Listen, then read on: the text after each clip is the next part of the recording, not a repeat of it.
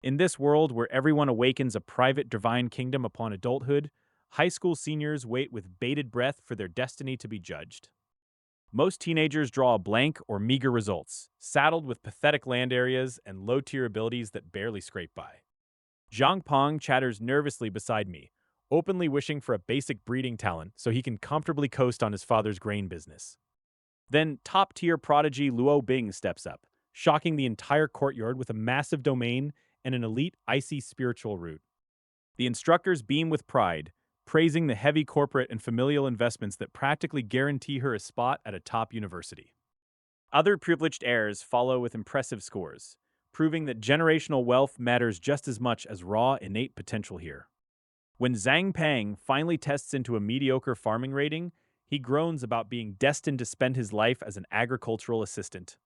At last, my own name is called, and I step forward to place my trembling hand upon the massive awakening monolith. The moment my skin makes contact, my consciousness is violently sucked out of my body and hurled into a swirling, endless void. Centuries seem to flash by in a single heartbeat as I forge a deep, primal link with a distant, uncharted corner of the cosmos. God Lord Yang Fan, Divine Kingdom Area, 1 million square kilometers. F rank resource talent. sss-level talent evolution. Unique talent accelerates the evolution of the Divine Kingdom, currently hidden. I snap back to reality on the platform, my heart hammering violently against my ribs as I struggle to process what just happened. The instructor announces a massive 1 million square kilometer territory paired with a garbage F rank rating, leaving everyone utterly baffled. A massive uproar breaks out across the yard, because a domain that large should never come with such a worthless baseline talent. Even the untouchable genius Luo Bing turns her head, casting a rare, probing glance my way amidst the sea of confused chatter. I keep my head down and hurry back to my seat, terrified that my racing expression might betray the reality of my terrifying cheat. Zhang Pang immediately wraps an arm around my neck, eagerly proposing a 50-50 partnership to farm my absurdly oversized territory. Right after the closing speech, the teacher simply blips out of existence like an old projector turned off. The kids don't even blink. They've clearly seen worse magic tricks. Brushing off his peers arguing about divine ranks and livestock, Yang Fan makes a beeline for the exit to catch his ride home before rush hour hits. He boards a second-hand nuclear bus that screams down the highway at 800 kilometers an hour, powered by surplus tech from some mechanical deity. After shelling out 100 faith points for the fare, he arrives at the dreary Mingyue complex where his family's cramped apartment is waiting. Inside, his folks are already deep in the daily grind, shuffling blank cards to store raw minerals extracted by their tiny network of spiritual laborers. He grabs a bite to eat at the table and fires up his wrist terminal, only to find a bold red notification sitting right at the top of his inbox. The Ministry of Education dropped a massive payload into his account, 100,000 faith points and a restricted building card he can't even sell. He hits claim, and a strange spatial weight anchors itself inside his newly minted divine realm, instantly expanding his personal digital universe. Between 1 million square kilometers of land and a cheat code talent that speeds up growth by 10%, he's suddenly sitting on a literal gold mine. His parents finally crawl away from their card-sorting routine and sit down, ready to debrief after another grueling day of squeezing rocks for cash. Mom drops a fresh steak in front of him and asks how the government evaluation went, hoping for at least enough to cover next month's rent. When he casually mentions his C- rank, Dad literally spray paints the wall with his fresh juice, coughing like he just swallowed a live grenade. Convinced the kid's lost his mind, they demand proof until he shoves the official government clearance right into their faces. Dad loses his mind reading the specs, realizing this single payout equals 3 or 4 years of backbreaking labor in one neat little package. Prompted by his dad's urging, Yang Fan plunges his awareness deep into his divine realm to see what kind of structure the random card coughed up. Right in the middle of 1 million empty kilometers sits a pristine crescent-shaped pool, oozing glowing liquid instead of a dusty rock quarry. He breaks the news to his folks. It's not a mineral mine, but a legendary moonwell that produces rare healing dew every single decade. Realizing a single drop pays out $1,000, Mom and Dad finally breathe a massive sigh of relief. Turns out the kid doesn't need to break rocks after all. In this universe of eternal gods, even the lowest deities command centuries of life, while true immortals walk paths beyond mortal comprehension. A divine realm isn't just territory, it's physically fused to the soul and body of its creator, feeding raw cosmic power back into reality. My old man laughed off my warnings about divine backlash, figuring our tiny family could barely scrape by, let alone cause trouble. Brushing off their casual dismissal, I locked myself in my room and plunged my consciousness straight into my awakening divine realm. My internal world teemed with raw, untamed wilderness, pulsing with a wild vitality that felt entirely at my beck and call. 200 primitive worshippers huddled tightly around the moonwell, chanting prayers that generated a pitiful trickle of daily faith points. Quantity meant nothing when the quality was this garbage, since mindless hordes barely yielded enough divine energy to keep the lights on. That was before my hidden cheat code kicked in, offering a terrifying multiplier that devoured faith points to speed up cosmic evolution. Dropping 1,000 faith points a day without blinking, I slammed the accelerator and watched my internal timeline warp tenfold. In what felt like a blink in reality, years whipped by inside the realm as my primitive worshippers scrambled to build an actual village. Every single drop of moon dew pooled by the well was worth 1,000 faith points, turning my little starter zone into a gold mine. I flicked open the federal marketplace on my wrist scanner, wading through an endless catalog of cheap fauna and bulk resources. Antelopes, iron ore, breeding cards, and fruit trees flashed past, drowning me in options for building up a proper civilization. The automated federal advisor helpfully crunched my pathetic stats and steered me straight toward a dead-end logistics career. Without my hidden evolution talent, following that safe, bureaucratic roadmap would have turned me into a glorified errand boy for actual fighters. My finger hovered over the premier federal body refinement manual, a heavy-duty cultivation package heavily subsidized by the government. It cost a fortune, but it promised to fundamentally rewrite my believers' physical limits and pass those gains down through generations. Reader, he realized he was about to break the economy wide open, time to pump every last drop of faith into total planetary domination. Staring at the legendary body refining manual, Yang Fan finally understood why his teacher planned to take out loans just to buy a copy. This technique actually rewrites the genetic aptitude of entire bloodlines. Costing a hefty 50,000 faith points at a half-price discount, Yang Fan didn't hesitate a single second before clicking to purchase the life-changing manual outright. He desperately needed creatures to feed his growing believers, knowing ordinary scattered beasts wouldn't cut it once everyone started cultivating. The automated catalog offered thousands of choices, ranging from uselessly docile rabbits to terrifying apex predators that could wipe out an entire civilization overnight. Instead of playing it safe with docile herbivores, Yang Fan intentionally picked 1,000 level 1 demonic serpents. He figured hungry monsters make for tougher worshippers. To keep costs down, he bought a mountain of cheap, basic skills and simple stone houses. With his evolutionary talent, letting his followers grind the fundamentals themselves is just good economics. 60,000 faith points vanished in a heartbeat, leaving him with less than 40,000 left from his entire Ministry of Education reward. Talk about burning a hole in your pocket. Not wanting to stop there, he hunted for spiritual plants that offered long-term passive income, desperately needing a way to fund his future divine empire. The first option required a ridiculous amount of initial maintenance and intermediate skills just to get a mediocre return over 100 years. Hard pass on that complicated headache. Fortunately, the second choice on the market caught his eye with practically zero major drawbacks. Water lilies took centuries to mature normally, but with his evolutionary talent, those slow-growing seeds suddenly looked like an absolute goldmine. Forking over 20,000 points took a huge bite out of his remaining funds, costing more than what an average family saves in half a year. Protected by federal law from outside invasions during his school years, he had a clear 5-year window to turn these investments into absolute power. Attention citizen, ministry reward funds cannot be resold or gifted under strict criminal penalties. Do you accept these legal terms? Without skipping a beat, Yang Fan swiped his finger across the display to sign the digital agreement and lock in his massive shopping spree. Within minutes, express data cards materialized right in his palms, bringing digital assets straight into physical reality through sheer divine engineering. It's a modern miracle of higher civilization, where anyone with enough faith points can command reality from the comfort of their own living room couch. Diving into his divine realm, he scattered the demonic serpents far from the sacred well, dropped massive herds of antelopes for prey, and seeded the rivers with water lilies to print cash. Issuing a divine decree, our protagonist channels his faith points to reach every corner of his nascent world. Down in the realm, awestruck followers plunge to the earth, ready to offer their very lives to their unseen deity.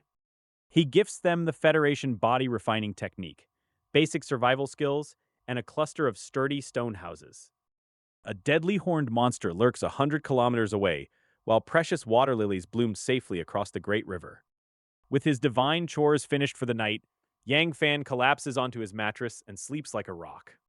10 years pass in his realm while he slumbers, leaving him waking up refreshed and noticeably stronger in the real world. Checking his divine kingdom, he finds the population has tripled to 600 thanks to abundant food and fewer diseases. The voracious herbivores have multiplied to 500,000, temporarily turning the verdant landscape into a giant grazing disaster. Reader, he did not worry about the starving wildlife, knowing nature would sort itself out. He strapped on his helmet and logged straight into the virtual world. The virtual academy is absolute chaos as sleep-deprived teenagers brag about their overnight divine population booms. His trusty sidekick, Zhang Pang, flags him down from the third row, saving a prime seat for our exhausted deity. When Zhang Pang pries about the government rewards, Yang Fan casually drops the news of his massive haul. Upon hearing he snagged a moonwell, his buddy gives a thumbs up for securing passive income before graduation. Homeroom teacher Li Qingying steps onto the podium, instantly silencing the rowdy room of newly awakened gods. The entire class stands in respectful greeting before taking their seats for the day's critical divine studies lesson. God Lord Yang Fan, divine area 1 million square kilometers, faith points 17,788. Talents include an F-rank resource booster and a hidden sss-level kingdom evolution engine running quietly in the background. Assets feature 600 barbarians, the Moonwell, 2210 Bodhi serpents, and 1,000 water lilies. Class starts with a commendation ceremony for yesterday's divine awakenings, celebrating 3 standout students who pulled decent ratings. The entire room watches with raw envy because higher ratings mean direct resource backing from the Ministry of Education, lifting the financial pressure off their families. Shifting the mood, the instructor reminds everyone that youth and temporary gains shouldn't blind them to the long road ahead. She points to the board and tosses out a fundamental question about what it truly means to be a divine being, sparking a flurry of eager hands. Caught daydreaming, Yang Fan gets singled out by name and sheepishly admits his thoughts match everyone else's generic answers. A brief flash of disappointment crosses her face. 16 years of misery, and the guy just gives a participation trophy answer. Li Shuhao steps up with a far darker perspective, comparing their divine kingdoms to sheepfolds and the believers to livestock raised for slaughter. Yang Fan watches him closely, noting that the guy likes playing philosopher while remaining entirely too eager to show off. The teacher praises the insight, confirming that despite how unpleasant it sounds, the core reality of divinity is nothing more than an advanced tier of mortal fragility. She drops a brutal reality check on the room. 90% of them won't even manage to crawl up to the demigod level. Desperate to change their fate, a student blurts out how anyone is supposed to bridge that massive gap to demigod status. She lays out the quantifiable metric, 1,000 faith points daily from pure devotion alone, a sum that easily dwarfs their parents' monthly earnings. Yang Fan immediately realizes the catch. Sheer numbers mean nothing if the believers are too weak to generate meaningful divine power. She points out that 70% of their class has zero inherent talent, wasting precious time on basic farming and mining instead of combat. Panic sets in across the room as the students realize their poverty-stricken families can't afford the resource cards needed to bridge the gap. She pushes them to bleed their families dry for resource cards and cultivation techniques if they genuinely want to claw their way to power. When asked about true transcendence, the instructor reveals that successful promotion feeds divine power right back into the mortal frame. The bell rings before anyone notices, leaving the classroom buzzing with terrified ambition as the reality of the God Wars finally sinks in. Barely finished celebrating our new divine realms when my buddy Zhang Pang tries to drag me straight into the seediest district in the virtual underworld. Brother, women only slow down my sword drawing speed. I bolted out of that digital den faster than a guy dodging child support. Safe in reality, I pulled up the shopping menu to figure out how to give my growing civilization an edge in the physical training department. The system tossed out fancy spiritual lotus seeds that would take a literal eternity and bankrupt me just to show a fraction of results. Reader, he did not think this through. 600 followers means 60,000 a month, and my wallet was crying before I even started. Every top-tier cultivation technique the AI suggested either required clearance levels I didn't own or cost millions I couldn't dream of spending. Back in the real world, I hit the academy grind hard, soaking up every logistical lecture our homeroom teacher threw at us. 10 days in the real world meant a full century flew by inside my divine realm, transforming the whole map beyond recognition. Centered around the mystical Moonwell, my people had built a thriving civilization with specialized roles, division of labor, and real industry. A crew of hardened hunters dragged a colossal 20-meter monster back to camp, proving our survival game was finally paying off. Half the team didn't make it back from the Snake Valley, but the village chief didn't mourn. He just thanked the gods for the feast. Watching from the void, I saw my believers multiply over tenfold and grow sharper, tougher, and far more lethal. Then I noticed a glaring problem. The local antelope population was crashing hard because everyone was eating steak every single day. Between hungry warriors practicing body refinement and giant pet snakes eating everything in sight, the ecosystem was literally eating itself alive. Time to play planetary architect. I dumped thousands of hard-earned faith points into a massive ecosystem rescue mission. 6 leaf clover seeds for rapid ground cover, 10,000 wild boars, 1,000 apex predators, and 100 million dirt-churning earthworms. I bought out the budget clearance aisle so my realm wouldn't turn into a barren wasteland before the second millennium even started. With the supply chains patched and the food chain stabilized, my little civilization was finally ready for prime time. Unranked wild beasts in a developing divine kingdom need no babysitting. They follow pure instinct to hunt, breed, and let evolution sort out the weak. Yang Fan decides his worshippers have been getting too comfortable, so he drops 100 Tier 1 Dark Knight vultures into the wild to shake things up. A terrifying horde of tigers, porcupines, and screeching vultures floods the deep woods, introducing immediate, lethal danger to the ecosystem. Deep in the valley, the apex predator Bodhi treasure serpent immediately coils into an aggressive strike posture, sensing its new airborne rivals. Our ambitious god delivers a swift, divine decree, warning his kneeling followers that a skyborn crisis has arrived to test their mettle. Before exiting his realm, Yang Fan raids the tribe's warehouse for 11 drops of precious moon dew, a mountain of lotus seeds, and 1,000 snakes. He logs onto the online digital market using his student ID, linking his divine inventory straight to a fast-paced merchant platform. Transaction completed. Total income of 15,000 faith points, minus a hefty 12% government tax cut for platform fees and revenue. He pockets over 13,000 points after taxes, realizing with a bitter sigh that the federal government loves taking a cut of everything. His personal stats look remarkably healthy.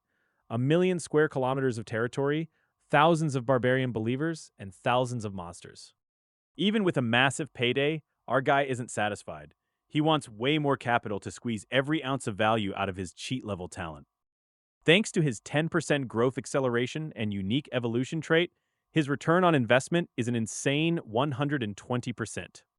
Unlike ordinary gods, whose followers waste time farming, Yang Fan forces his believers to focus entirely on brutal combat training and strength. After wrapping up his logistics, he slips into his virtual reality headset just in time to catch the afternoon school lecture. 10 days into the awakening rush, the classroom is packed with dead-eyed students utterly exhausted from the relentless grind of divine management. Instructor Li Qingying writes the word prosperity on the board, dropping the bomb that an internal monthly class exam is just around the corner. There are no believer battles this time around, but the school is grading everyone strictly on the overall economic prosperity of their realms. Then she drops her personal reward pool, a staggering 100,000 faith points and a rare grade D building for the top spot. When a divine being throws even a tiny crumb of attention your way, teenagers suddenly remember how to sit up straight in class. Teacher Li Qingying watches their desperate enthusiasm with quiet amusement. She launches into a breakdown of cosmic prosperity metrics, explaining that the federal evaluation looks at everything from pure believer count to the general aesthetics of your floating realm. A frustrated kid pipes up to complain that prosperity is just a pay-to-win game for whoever pumps in the most cash. Li Qingying quickly stops him before he ruins the vibe. She points out that brute forcing resources without ecological balance just leads to a bloated, unmanageable mess. Real divine management is a science, not a wallet measuring contest. That sounds nice for the textbooks, but Yang Fan knows the grim reality. You can optimize your little brain out, but a silver spoon will still crush a peasant every single time. Then she drops the bombshell that makes everyone lean back in shock. Class 7 has officially been stripped of minor protections, opening the door to massive state funding. Yang Fan's pupils dilate so hard they nearly swallow his face. We are talking about federally backed loans with an eye-watering 0% interest rate until graduation. The payout scales directly with your awakening rank, starting at a modest $300,000 for F grade and rocketing all the way to a cool $5 million for a C grade. Naturally, the poorer kids immediately cry foul over the massive gap, but the teacher offers zero comfort. Life isn't fair, kid, so deal with it and get to work. With a casual warning that the final assessment is just 10 days away, she logs off and leaves the classroom to descend into absolute chaos. Zhang Pang leans over, practically vibrating with excitement over the free 5 million credits. Reader, he was already spending money he didn't have. Yang Fan mutters something about budgeting for believer upkeep, but his eyes immediately dart away when he spots trouble heading his way. It is Li Shuhao, walking over with main character energy to gloat. Yang Fan decides he has somewhere else to be right this second. Before Li Shuhao can even open his mouth, Yang Fan forcibly logs out of the virtual server. That is one way to dodge an awkward social interaction. Wang Zhenyu steps into the vacuum, calling out Li Shuhao's massive ego and reminding him that he isn't the only C-grade kid on the block. Li Shuhao tries to play off his wealthy family backing, but Wang Zhenyu loudly exposes his recent drunken bragging session at a local high-end club. Back in the real world, blissfully unaware of high school drama, Yang Fan's comm watch lights up with a call from his favorite hype man. Yang Pang's booming voice fills the room as he demands to know why Yang Fan bailed, dropping news about a wild party hosted by their newly minted rich classmate. My classmate Zhang Pang drops by with a recruitment pitch from Li Shuhao, offering big bucks to join their elite faction. I politely brush him off because dodging unwanted attention is my true superpower. Shedding my clingy visitor, I tap my wristwatch and dive straight into the federal loan portal to secure a massive financial injection for my fledgling world. 5 million faith points drop into my account after I sign a mountain of terms, including the fun little clause about forced labor on the front lines if I default. With a cool 5 million burning a hole in my digital pocket, I open up the divine market to scout for high-yield architectural investments that practically print money. I browse through quirky options like the Sun Spring and the Toxic Ghost Spring, looking for something that generates steady passive income without draining my believers. When B-grade weapon towers pop up with a price tag of 200 million, I slam the virtual brakes so hard my digital wallet screams in agony. Reader, I am working with a strict budget here, so I filter for reliable C-grade infrastructure that won't bankrupt me before my empire even gets off the ground. The system suggests combining moonwells and sun springs for a sweet 12% return and a tiny lottery chance of evolving into a legendary fountain of life. A real fountain of life costs 1 billion faith points and is rarer than a sensible conversation on the internet, but owning one is basically a financial cheat code. Privileged rivals like Li Tianheng probably have these things sitting in their backyards, reminding me just how massive the resource gap really is right now. Sure, they've had generations of accumulated wealth backing them up, but I've got an sss-level evolutionary cheat code and a whole lot of ambition.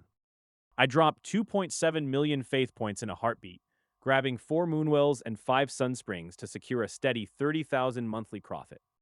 Next up on the shopping list, high-yield spiritual plants that toughen up the environment, boost believer intelligence, and don't require high maintenance. I zero in on 1,000 soul-nourishing wood saplings for 500,000 points, ignoring the ominous warning labels about how long they take to mature. Sure, the timber takes forever to grow, but a million-year-old tree sells for a cool 1,000,000 points per trunk, making it the ultimate long-play investment.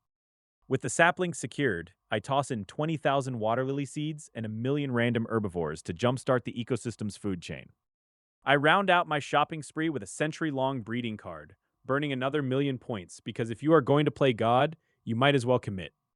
My divine kingdom is about to undergo a massive, chaotic growth spurt, and with my remaining funds tucked away for emergencies, I am ready for whatever comes next. I plunge my consciousness straight back into my divine realm to unload the massive haul of resources I just bought. Right in the center of the village, I drop the Moonwell and Sunspring side by side, instantly filling the air with raw, crackling vitality. I scatter a million animals evenly across my entire million square kilometer domain, so they won't strip my starting zone bare in a single afternoon. When the dust settles, my stats page reveals a staggering monthly passive income that puts every other kid in my school to absolute shame. With an SSS level talent driving my returns through the roof, I'm essentially running a risk free printing press for divine wealth. Out in the real world, though, my parents are stressing over the meager profits of our family's iron mine and struggling to make ends meet. Mom and Dad are seriously considering slapping a mortgage on our only mine just to fund my college entrance exam prep. Reader, they did not need to. I catch the tail end of their conversation from the stairs, and a heavy knot instantly forms right in the pit of my stomach. I walk straight up to Dad and transfer 100,000 faith points right into his account before he can even blink. Dad nearly drops dead on the spot when he sees the balance, demanding to know where a broke kid got that kind of cash. I smoothly lie through my teeth about a zero-interest federal loan, refusing to let them stress themselves into an early grave over my future.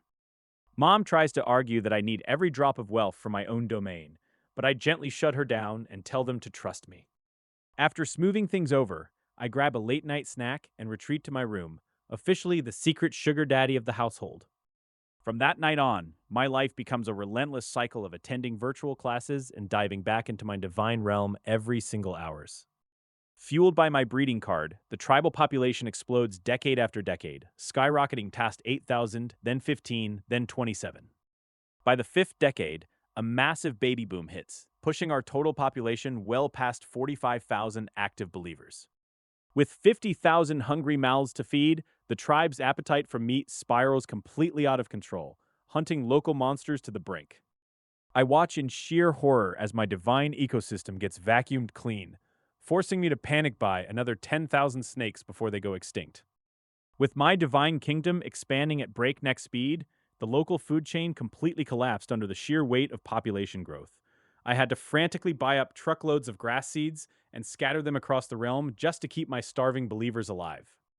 By the seventh decade, my followers had multiplied to the point of a full-blown sanitation crisis. Everyone was crammed together in squalor, mountains of waste were piling up, and sickness was tearing through the settlement. Desperate for a solution, the elders held a massive general meeting to figure out how to decentralize. They finally agreed to split the population up and establish 4 separate branch settlements far away. Only the strongest warriors were permitted to remain in the main territory, while the rest were shipped off to build 4 new outposts named after mythical beasts. Naturally, reader, he did not think through how hard managing 5 towns at once would be.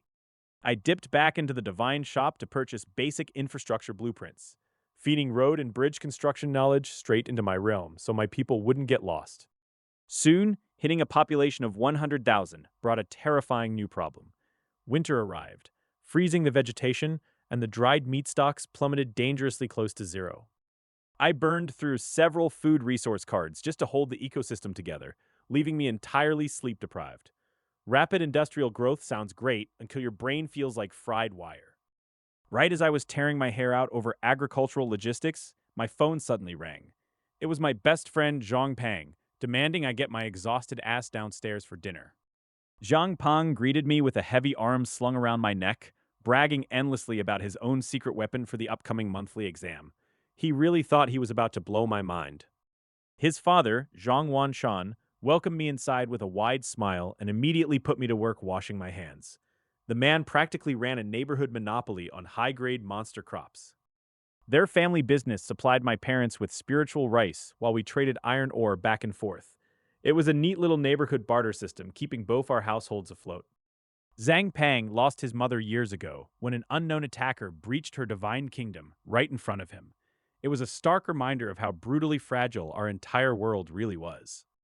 The table was loaded with F-grade monster meat and a steaming main dish of D-grade blood python. Uncle Zhang insisted I stuff my face to help cope with the mental drain of running a realm. Uncle Zhang advised me not to isolate myself, stressing the importance of leaning on classmates during development. He had no idea my scale of isolation involved an entire burgeoning alien planet. Seizing the opening, I casually asked how seasoned gods permanently solved severe food shortages caused by body-refining warriors. I framed it as a forum question to keep my godhood secret. Uncle Zhang blinked at me, totally baffled as to why a fresh beginner was obsessing over advanced resource management. He figured I was just overthinking hypothetical internet theories. His solution was simple: clear out wastelands and force believers to farm high yield crops like corn and rice manually. But farming took way too much precious time away from cultivation. I let out a quiet sigh as I realized standard agriculture wouldn't cut it for my warriors. If I wanted my kingdom to survive without turning into a barren wasteland, I needed a much faster answer. Zhang Wanshan knocks back a cup of wine and schools my naive ideas about deity management. Trying to force everyone into non-stop martial training is a rookie mistake that drains faith points and bankrupts your entire divine realm. He explains that 90% of my followers are just expendable labor meant to farm resources and generate faith. The brutal truth hits me. Letting nature take its course means letting the weak die off naturally without my constant interference. As if mass casualties weren't casual enough, he drops an even wilder concept about raiding other players. If you get strong enough, you can literally turn another demigod's entire realm into your personal farm and granary. I choke on my spit, asking if that is even legal in this God-eat-God universe. Turns out, laws only apply until someone bigger comes along to smash your borders into dust. Back home in my room, I dive straight into the online celestial store to fix my impending food crisis. Forget expensive spiritual grain, I need bulk survival rations that won't break my budget. I bypass the luxury crops and drop my hard-earned points on 500,000 dirt-cheap corn and vegetable seeds. Reader, he finally found a way to spend money without immediately regretting every single life choice. I dump the massive cargo loads straight into my divine kingdom and lay down a strict hands-off policy. With steady plant yields, my tribals finally stop hunting every living beast to near extinction. Decades roll by in a blur of agricultural stability, and my isolated settlement quietly graduates into a bustling frontier town. Nature finds its balance, and the population booms right up to the land's hard capacity limit. By the 100th year, the wild growth card expires and reveals a landscape completely transformed by time. A massive central citadel stands proud, while 4 distinct satellite towns anchor the 4 cardinal directions. The southern valleys crawl with high-density monster snakes, and aggressive shadow vultures patrol the skies above. My realm is no longer a fragile petri dish. It is a fully functioning, blood-soaked ecosystem. My consciousness slips into the divine realm to review the grand ledger of my civilization's progress. Time to see if all those cheap corn seeds actually built me an empire or just a very large graveyard. God Lord, Yang Fan, realm area, 1 million square kilometers. Talent, F rank resource growth boost, and a massive hidden SSS tier evolutionary engine humming beneath the surface. Believers, 110,000 ancients. Method, federal body refinement technique. Faith points sitting pretty at over 1 million, generating a steady daily passive income. Buildings, 5 moonwells and 5 sun springs. Assets, thousands of Bodhi serpents, dark night vultures, water lilies, and ancient soul-nourishing wood trees. After a century of careful neglect and heavy resource pumping, my savages have officially leveled up into ancient humans. From filthy cavemen to organized townspeople with actual division of labor. With stable roofs, reliable farms, and passed-down knowledge, they aren't just surviving anymore. They are building a real society. They manage their own resources without driving the local ecology off a cliff. Eventually, the genetic lottery will kick in and spawn true prodigies who break past mortal limits. Whether they become martial artists, chi refiners, or mechanical ascetics is entirely up to their own evolving destiny. None of my current followers are strong enough to crack a walnut yet, but I've got time.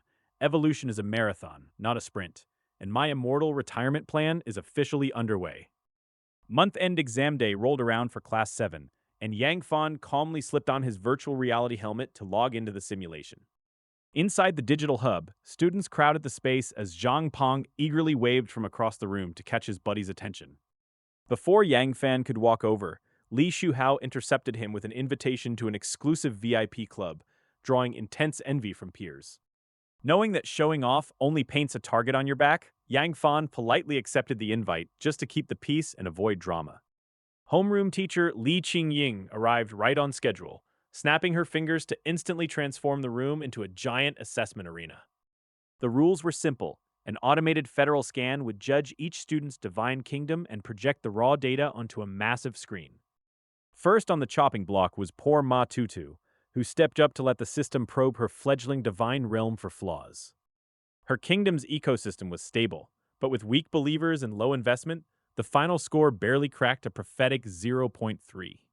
50 students went up, and 50 students learned the brutal truth about how harsh federal grading algorithms really are.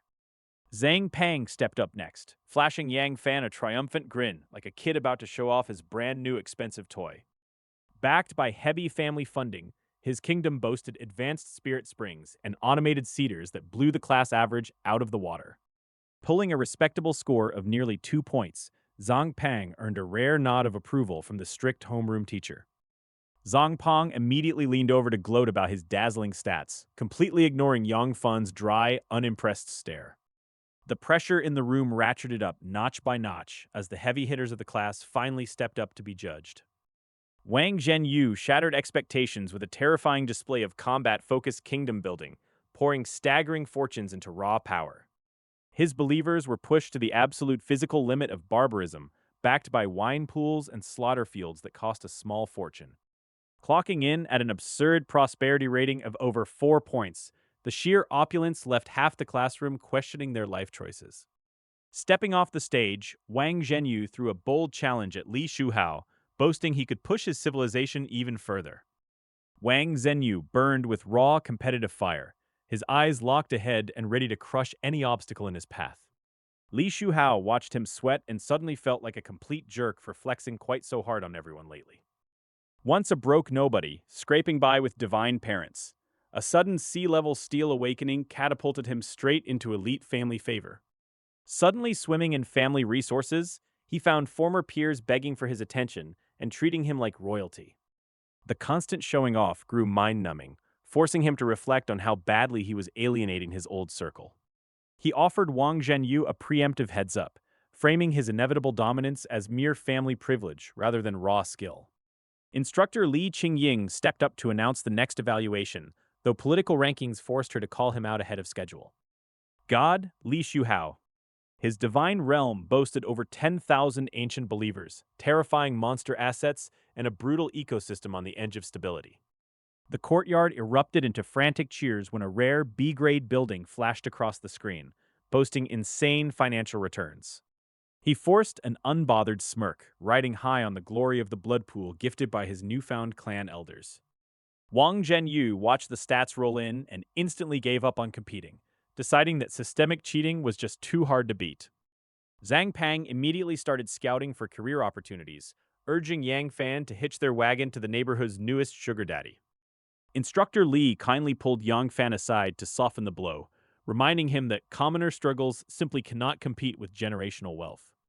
Unbothered by the pep talk, Yang Fan casually disabled his kingdom's data restrictions to let the divine scanner probe his realm. God Lord Yang Fan. The scanner revealed over 100,000 ancient believers living in a fully self-sustaining, hyper-abundant paradise. The entire plaza plunged into dead silence before exploding into total, mind-boggling chaos.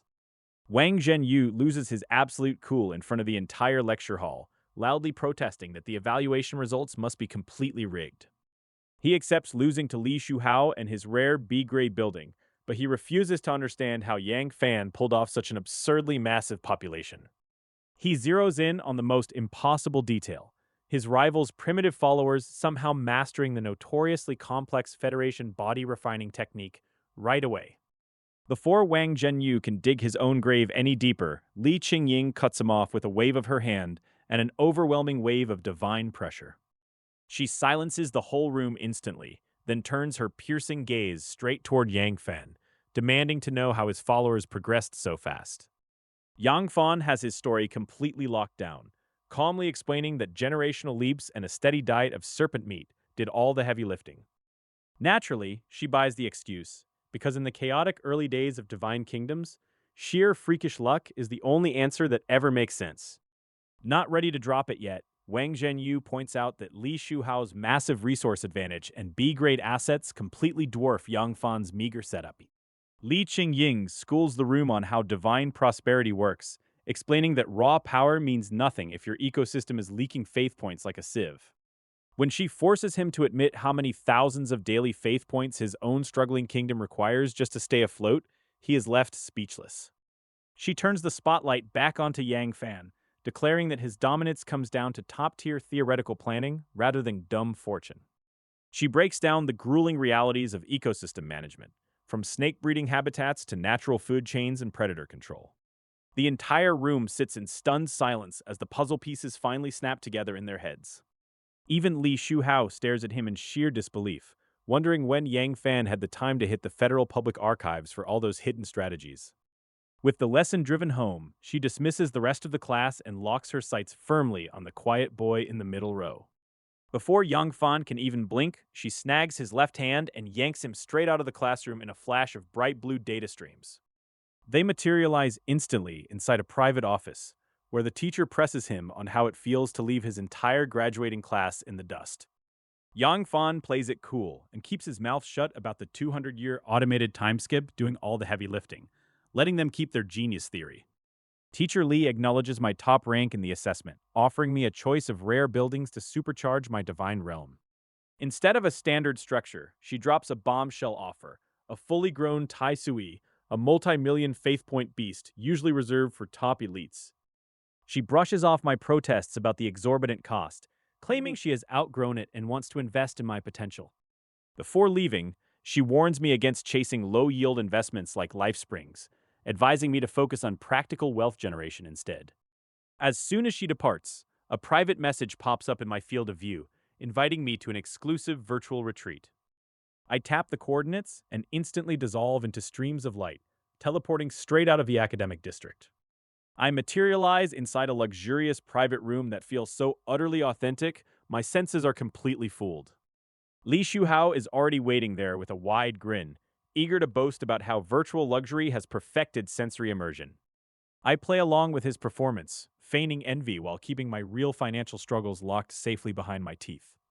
He launches into a passionate speech about delayed gratification, quoting library textbooks on the magical power of compound interest. He genuinely believed that a century of disciplined reinvestment was the golden ticket for ordinary families to climb out of poverty. Then his expression sours completely, shattering the philosophical mood as reality crashes down on his grand illusions. Everything changed the moment he awakened a rare class talent and powerful family agents finally came knocking at his door. He didn't need to wait a century for compound interest because his new bloodline bought him an instant mountain of unearned riches. He casually lists off his absurd monthly stipends and family fund dividends that make decades of hard work look like an absolute joke. I offer him a smooth, congratulatory toast, keeping my private thoughts on the sheer absurdity of generational wealth to myself. The entire conversation opens my eyes to just how obscenely stacked the deck is for the descendants of elite powerhouses. Compound interest is for suckers who lack a cheat code, and I've got a massive 10 times evolution advantage waiting to be unleashed. Li Shuhao sits down across from Yang Fan and starts breaking down the brutal reality of divine life, pointing out how federal taxes and hidden expenses slowly drain every god's resources over the centuries. Yang Fan listens in silent realization, admitting to himself that his wealthy classmates' sharp insights exposed truths he was entirely too naive to notice as a high school senior. Dropping all pretense, Li Shuhao cuts straight to the chase and offers to back Yang Fan completely, laying out a lucrative partnership proposal. The terms are staggeringly generous, featuring monthly faith point subsidies, rare building grants, and full market rate resource purchases without the usual predatory discounts. Confused as to why anyone would offer such an absurdly fair deal without exploiting him, Yang Fan demands to know the catch behind the sudden generosity. Li Shuhao explains that he witnessed Yang Fan's incredible efficiency during the recent assessment and desperately needs a high-level actuary to plan his own divine kingdom. Realizing the other guy just completely misunderstood his methods, Yang Fan points out that the Li family surely has far better actuaries on retainer. Li Shuhao admits that top-tier family actuaries cost way out of his personal budget, making an independent talent like Yang Fan his best option. To Li Shuhao's utter disbelief, Yang Fan politely declines the offer, stating flatly that he wants a purely combat-focused path rather than a logistical desk job. Reader, the man literally offered him a mountain of cash just to get turned down for wanting to punch things instead of doing math. Taking the rejection with absolute grace, Li Shuhao raises a glass to friendship and invites Yang Fan to check out the local entertainment district. Li Shuhao leads a bewildered Yang Fan deep into the notorious Heavenly Fragrance World, an exclusive adult lounge reserved strictly for awakened divine beings. A massive, floating catalog of glamorous companions flickers to life in front of them, offering everything from mortal beauties to exotic fantasy creatures. Yang Fan stares at the sheer variety of options with his jaw practically glued to the floor, having zero idea how to handle this bizarre VIP menu. Li Shuhao casually lists off increasingly unhinged niche preferences, proving that this lounge caters to every imaginable fantasy across the cosmos. Yang Fan nearly chokes on his own spit as Li Shuhao cheerfully insists that visiting a virtual lounge doesn't count as cheating on a future wife. With a final knowing smirk, Li Shuhao settles the bill and cheerfully abandons Yang Fan to his fate in the private booth. Back in his own private study, Li Shuhao calmly debriefs with his veteran advisor, concluding that playing the long game is always better than underhanded tactics. Li Shuhao sits down with his family's retainer to leverage his status, plotting a massive loan to aggressively fund his divine realm's growth. Yang Fan logs out of a virtual relaxation parlor after an intensely surreal session, completely wiped out by the shockingly realistic sensory simulation. Recovering in his bedroom, our protagonist swears off digital vices with comedic piety, vowing that such distractions will only slow his progress. Dropping a priceless chunk of Tai Sui into his divine kingdom, Yang Fan watches his ecstatic believers drop to their knees in overwhelming gratitude. Seeing the terrifying financial backing of true elites crushes his complacency, driving home the brutal truth that he cannot afford to slack off. Reader, he barely had time to contemplate his mortal fragility before his phone started buzzing with an absolute disaster of an incoming call. Zhang Pang burst through the line, howling like a kicked puppy, weeping over the sheer disparity in their divine populations and begging for tips. Refusing to adopt desperate friends as sons, Yang Fan tries to hang up, but the relentless pest starts showing up at his doorstep day after day. Caving to the harassment, Yang Fan inspects his buddy's laughably mismanaged divine kingdom and realizes his theoretical knowledge is abysmal. With a few sharp corrections, he whips his best friend's chaotic realm into shape, instantly earning a lifelong fanboy who treats him like a deity. Back to his daily routine, our hardworking protagonist divides his time between real-world classes and scouring online divine markets for assets. Thanks to the infinite meat supply from the Tai Sui, his believers abandon hunting entirely, letting the entire kingdom's population boom rapidly. Looking for ways to boost follower aptitude, Yang Fan discovers that top-tier items cost a fortune, forcing him to hunt for long-term investments. He snags a batch of grade C spirit peach seeds alongside a massive block of special soil, planning to farm long-term aptitude buffs over time. Next up, he dumps 10,000 Tier 1 spirit fish dolls into the waters along with common forage fish to jumpstart a proper aquatic food chain. He tosses in a cheap bulk package of aquatic plants, algae, and tiny crustaceans to flesh out the underwater ecosystem with zero hesitation. Leaving nature to take its course, he relies on time to filter out the weak and forge the ultimate survival of the fittest food chain balance. With his ecosystem humming and his wallet growing, Yang Fan takes another solid step toward building an unstoppable divine empire. To secure airspace dominance and keep his rivals in check, Yang Fan drops serious cash on thousands of fierce raptors and giant falcons. A fresh divine decree pulses outward, dropping cutting-edge agricultural secrets and rare fish life straight into his developing realm.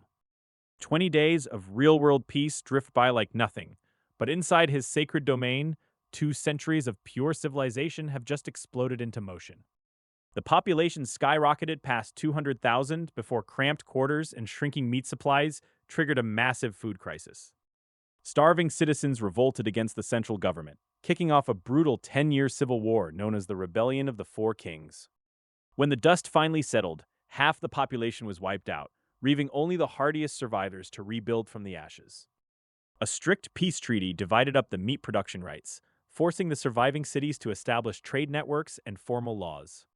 Watching his little society evolve from simple tribes into a trading civilization is satisfying, but advanced training techniques cost a fortune.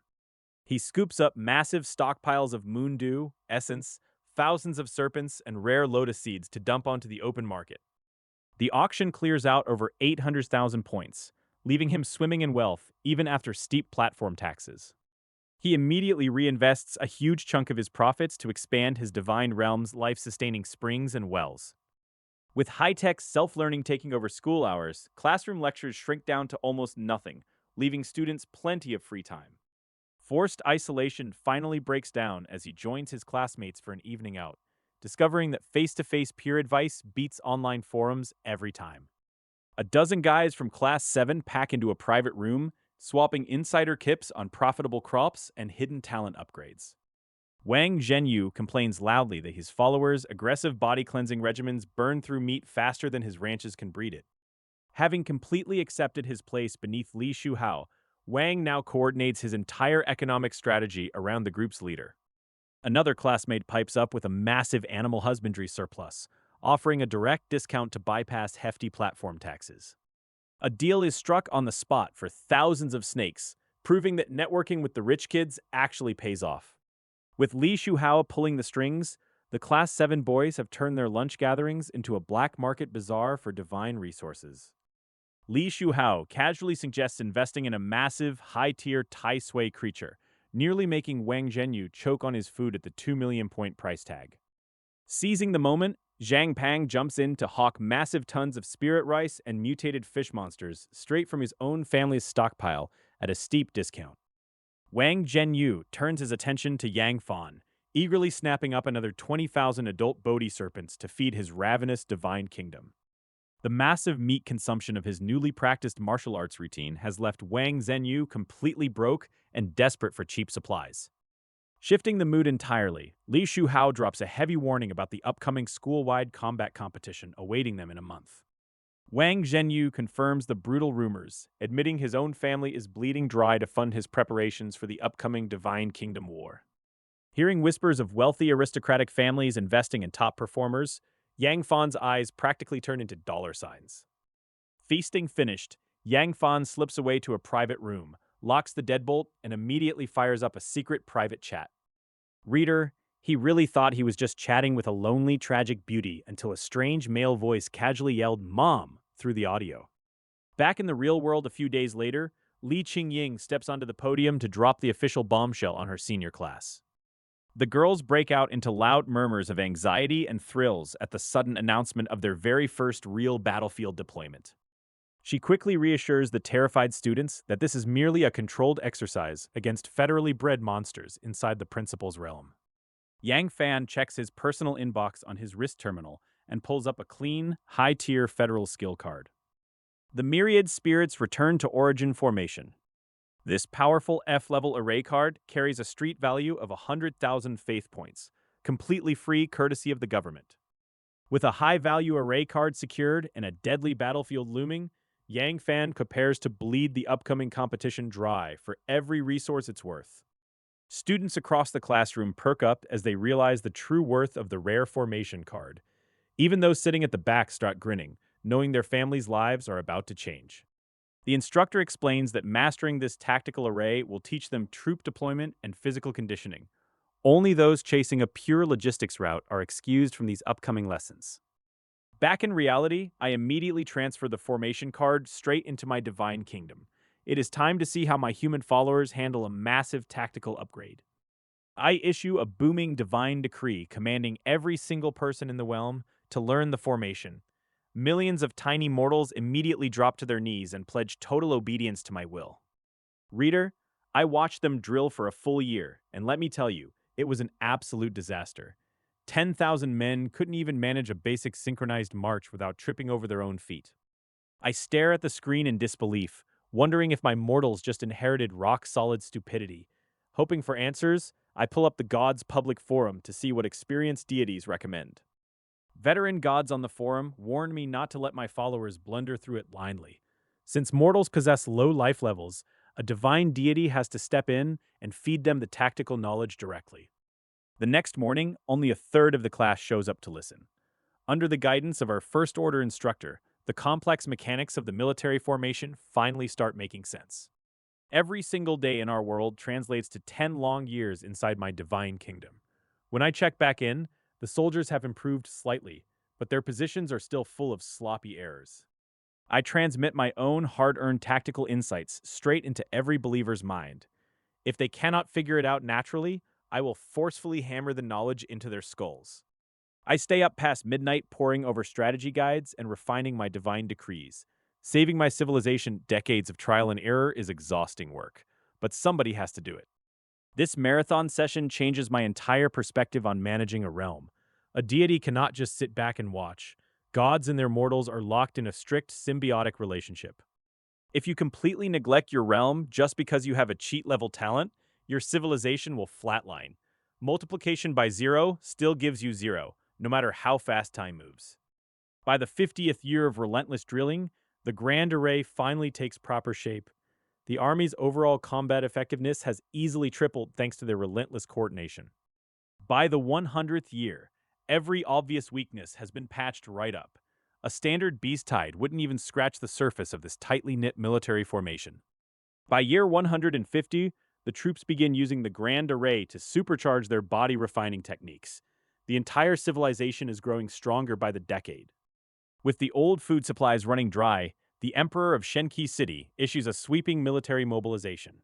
The four regional kings prepare to march their armies toward a dangerous valley. The massive legions set off toward Snake Valley to hunt down ferocious beasts for sustenance. My divine realm is finally stepping onto the path of true military power. For 2 grueling years, a massive extermination campaign rages across the valleys. My followers slaughter nearly 50,000 giant serpents, securing a mountain of faith points to fuel our expansion. Instead of wiping out the entire species, I call off the hunt early to focus on military drills. The senior year assessment is approaching fast, and my believers need to grow exponentially stronger. While watching my followers master ancient battle formations, a sudden violent shock jolts through my own body. Raw, invisible energy tears into my flesh and bones, launching an agonizing physical mutation. The agonizing bone-structuring pain vanishes as quickly as it arrived, leaving me transformed into a first-tier being. With a single casual punch, the air itself hisses from the sheer force of my newly upgraded body. My lifespan instantly jumps by 200 years, and my Divine Realm statistics receive a massive, welcome overhaul. We are finally breaking past the fragile mortal threshold into true supernatural power. To fund the final push, I ruthlessly clear out our inventory by selling off thousands of flying beasts. Reader, never let sentimentality get in the way of a brutal liquidity crunch. With the skies cleared of aerial predators and the lakes swarming with multiplying fish, the local ecosystem bursts into hypergrowth. Meat resources become so abundant that even the herbivores are feasting. I reinvest our capital straight back into the ground by purchasing a massive new batch of giant serpents. If you want a war-ready army, you have to feed them better than stray dogs. The inhabitants of the 5 major cities waste no time organizing themselves into competitive military factions. An intense arms race ignites across the realm as everyone prepares for the upcoming alien clash. Faith points, 422,330. I empty out the entire treasury, gathering every drop of moondew, essence, and spirit lotus seeds stored away over the years.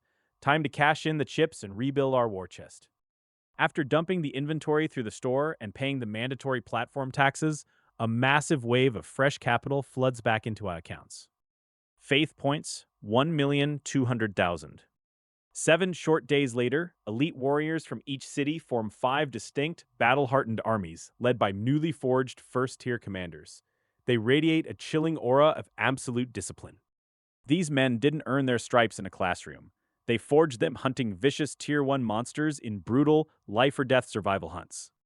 Every single hunt cost us blood and lives, forcing constant replacements and weeding out the weak. Through sheer attrition and terror, they have transformed into a relentless killing machine. In just 1 short month, the overall combat power of my divine kingdom has multiplied tenfold. That is what you call a proper return on aggressive investment. No more hiding in the shadows with passive tricks. If you want to play with the big families, you have to throw your entire weight into the arena and seize the throne. Hunting through the divine marketplace for gear, I quickly realized that graded weapons were an absolute scam. Equipping my massive army with proper magical armaments would cost a staggering 2 billion faith points. War gods must have endless, bottomless pits of cash because my puny budget couldn't possibly cover that kind of luxury. I had to ditch the flashy magical swords and find some bulk discounts for the regular folks.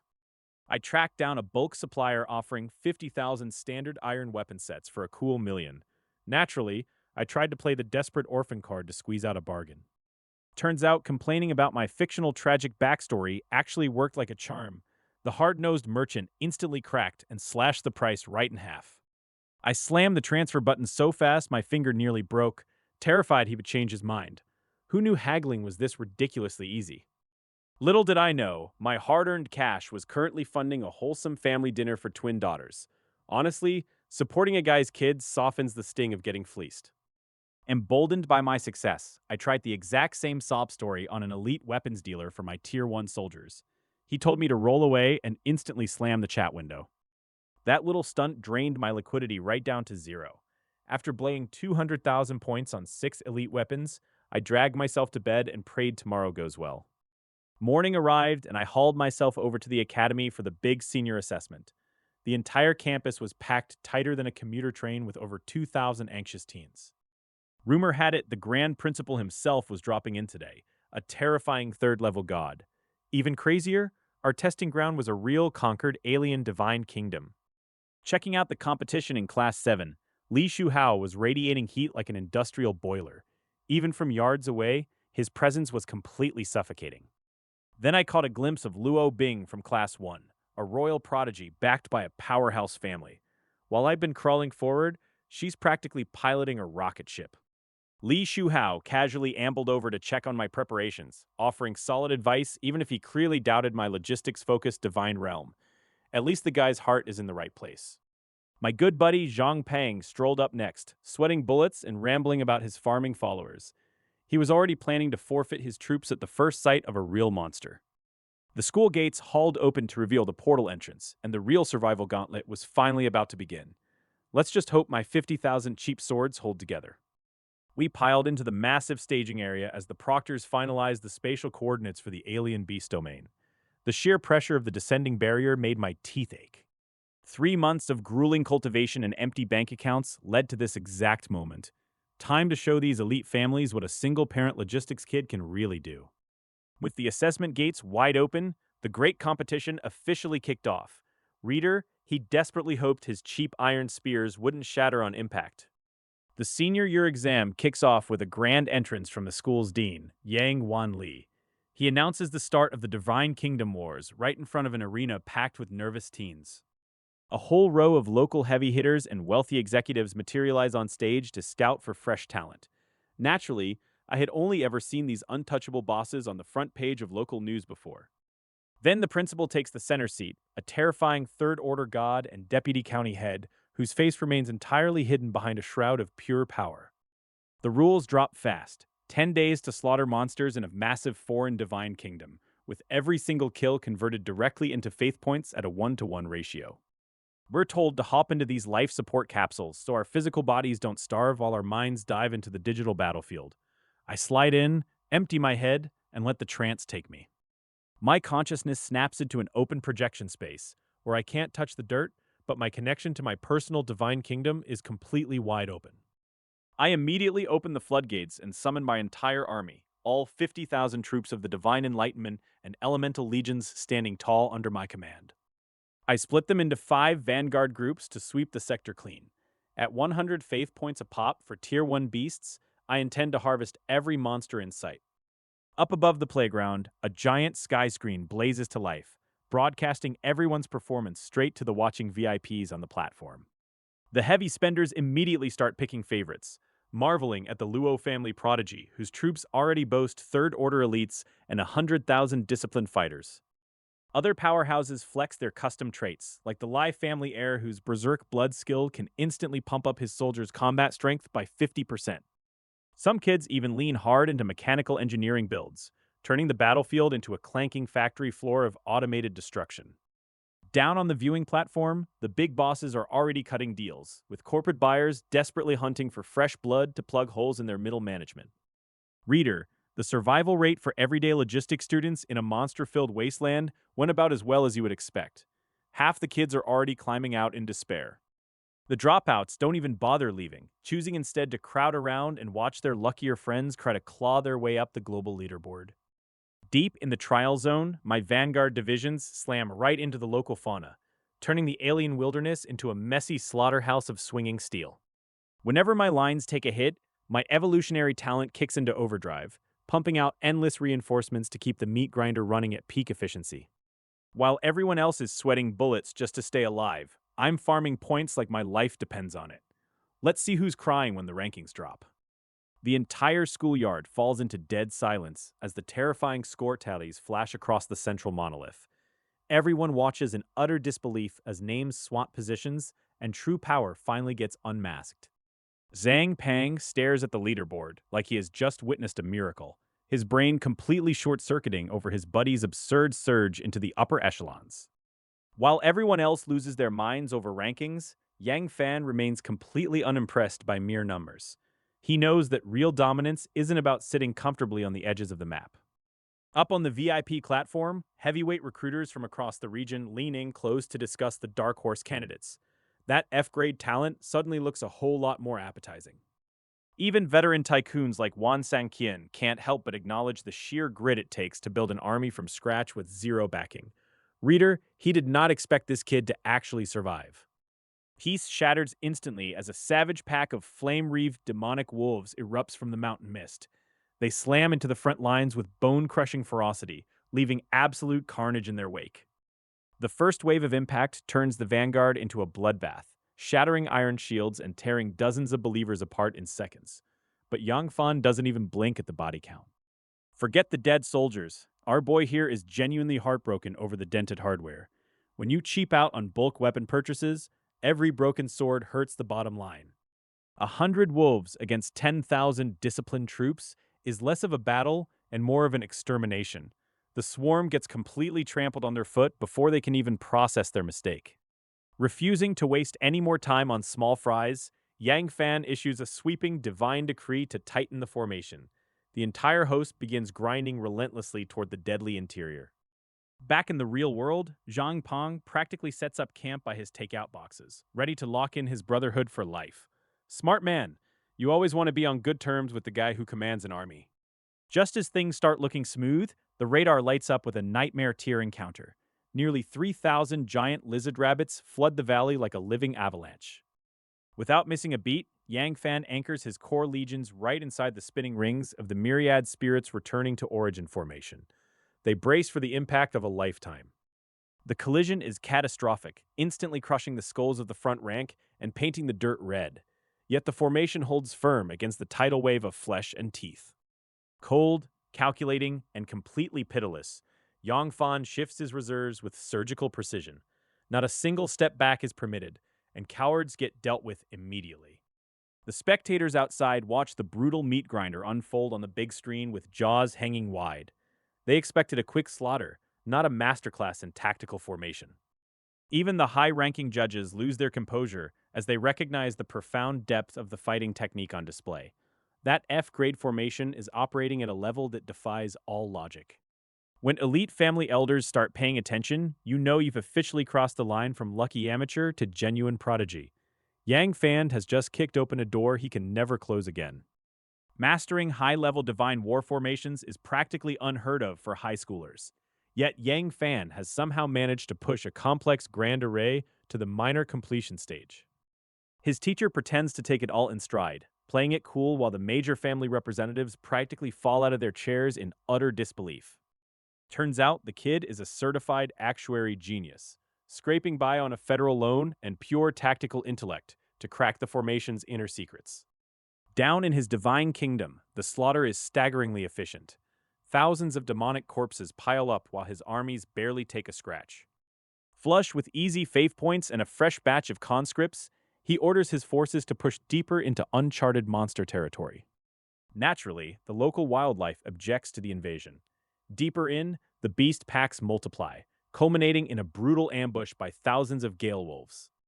15,000 loyal followers die in a single slaughter, but our boy watches the casualty lists with the emotional detachment of a man checking the weather. Thankfully, his realm's time dilation pumps out fresh meat fast enough to keep the war machine rolling, even if the individual soldiers are basically disposable. 3 grinding days later, the advance hits a brick wall. Second-tier monster bosses start showing up in droves, turning his glorious crusade into a desperate retreat. Reader, he wisely decides not to suicide his entire population for internet clout, pulling his battered forces back to safer hunting grounds. The assessment is over. Come out now. He crawls out of his nutrient tank, choking for air, instantly greeted by the massive glowing scoreboard hovering over the school playground. 64th place with 38 million points. For an ordinary kid with zero backing, crashing the top 100 is nothing short of robbery.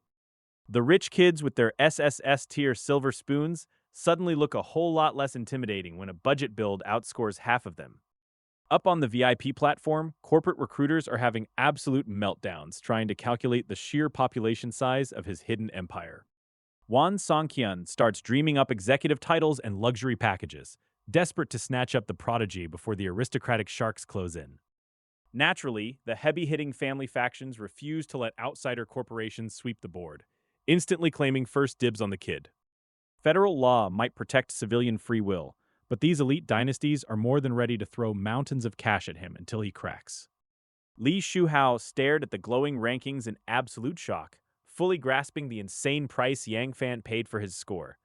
To reach 38 million points, Yang Fan must have completely drained every resource he possessed. He knew intimately what it took because he had burned through a 50 million yuan talent loan himself, drowning his followers in ruthless blood pools just to scrape into the top 100.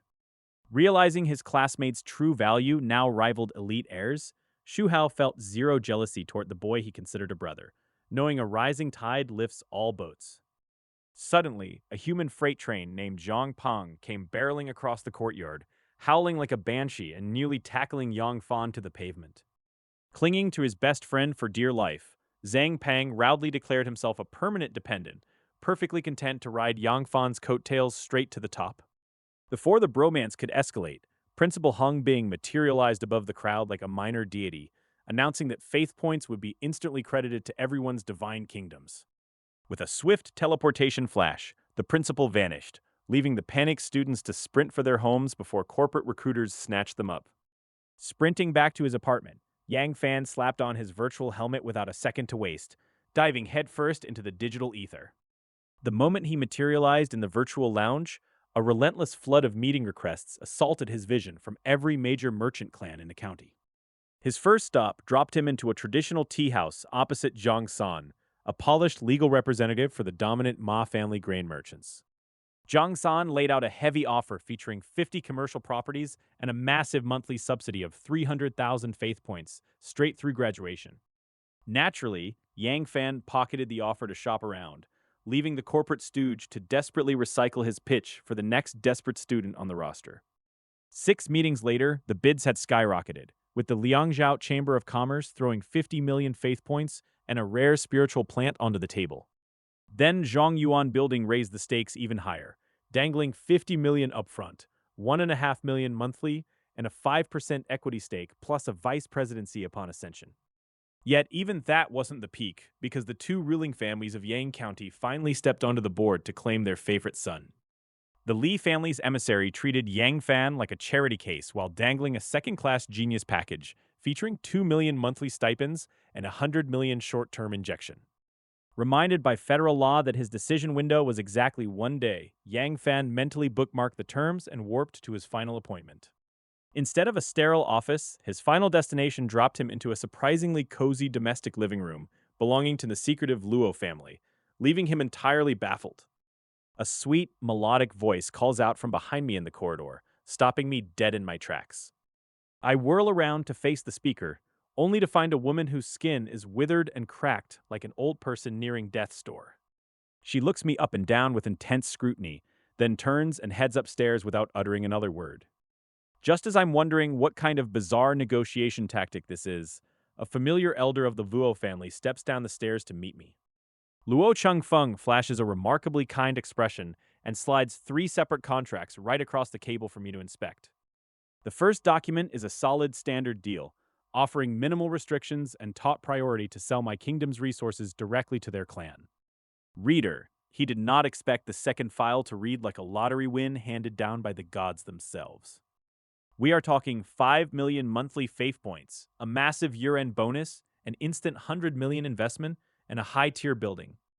The elder leans in and explains that this windfall comes with a catch, pointing a finger directly at a third and final supplementary agreement.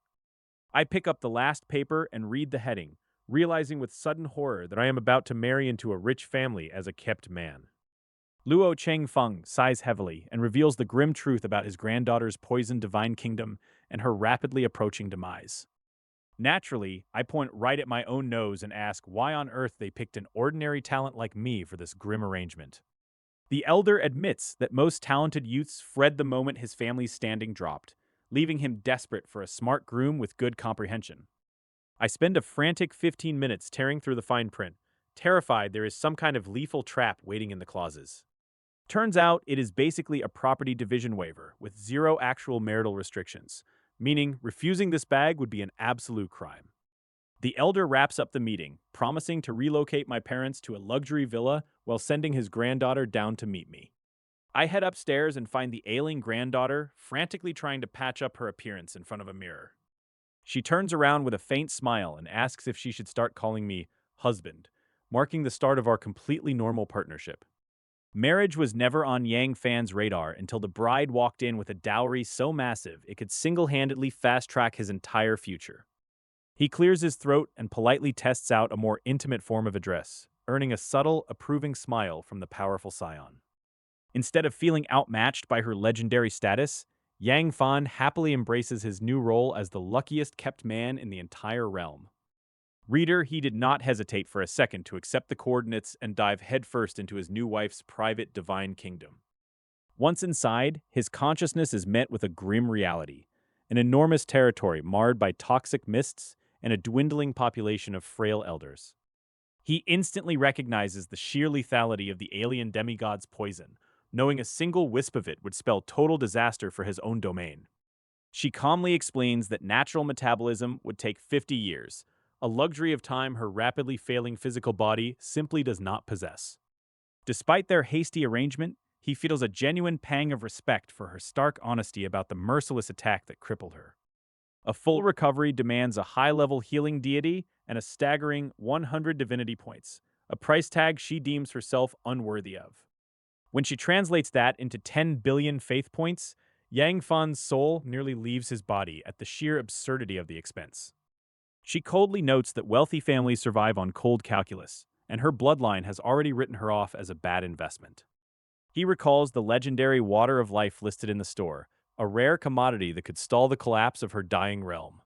Shifting his gaze to the center, he spots 200 pristine moon wells and sun springs holding steady against the encroaching rot.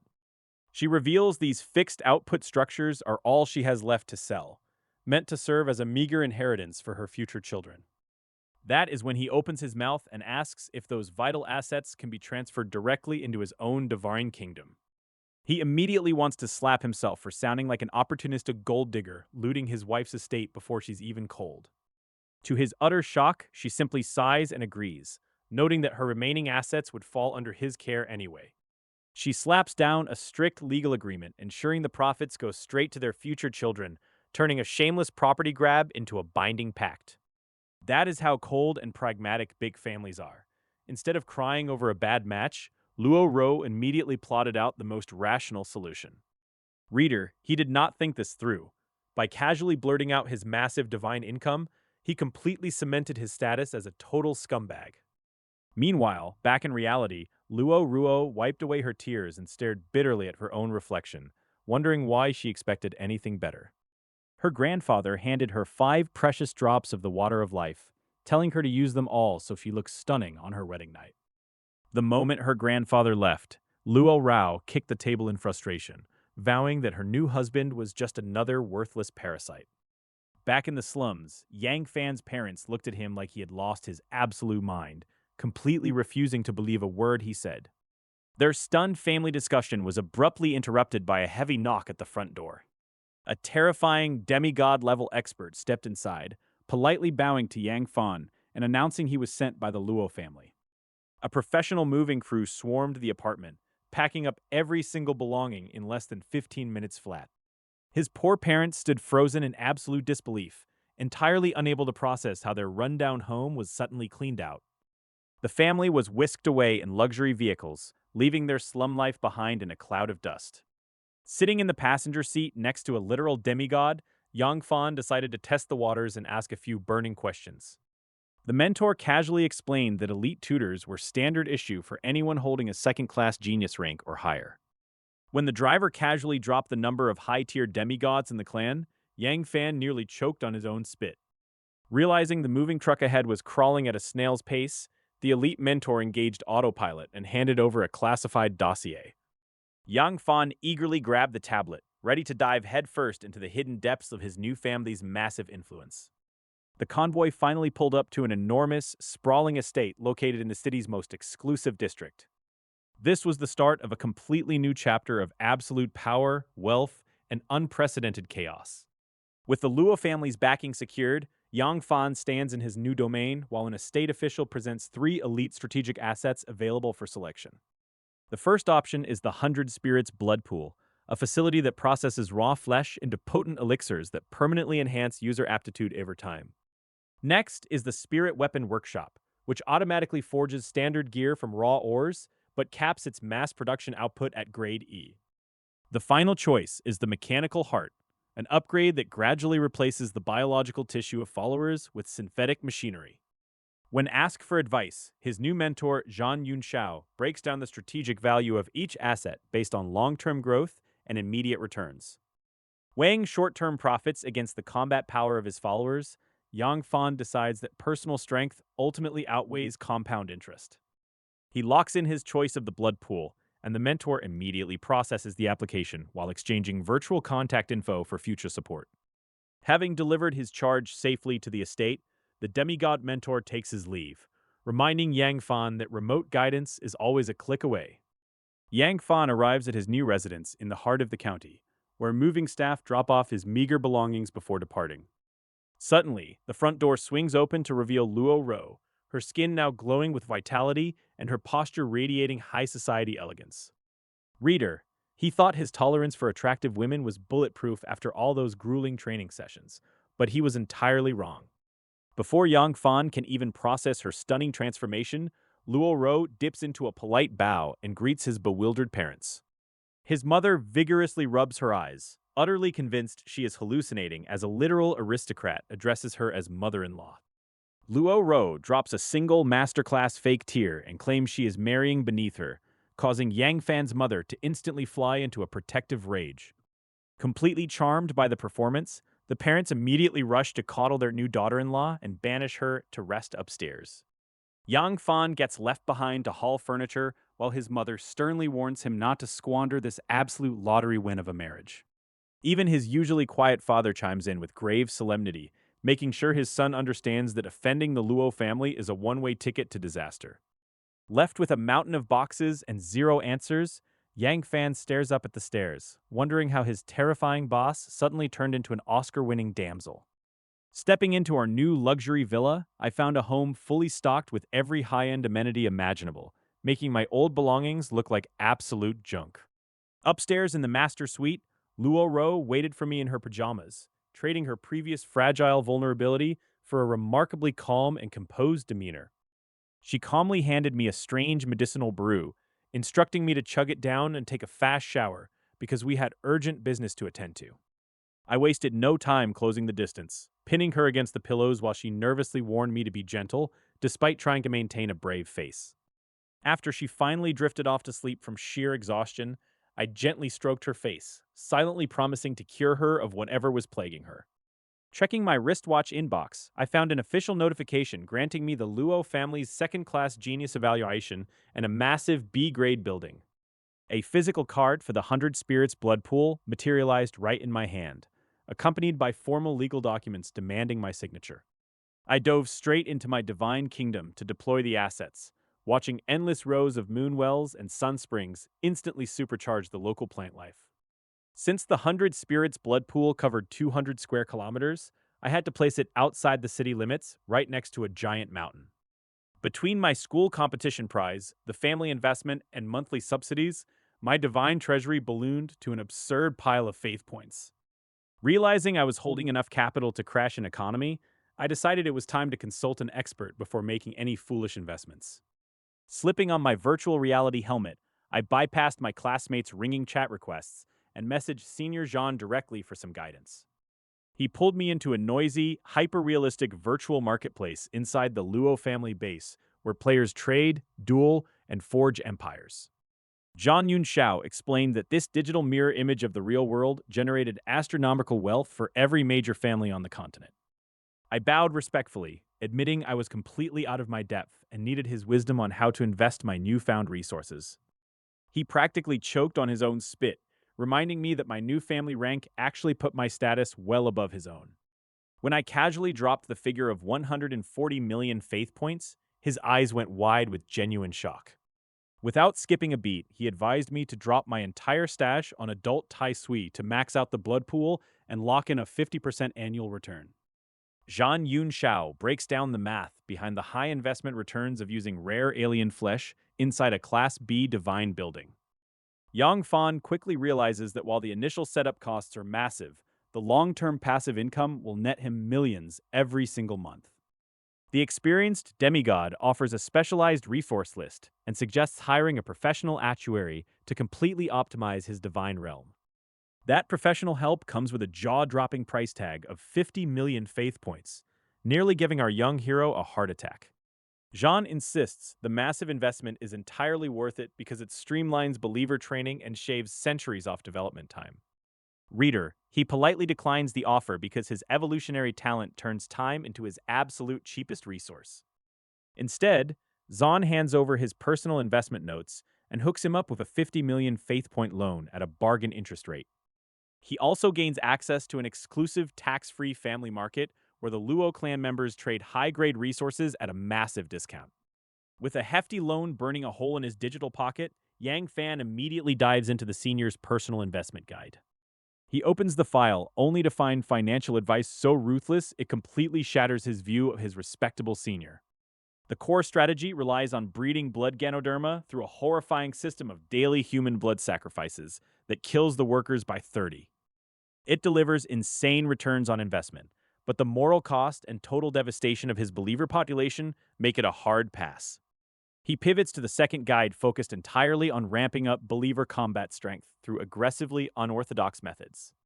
Plants, like the blood demon flower, warp believer psychology, stripping away their comprehension in exchange for short-term physical boosts. Then there is the flesh-eating technique, a brutal regimen that turns followers into ravenous beasts who will gladly devour each other if meat runs short. Yang Fan just stands there questioning every life choice that led him to trust this apparently unhinged senior. He officially decides that pushing believers to the absolute brink with these cursed shortcuts is a one-way ticket to total ruin. Discarding the demonic shortcuts entirely, he prepares to spend his new capital on genuine growth and evolution instead. After dismissing Yan Yunshao's extreme methods as an absolute waste of time, I tuned out his so-called wisdom and dove right back into my divine realm. My faith point balance skyrocketed to a staggering 193 million, neatly padded by a 50 million yuan loan courtesy of the Luo family. I immediately scooped up 14 adult Tai Sui, throwing 10 straight into the 100 Spirits blood pool while stationing 5 near the major cities. To lock in long-term passive income, I blew a massive fortune purchasing hundreds of moon wells and sun springs to supercharge my realm's ecosystem. I also picked up a choice C-level martial arts manual called the Tendon and Marrow Cleansing Skill to round out my physical training regimen. With all my resources deployed, I sent a sweeping divine decree across the realm to arm my followers with Ni Tai Sui and blood pills. My monthly passive income cleared 35 million faith points effortlessly, completely funding my followers' continuous evolution without a hitch. After setting up a steady foundation and making sure my ailing wife was tucked in safely, I finally drifted off to a much-needed sleep. When dawn broke, Luo Ro woke up trapped in my embrace and instantly tried to shove me away, though her frail body lacked the strength. We're already husband and wife, so where's the harm in getting a little cozy? Reader, she did not appreciate my flawless logic. Mom's gentle voice chimed from right outside the door, announcing that breakfast was piping hot and ready downstairs. She smoothly brushed off my mom's offer, threw her clothes on, and slipped out of the room with the speed of an Olympic sprinter. The kitchen table featured from premium second and third tier monster meat courtesy of her wealthy family's emergency stash. My parents looked like they were sitting on a ticking time bomb, terrified to even touch their food in front of the wealthy young heiress. Luo Ro took a single bite, broke into a radiant smile, and loudly praised Mom's cooking like she had just tasted heaven itself. That single compliment dissolved my parents' terror faster than salt in water, turning the awkward standoff into a peaceful family breakfast. My wife's ability to charm the elders was honestly terrifying. She treats everyone else like royalty while treating me like a stray dog. At this rate, I'm pretty sure I'm going to be the least favored member of my own household by next week. As night settles over the room, I take Luo Ro's hand and channel 5 million faith points straight into her divine realm. She stares at me in absolute shock, her mind racing to figure out why a guy like me would just hand over such a massive fortune. Convinced I must be playing some long, convoluted con, she warns me not to overthink things and stick strictly to our contract. Dismissing her paranoia, I slip on my VR helmet and dive straight back into the virtual classroom. The moment I materialize at my desk, every head in the room snaps toward me like I'm suddenly local royalty. My loyal sidekick, Zhang Peng, practically bounces out of his chair, loudly offering the prime seat he saved right next to him. Reader, he wasted zero time dropping the bombshell that my sudden marriage into the elite Luo family is already the talk of the entire school. News travels fast when half the aristocracy has cousins in your grade, turning my quiet life into prime morning gossip. Our instructor, Li Qingyinger, steps up to the podium, immediately pivoting our attention to the brutal midterm placement exams looming ahead. Mid-sentence, she zeroes in on me and demands I break down the core developmental paths for mortal believers. I wanted to coast under the radar today, but apparently Destiny hates quiet back row students who actually read the textbook. I try playing dumb and claim I have zero insights to offer, but our teacher's face says she's not buying my act for a single second. Realizing she won't squeeze an ounce of effort out of me, she gives up and calls on our resident overachiever instead. Li Shuhao rises to the occasion, launching into a textbook breakdown of how mortal believers evolve through different ranks. He meticulously outlines the primary routes, starting with the internal focus of the mystic cultivation path and its mystical tiers. Then he pivots to the brutal martial arts route, where warriors forge their bodies from the outside in through sheer physical grit. Finally, he hits us with the mechanical ascension route, trading flesh and bone for cold, hard technological upgrades. The entire lecture hall practically swoons over his flawless explanation, leaving me wondering when high school became an advanced lecture on divinity. Class is in full swing as the teacher breaks down the distinct paths to divinity, and Yang Fan listens with rapt attention. With the lecture wrapped up, the ethereal instructor logs off, instantly transforming the quiet hall into a buzzing social hub. Li Shuhao seizes the moment to invite the whole class out to an upscale venue, with himself footing the bill. The girls are left behind in bitter silence, refusing to tag along to a club where they feel unwelcome and unwanted. The clique settles into a plush private room at Tianxiang Renjian, where hierarchy dictates every inch of the seating arrangement. Li Shuhao kicks off the festivities by raising a glass to Yang Fan, buttering up the class's newest heavyweight. The rest of the table quickly joins in the toast, eager to stay on the good side of a boy backed by a major family. While normal teenagers would be losing their minds over this kind of clout, Yang Fan acts like he just received a coupon for a stale sandwich. Reader, he was so unfazed that even his rivals started inventing deep philosophical reasons for his sheer apathy. Yang Fan tries to return the compliment, genuinely thanking the guy for his brilliant lesson earlier that day. That immediately backfires, causing Li Shuhao to turn crimson and snap at him to cut out the sarcastic humility. Zhang Peng smoothly jumps in to diffuse the awkward tension before the banquet turns into a wrestling match. The atmosphere bounces right back as classmates start pitching rare magical beasts and crafting materials to each other. When the topic shifts to recruiting subordinate gods, Li Shuhao casually passes, claiming his roster is already maxed out. Naturally, all eyes pivot to Yang Fan, because nothing says career stability quite like hitching your wagon to an SSS tier anomaly. Yang Fan calmly shuts down the recruitment talk, noting that he's got way too many resources to bother with servants right now. The table groans in collective disappointment, though ambitious dealers quickly pivot to sliding business cards across the table anyway. Wang Zhenyu steals a bit of the spotlight by bragging about scoring a massive corporate subsidy from a wealthy grain merchant. As the class reunion rolled on, everyone eagerly compared notes on how their divine kingdoms were growing, swapping tips on monster breeding and spiritual plaints. Listening to the chatter, Yang Fan quickly realized he had outgrown these small potatoes. With millions rolling in monthly, their beginner problems meant nothing to him. Deciding his time was better spent elsewhere, he mentally checked out of these pointless gatherings for good. Why listen to amateur hour when the god forums awaited? Once the feast wrapped up, Li Shuhao ushered Yang Fan into a plush private room, eager to chat away from the noisy crowd of former classmates. The host grinned, admitting he only threw these parties to soak up the adoring attention. Reader, the man just loved being the main character. Shifting gears, Li Shuhao dropped the real reason for the chat and pinged over an invite link to an exclusive local circle. Yang Fan tapped accept, and the chat instantly exploded with a flurry of automated greetings from high-rolling regional elites. Members immediately piled in to flex their trades, offering weapon discounts and networking deals to the fresh blood. To celebrate the initiation, Li Shuhao dropped a heavy Faith Point red envelope into the chat, like a man throwing raw meat to piranhas. Naturally, the group's apex predators swooped in and snatched the lion's share of the cash before anyone else could blink. Li Shuhao watched his own pitiful return roll in and nearly coughed up blood in pure rage. That went about as well as you would expect. Curious about the roster, Yang Fan asked if the entire upper crust of their year had crammed themselves into this single digital room. Li Shuhao confirmed it was basically the VIP club of their graduating class, a vital network of wealth and information that money alone could not buy.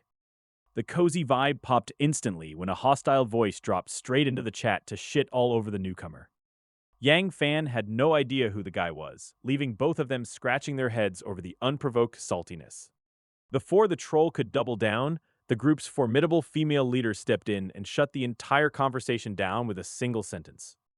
Humiliated and silenced in public, the raging heir took his fury out on expensive hardware instead of the people actually ignoring him. A quiet, private message popped up from the Ice Queen herself, warning him off the drama and sending regards through his unexpected family connection. Luo Ro is already fresh from a warm shower and tucked into bed, tossing out a rather demanding checklist like she is managing an employee. Yang Fan can only roll his eyes at the sheer audacity of her tone, treating marriage like a corporate task assignment. The moment he drops the name Luo Mingxuan, a sharp wave of absolute disgust visibly twists her features. Yang Fan realizes his hunch was spot on. The hostility isn't directed at him personally, but stems from his wife's messy past. Mingxuan tried courting her before her downfall, but when tragedy struck, he demanded extortionate dowries and refused to cover child support. Wiping away her lingering guilt with a tender kiss, Yang Fan promises to completely cure her condition before heading off to wash up. After a peaceful night of sharing a bed and handling domestic business, morning arrives with the cheerful sounds of breakfast preparations. Sun Rong's friendly voice echoes down the hallway, announcing that Zhang Pang has arrived, and the food is almost ready. Stressing over proper high family etiquette, Luo Ro worries her casual clothes won't show enough respect for her husband's dearest friend. Zhang Pang sits in the sprawling living room, marveling at the high-end luxury and openly envying his friend's massive upgrade in life. Spotting Luo Ro, Zhang Pang instantly snaps into a rigid military salute and pledges his eternal loyalty like a terrified recruit. Yang Tianxin and Sun Rong happily serve breakfast, thrilled to host the boy they watched grow up alongside their son. Zhang Pang nearly exposes a shady tea house gathering from the night before, frantically backtracking before he ruins his buddy's marriage. Knowing his best friend inside and out, Yang Fan cuts straight to the chase and asks what secret business brought him over this early. Zhang Pang blurts out his father's direct orders to cozy up immediately and secure a god-tier partnership while the getting is good. Sensing serious business is about to go down, the parents discreetly clear out so the young ones can negotiate their divine covenants.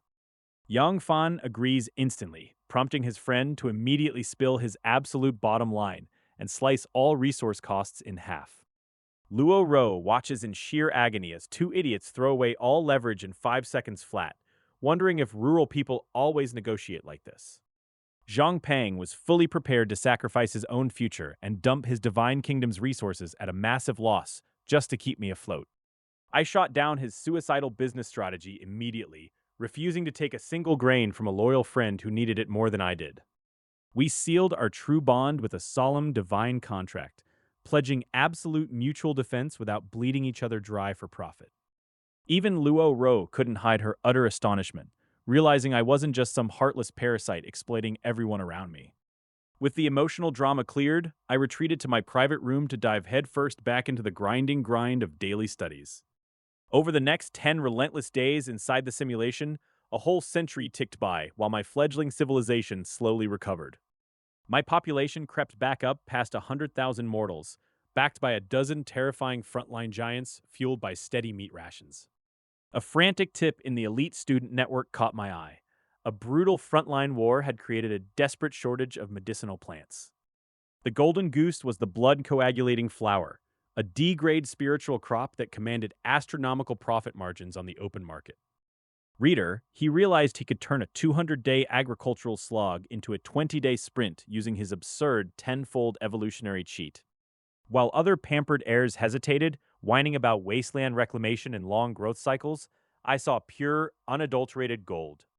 Without blinking an eye, I dropped 40 million faith points straight into 4 million premium seeds, emptying my digital wallet. The moment the massive shipment hit my inventory, I deployed the entire stash directly into the heart of my divine kingdom. I immediately thundered a divine decree across the realm, ordering every able-bodied worker to clear the wilderness for massive farming. It took 100,000 laborers years of brutal, back-breaking labor just to hack away enough brush to accommodate the massive seed drop. The resulting agricultural sprawl devoured 50,000 square kilometers of prime land, transforming the landscape overnight. 50,000 square kilometers sounded massive until you realized your entire divine empire was basically a glorified backyard garden. Even with space at a premium, I maxed out the next expansion wave to rake in a staggering 80 million in pure war profiteering gold. 20 days of leveraging my evolutionary talent completely changed my financial standing in the real world. Racking up a staggering 240 million in revenue left me staring at the numbers like I had just won the cosmic lottery. Gaining access to the elite Luo family genius group gave me insider secrets ordinary divine beings could only dream of. I forced myself to maintain an Aishi, unbothered exterior in class while my bank account exploded. Issuing a divine decree, I forced my faithful mortals to radically overhaul the interior landscape of my kingdom. They transformed entire ecosystems into vast, ordered agricultural zones overnight. This aggressive agricultural expansion utterly wrecked the local balance of nature, forcing massive waves of wildlife to migrate or perish. Frankly, I watched entire species get displaced without losing a single wink of sleep. When the temptation to pave over every natural river and stream grew too loud, I had to physically talk myself down from the ledge. Greed is a bottomless pit, and a smart god knows when to rein it in. I spent the next 20 days playing the ultimate low-profile student, quietly soaking up lectures and blending in with the other heirs. Turns out, acting like a normal teenager is a great way to avoid unwanted audits. When the time finally arrived, I swept back into my divine kingdom and rounded up 4 million pristine blood-clotting flowers. Alongside mountains of moondew and yang essence, I prepped the whole stash for a massive online fire sale. The moment those rare spirit plants hit the digital market, starving buyers snapped them up in a feeding frenzy. Within 15 minutes, my virtual storefront was completely wiped clean. Sale successful. 144 million faith points generated, with net earnings hitting 126.7 million after taxes.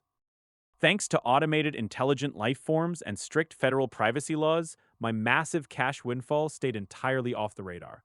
The government takes its taxes, but at least nobody is breathing down my neck about where I got my bag. Without missing a beat, I shoveled those profits right back into the hustle by buying 8 million new blood-clotting flower seedlings. Every square inch of plowed earth got choked out with high-grade cash crops. God Lord, Yang Fan, Divine Kingdom Area, 1 million square kilometers. Talent, F-rank resource acceleration, and sss-level hidden evolution. Believers, 34 first-order beings, 250,000 mortals. Faith points, 53.42 million, generating 7.5 daily.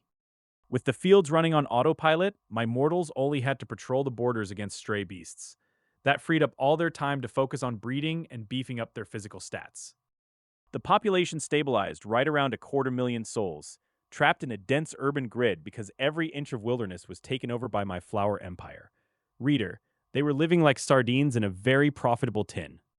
Though my guys were hammering away at elite body refining techniques, high-tier breakthroughs remained stubbornly out of reach. Mass-produced blood pills just could not compete with the premium cultivation drugs bought by true blue blood dynasties. My conversations with those wealthy family heirs completely flipped my perspective on running a divine realm. Forget eco-friendly sustainability and pristine wilderness. We are here to farm cash and juice our believers to the absolute max. If a sacred plant gets sick, dump it. If a low-level monster dies off in droves, replace it with a tougher strain. Everything in the kingdom exists solely to feed the believer's strength, and anyone crying over a broken ecosystem just lacks imagination. Having crossed into the upper tiers of society, I finally understood how the ultra-rich actually play this god game. While the rest of us scrape by, these elite bloodlines pump generational wealth straight into their divine domains. The rich get richer, while ordinary gods get squeezed. It is a brutal hierarchy, but complaining about the rules gets you nowhere unless you know how to exploit them. As a certified genius of the Luo family, I immediately overhauled my entire divine domain. I dumped hundreds of thousands of low-level beasts and optimized breeding zones to squeeze out maximum efficiency. With my kingdom's logistics finally humming, I dove back into the virtual world and pinged my old buddy Zhang Pang for a quick meeting. The kid immediately showed up and tried to treat me like his supreme deity, which honestly was getting a bit out of hand. I dropped a massive piece of insider info on him about a short-term commodity play involving blood-clotting flowers. Information asymmetry is the ultimate cheat code. Realizing the sheer magnitude of the profit margins, Zhang Pang bolted back to reality and yanked his dad out of the virtual realms to brief him. Uncle Zhang took one look at the numbers and decided to hawk the house, clear out the grain shop, and take out high-interest loans to go all in. Reader, the boy was having a complete panic attack over betting the family farm on a hunch from his teenage friend. Back in reality, Luo Ro returned home from a morning outing looking healthier and happier than she had in months, thanks to the water of life. I handed over her monthly 5 million faith point stipend without hesitation, watching her expression soften. Instead of pushing it away, she looked right into my eyes and dropped a bombshell that she was expecting a baby boy. I stood there, completely paralyzed. At just 21 years old, becoming a father in a world where gods live for centuries felt utterly surreal. The tension between us finally melted away, and she asked me to come up with a proper name for our future son. Since my naming skills are notoriously trash, I politely left that heavy responsibility entirely up to her. She then told me her grandfather wanted an audience in the virtual space, so I strapped back in immediately. My consciousness snapped across space straight into a horrifying war zone, hanging high above a desolate, cratered world. Down below, titanic mythical beasts clashed with sword-wielding cultivators in a brutal display of sheer apocalyptic power. Emerging from the portal, I'm completely stunned by the apocalyptic scale of the battlefield. This is a newly conquered goblin demigod kingdom, freshly claimed by the mighty Luo family. My powerful grandfather-in-law greets me with a grin, clearly in a fantastic mood after securing this massive new territory. He tells me I'll command this kind of divine power myself once I finally break through. Without missing a beat, he grabs my arm and drags me straight through a Terran space to a secluded, high-altitude sanctuary. Let me tell you, spatial teleportation is a hell of a way to travel. We sit down for tea, and he immediately shifts gears to chew me out about Luo Rao's pregnancy. He warns me in no uncertain terms that messing up means answering directly to him. I swallow hard and nod frantically, looking about as guilty as a cat caught in a cream jug. Honestly, a god-level threat is a bit much to handle over a casual cup of morning tea. He pivots to my divine kingdom's development, asking if I've finally settled on a definitive path for my believers. That's when I have to admit I'm stuck at a massive crossroads. Should I build an immortal cultivation society focused on spiritual roots and devastating spellcraft, or forge a brutal martial arts civilization built on iron bodies and sheer physical might? He breaks down the pros and cons like a seasoned tactician, noting that immortals crush large-scale formations while martial artists boast insane survivability on the front line. Instead of agonizing over a premature choice, he tells me to let my believers decide for themselves by throwing both paths into the mix and seeing what naturally takes root. Then, he casually slides two massive inheritance cards across the table. These aren't just manuals, they're complete, ready-to-deploy civilizational blueprints worth a fortune. Reader, these two sets alone cost a staggering 100 million faith points. A regular deity would bankrupt themselves buying this. but he drops them like spare change. He tells me to stop worrying about money or Luo Ro's medical treatments, since his latest conquests brought in plenty of wealth to cover everything. He then asks why a promising kid like me hasn't bothered entering the family's Divine Kingdom simulation battles. I just stare back, completely clueless. It turns out I've been so obsessed with farming my blood-clotting flowers and fighting beasts that I completely missed out on high-level tactical training. He gives me a stern reality check about locking myself in an ivory tower and ignoring the broader divine community. Sage advice, honestly, even if it stings a little. Back in reality, I inspect the loot. The Immortal set packs absolute heavy hitters like the 5 elements nourishing chi technique and elite sword arts. Meanwhile, the martial arts set features the Vajra indestructible skill and brutal close-quarters combat manuals designed to turn believers into walking tanks. To upload these techniques, I still need a C-grade transmission tower from the store for a cool 150,000 faith points.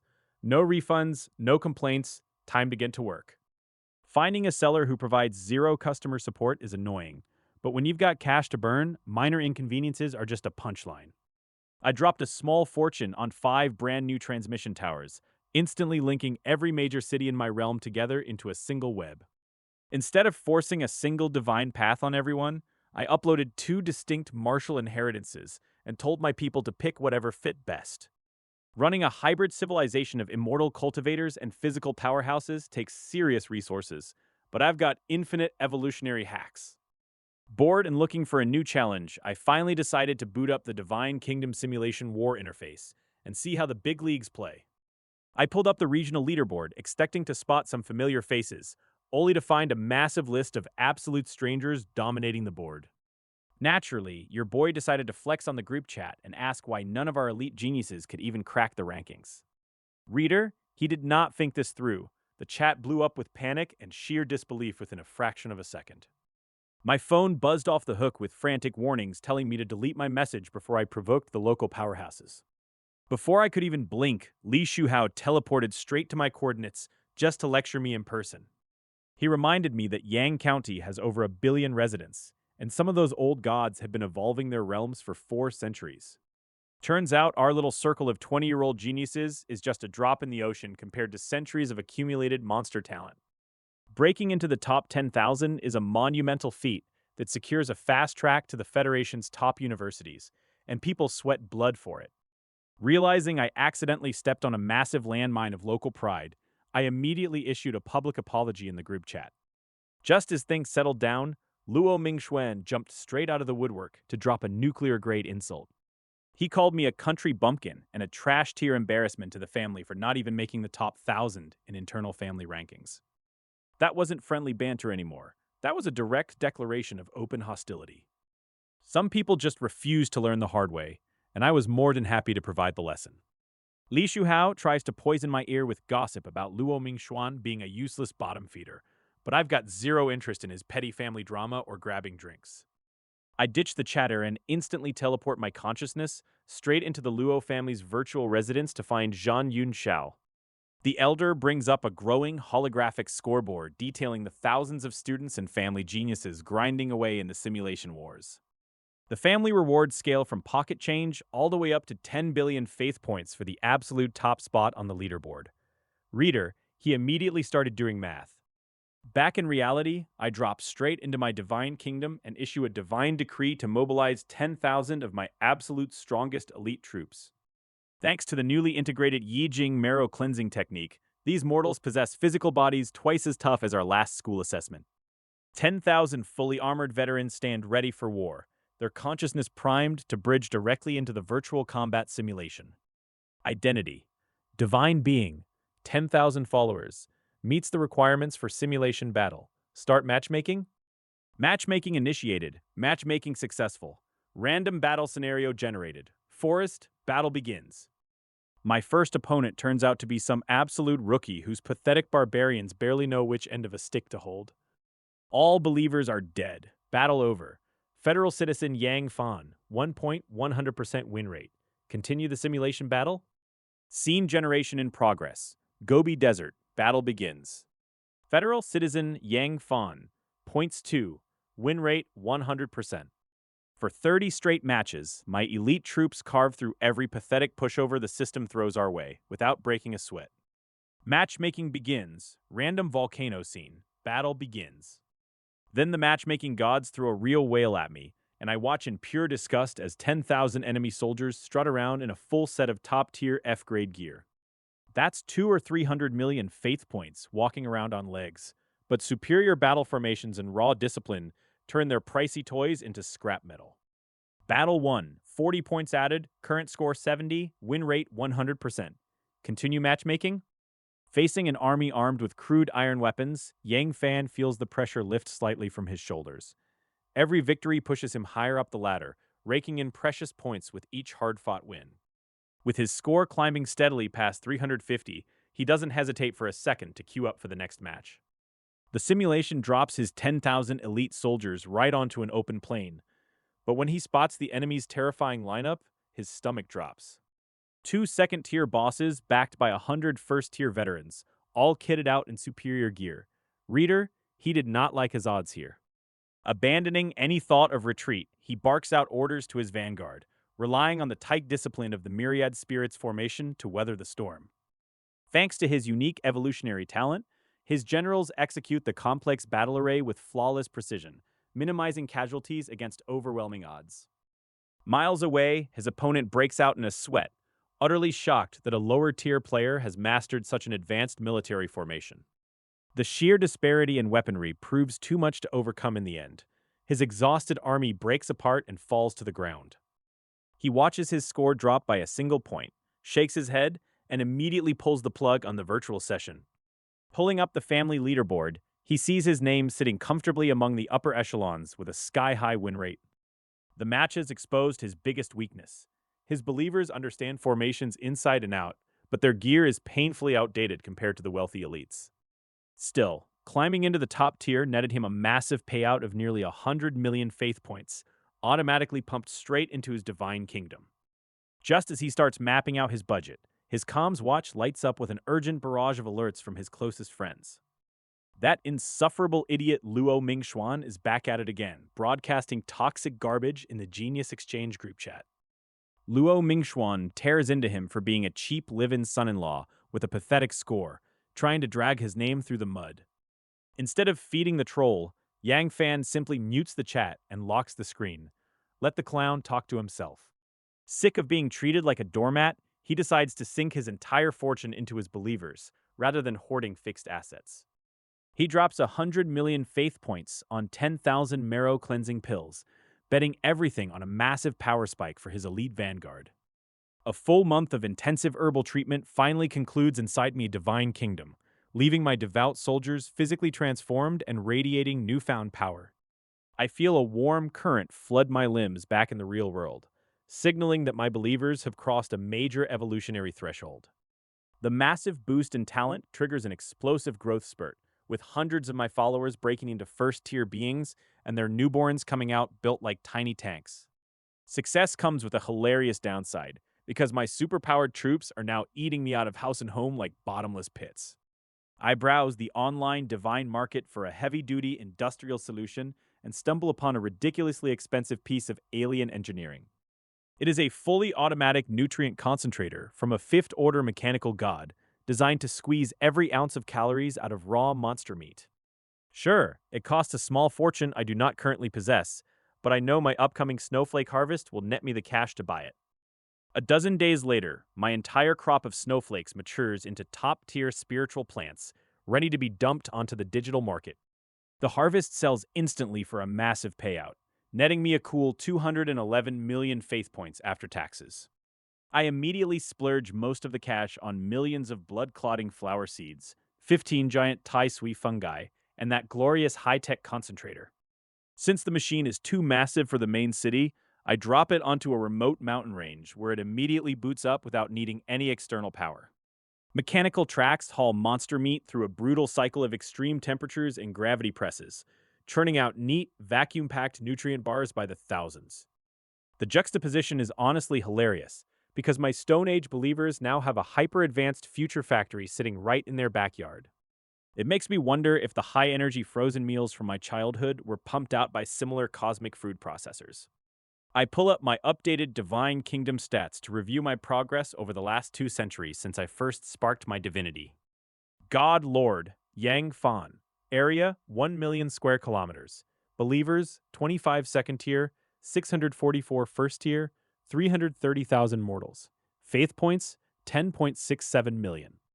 My daily passive income of faith points has climbed steadily, bringing me closer to that elusive demigod threshold where everything changes. I could easily buy cheap gear to squeeze into the family rankings right now, but I would rather let my believers grow stronger on their own terms. Federal Citizen, Yang Fan. Identity, Divine Being. Points, 361.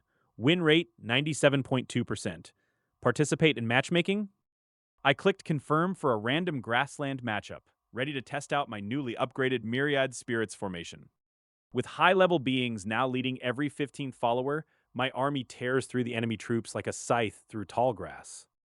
Battle over, score plus 10.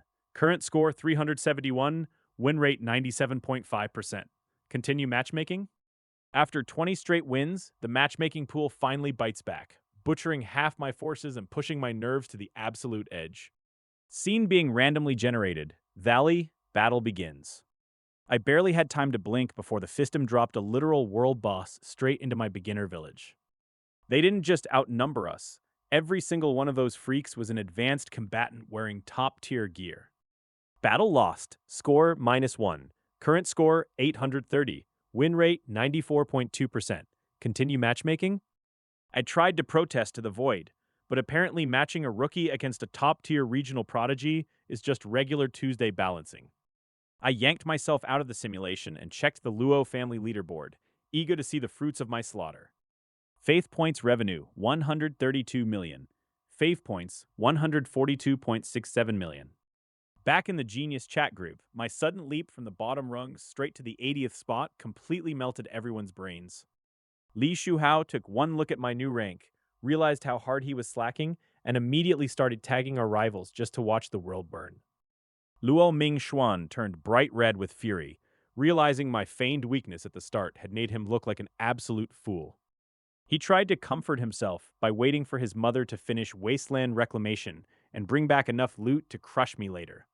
Intelligent Life System number 01 reminds you that Yang Fan, a genius from outside the family, has participated in the Divine Kingdom simulation battle for the second time, and his points have increased significantly. He is now ranked 80th in the family. Even the High Elders stopped their budget meetings to stare at the anomaly, realizing a complete outsider had just kicked down their front door. A sudden notification chime rings out in the middle of a grand hall, making an elder drop his jaw in absolute disbelief at the glowing light floating before him. Luo Chengfeng leaps to his feet with a triumphant grin, ready to rub this massive victory right into the faces of the conservative elders who doubted his bet. He immediately singles out his 15th brother, loudly demanding to know what excuse the old skeptic has now for previously opposing the generous contract. The other family leaders murmur in shock, with one paranoid elder even accusing Cheng Feng of illegally handing over his own core cultivation tower to boost the boy. Cheng Feng practically spits out a laugh at the suggestion, reminding them that not even an ancestor gets handed a core divine foundation so easily. Sensing a golden opportunity during the council meeting, Sheng Feng publicly pushes the family to heavily upgrade their investment in his talented grandson-in-law. Naturally, the other greedy relatives throw an absolute fit, screaming that resources are tight and whining endlessly because the kid doesn't even share their surname. Family head Luo Hai silences the greedy chaos with a single gesture, acknowledging the kid's undeniable results and making the final executive call. Reader, he did not get the full moon he asked for, but walking away with a cool $500 million in funding is a pretty decent consolation prize. With the funding settled, the council instantly pivots to far more serious matters, diving deep into the cutthroat logistics of territory land reclamation. Miles away, Yang Fan completely ignores the family politics, busily browsing the divine marketplace to see what upgrades his growing kingdom desperately needs. Meanwhile, Luo Ro trudges back from yet another tedious prenatal hospital visit with her mother, her physical health still wrecked, but her spirits slightly lifted. She suddenly bursts through the bedroom door looking frantic, telling her husband that her grandfather urgently wants to see them in the virtual realm. Yang Fan calmly nods, grabbing the VR helmet and gently helping his stressed wife strap it on before they dive straight into the virtual network together.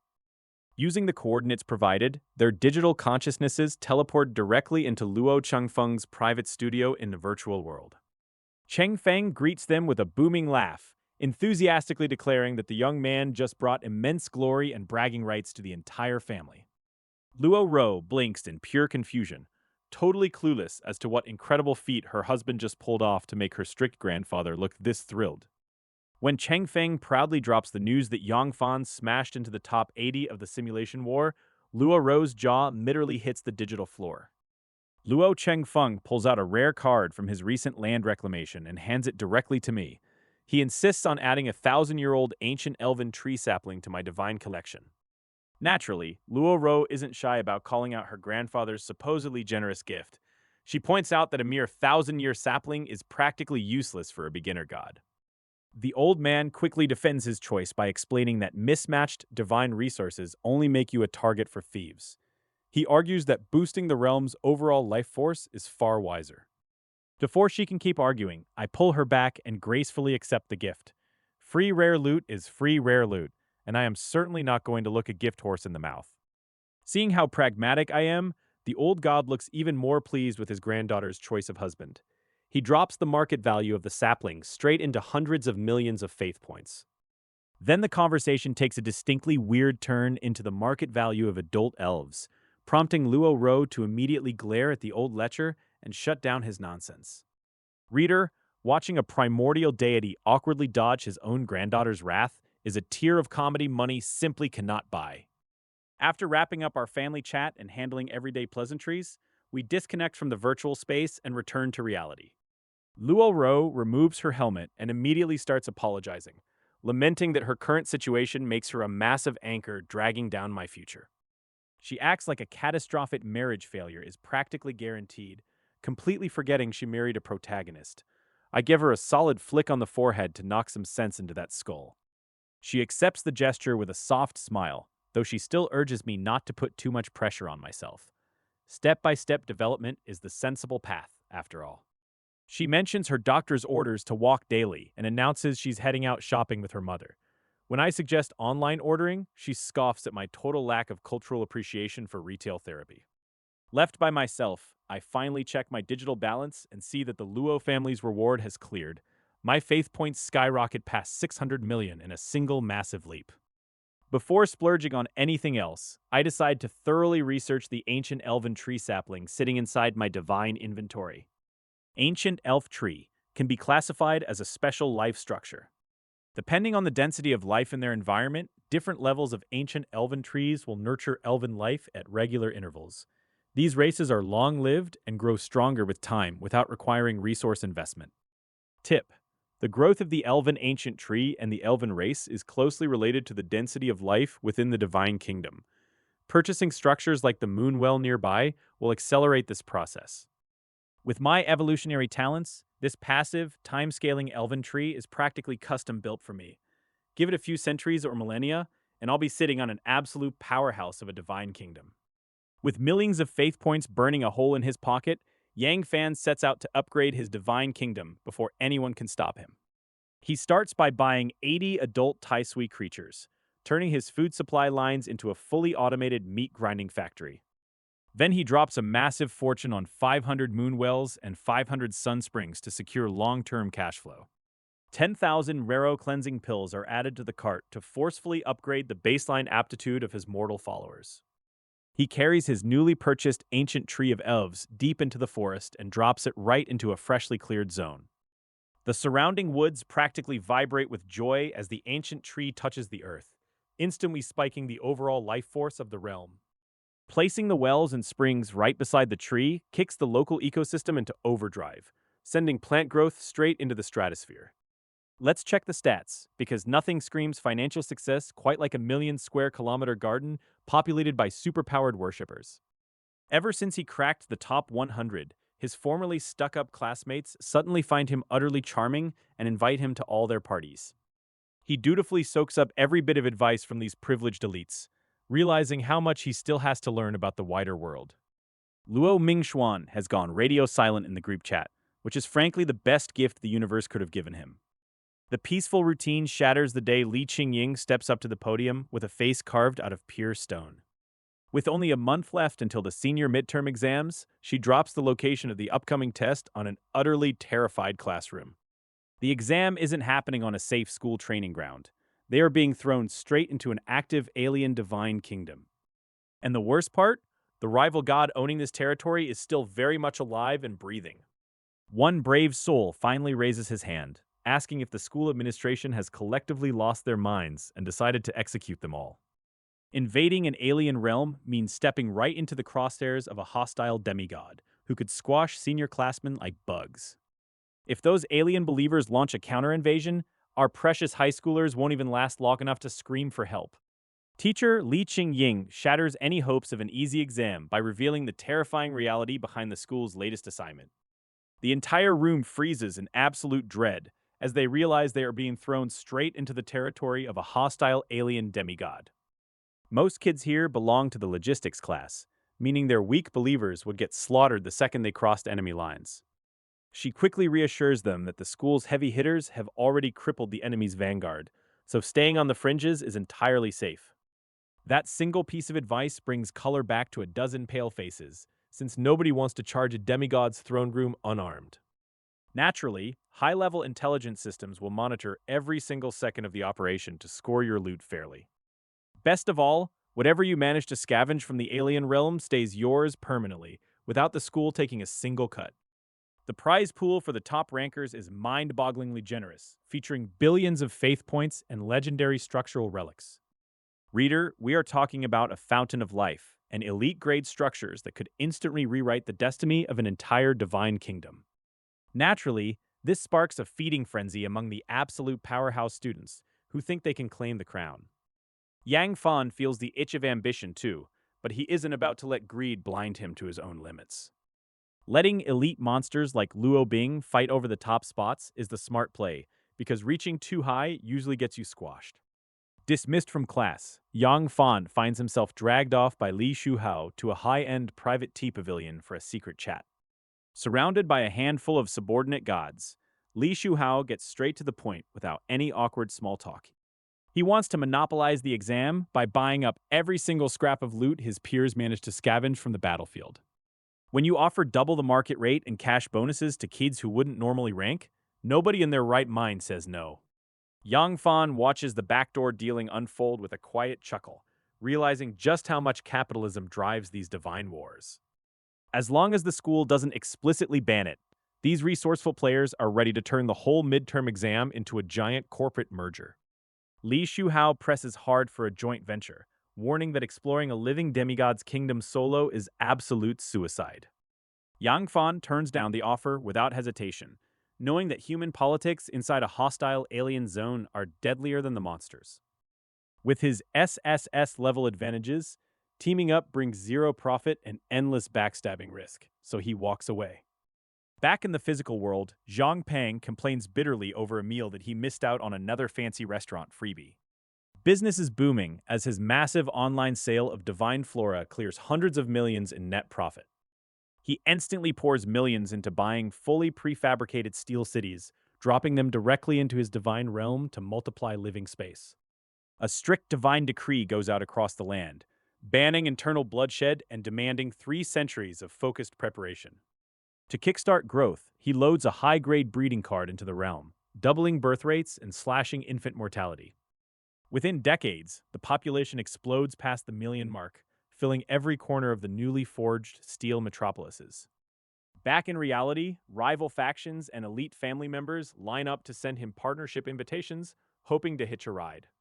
He rejects every single one of them, preferring to spend his days quietly studying alien histories and ancient texts in the school library.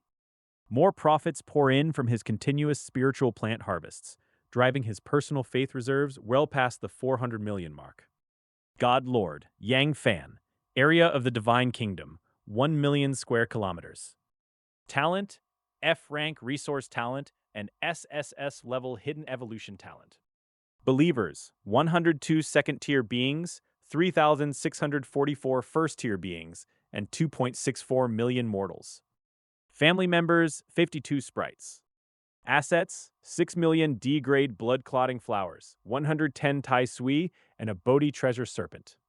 Faith points: 462 million, generating over 80 daily faith points alongside massive automated city infrastructure. After a grueling month of rapid expansion, my total population has finally surged past the 2.5 million mark. My followers have pushed the all spirits returning to Origin formation to terrifying new heights, making their coordinated army 50% stronger than before. While regular students experienced a mere 90 years in their domains, my time-dilated realm gave me a full 9 centuries to drill my troops to perfection. Yet, despite all that time, not a single Tier 3 being has emerged in my kingdom, leaving me lagging dangerously behind elite powerhouses like Luo Bing. With the midterm exams looming just 2 days away, I need to stock up on heavy gear before throwing my entire army into the brutal simulation battle. The weapon market is a bloated, bureaucratic nightmare where indirect taxes pile up at every single step of the smelting and forging process. Back in the day, a massive public outcry forced lawmakers to introduce a convoluted value-added tax system just to keep the peace among furious lesser gods. I stepped back into the Luo family's virtual compound and tracked down Zhang Yunxiao to see if he can point me towards some decent military suppliers. Seeing my recent rise into the top 100 fighters, his attitude shifts instantly from polite indifference to bootlicking eagerness. When I ask him about wholesale weapon channels, he immediately offers to connect me with a merchant friend who supplies the family directly. A heavily overweight merchant named Luo Tietie teleports into the room, looking like he weighs half a ton, but radiating the sharp pressure of a demigod. The fatty greets me like a long-lost brother, eagerly reminding me of the hefty funds the family patriarch recently approved for my training. I cut straight to the chase and ordered 20,000 sets of advanced F-grade gear alongside a staggering 5 million sets of basic iron weapons. To my absolute shock, he slashes the advanced gear price down to a fraction and throws in the 5 million iron weapons completely free as a bonus. I hand over the 160 million faith points without a second thought, securing a massive haul that solves my armory shortage. Once I depart to equip my realm, Zhang Yunxiao turns to the merchant and asks how on earth he managed to turn a profit on such a dirt-cheap deal. Luo Tietia explains that a newly discovered resource vein cut their raw material costs to zero, making long-term investments in rising geniuses a no-brainer. Left outside the inner family circle, Zhang Yunxiao can only watch in bitter envy as the true heirs reap the rewards of raw political capital. Back in reality, Yang Fan loads his upgraded gear into the Divine Kingdom and instantly triggers a massive match queue for the simulated battles. He dives straight into the matchmaking pool, landing on a chaotic volcanic stage where his elite army dominates the field in under a minute. 10 straight wins push his score past the 1,000-point mark, but the algorithm immediately responds by throwing terrifying third-tier bosses at him. A monstrous, spear-wielding brute tears into the heart of his troops, threatening to punch a fatal hole straight through the unified defense line. Yang Fan's troops adapt instantly, pivoting into a seamless encirclement that traps the giant before he can swing his weapon again. Miles away on a distant planet, a rival player rips off her helmet in pure disbelief after her entire army gets wiped out by a tactical masterclass. Her mentor calmly reviews the playback, pointing out that her opponent has mastered an elite battle array to absolute perfection. Back in the simulation, Yang Fan watches quietly as his followers execute complex maneuvers that even he barely fully comprehends anymore. The difficulty spikes hard when a terrifying 4th-tier warlord appears in the enemy ranks, wielding enough raw power to crush 100 men at once. The enemy's brutal offensive formation smashes right through the myriad spirits returning to Origin array, proving that raw power still has its limits. Yang Fan takes his first loss in a while, watching his score dip slightly as he pulls his consciousness out of the virtual interface. He realizes that relying on a single, well-rounded basic formation just isn't going to cut it against opponents with specialized offensive power. He opens up the Luo family's private simulation leaderboard to see where he stands among the clan's top-tier awakened geniuses. At the absolute pinnacle sits Luo Hen, dominating the first-place spot with nearly 2,000 points and an iron grip. Yang Fan finds his own name sitting comfortably at 34th place, a solid showing for a second-class genius pushing past his limits. Down in the lower brackets, various young scions of the Luo family scramble in panic as they watch their own rankings plummet. Family heads chew out their lazy offspring for getting beaten out by an outsider, demanding to know why they are falling behind. With the entire family hierarchy shaken up by his sudden rise, Yang Fan quietly prepares to secure even deadlier tools for the battles ahead. Inside the elite chat group, everyone is going crazy trying to recruit Yang Fan for their upcoming raid teams. His recent tactical upset has made him the most popular kid in the virtual classroom. Before he can reply to the endless stream of DMs, his wrist communicator flares to life with an emergency call from Elder Luo Chengfeng. The old man demands to know how his follower count and score skyrocketed. When Yang Fan casually drops that he mastered a legendary formation technique, the elder nearly chokes on his own breath. He immediately orders Yang Fan to upload every second of his combat footage for review. Elder Chengfeng rushes straight into the Sacred Elder's Hall to brief the head of the family. They replay the combat footage on a massive scale, watching the formation ripple across the battlefield with flawless precision. Family head Luo Hai watches in stunned silence, lamenting that they didn't discover this kid's monstrous comprehension sooner. With proper resource backing, he could have swept the entire competition. Convinced of the boy's limitless potential, Cheng Feng urges the patriarch to invest heavily in him now. A prodigy who masters formations this early will expand the family's territory for centuries to come. The patriarch agrees to give the young man a shot at a much higher standing within the clan. If Yang Fan can claw his way into the top 10 during the upcoming exams, the elders will officially vote on his status. With a flick of his wrist, the patriarch sends a summons to his own formidable daughter. It is time for her to see the boy who has everyone in the upper echelons talking.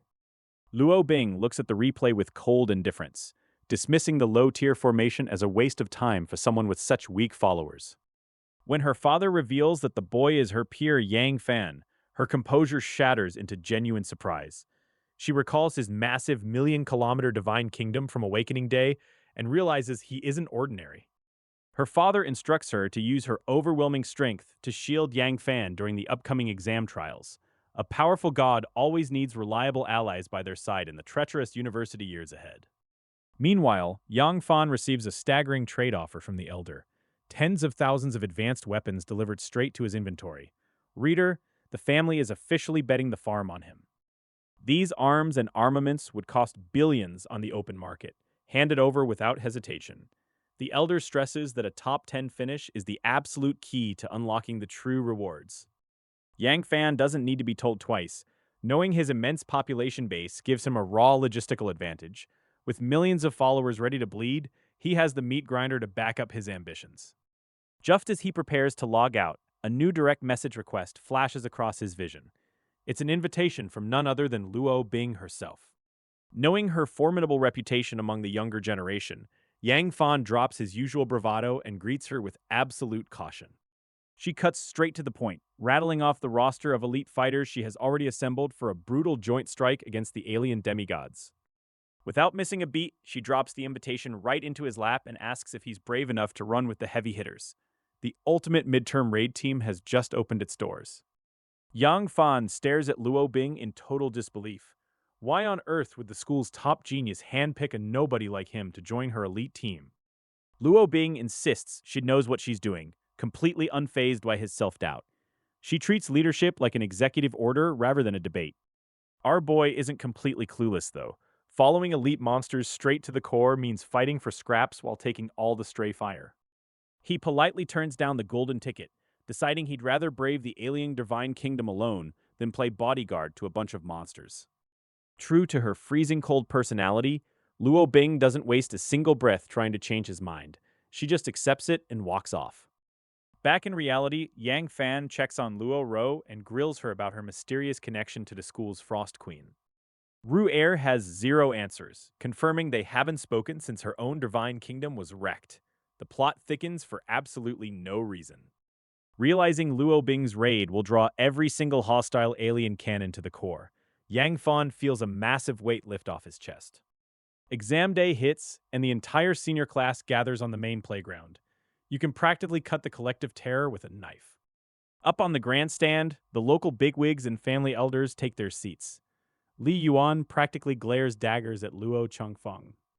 Elder Luo can't help rubbing salt in the wound, openly flexing that Yang Fan belongs to the Luo family now. Reader, the salt was deeply felt. Dean Yang Wanli steps up to the mic and drops the opening remarks with a terrifyingly calm smile. He casually announces that this exam has no time limit and ends only when the alien core breaks or half the students actually die. The entire student body collectively forgets how to breathe. They thought this was a graded test, not an invitation to a funeral. With zero room for argument, the terrified teenagers crawl into their nutrient pods, preparing for a bloodbath.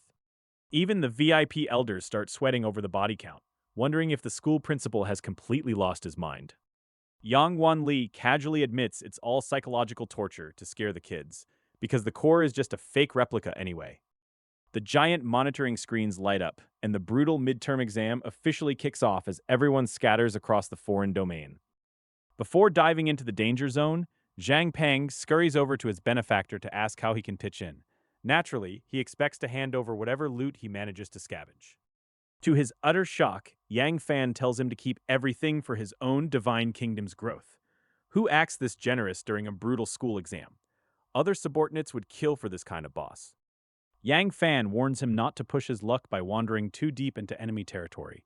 If things go sideways, reinforcements won't arrive in time to save a coward. Zhang Peng agrees instantly, already swearing to bolt at the first sign of trouble. He is way too young and fond of his own skin to die here. With the weak link safely out of the way, Yang Fan summons his entire 500,000-strong core force into the realm. Even against a rabbit, a lion brings its full might. Up on the observation deck, the rival mentors trade sharp verbal jabs about their students' prospects. Li Yuan tries to poke fun at Yang Fan's apparent lack of heavy investment. Luo Chengfeng keeps his cards close to his chest, knowing Yang Fan's secret weapon will wipe those smug grins right off their faces soon enough. While the top dogs recklessly barrel straight for the heart of the enemy territory, the directors discuss the terrifying remnants of the resident demigod's forces.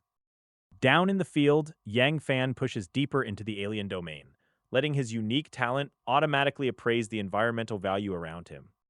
Candidate name: Yang Fan. Points: 13,200. Hey, free points are free points, even if it's just pocket change. The exam rules actually have a sweet quality of life feature, vacuuming up valuable items within 100 meters without making his soldiers do manual labor. Suddenly, a ruckus echoes through the thick canopy as a troop of aggressive demon monkeys charges right out of the brush. These beasts possess zero fear and terrible decision-making skills. Yang Fan's vanguard swarms them and turns them into red paste before they can even finish their war cry. 10 points per monkey corpse, and they even double as premium ingredients for blood pills. Reader, he lums a recycling program that pays dividends. That efficiency takes a sudden hit 1,000 kilometers in when a hidden trap springs loose. 1,000 foot soldiers vanish into a treacherous bog before they can blink. Trapdoors, hidden swamps, and zero warning signs. Yang Fan watches nearly 10,000 grunts die to environment hazards before seeing a single real fight. Level F defensive building triggered, minus 10,000 points and 1,000 dead troops.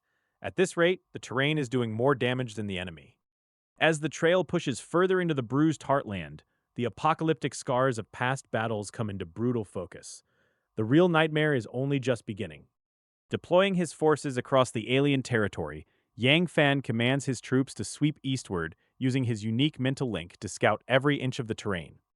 His scouts sniff out a hidden monkey tribe tucked away in a steep valley, buzzing with thousands of active demon beasts.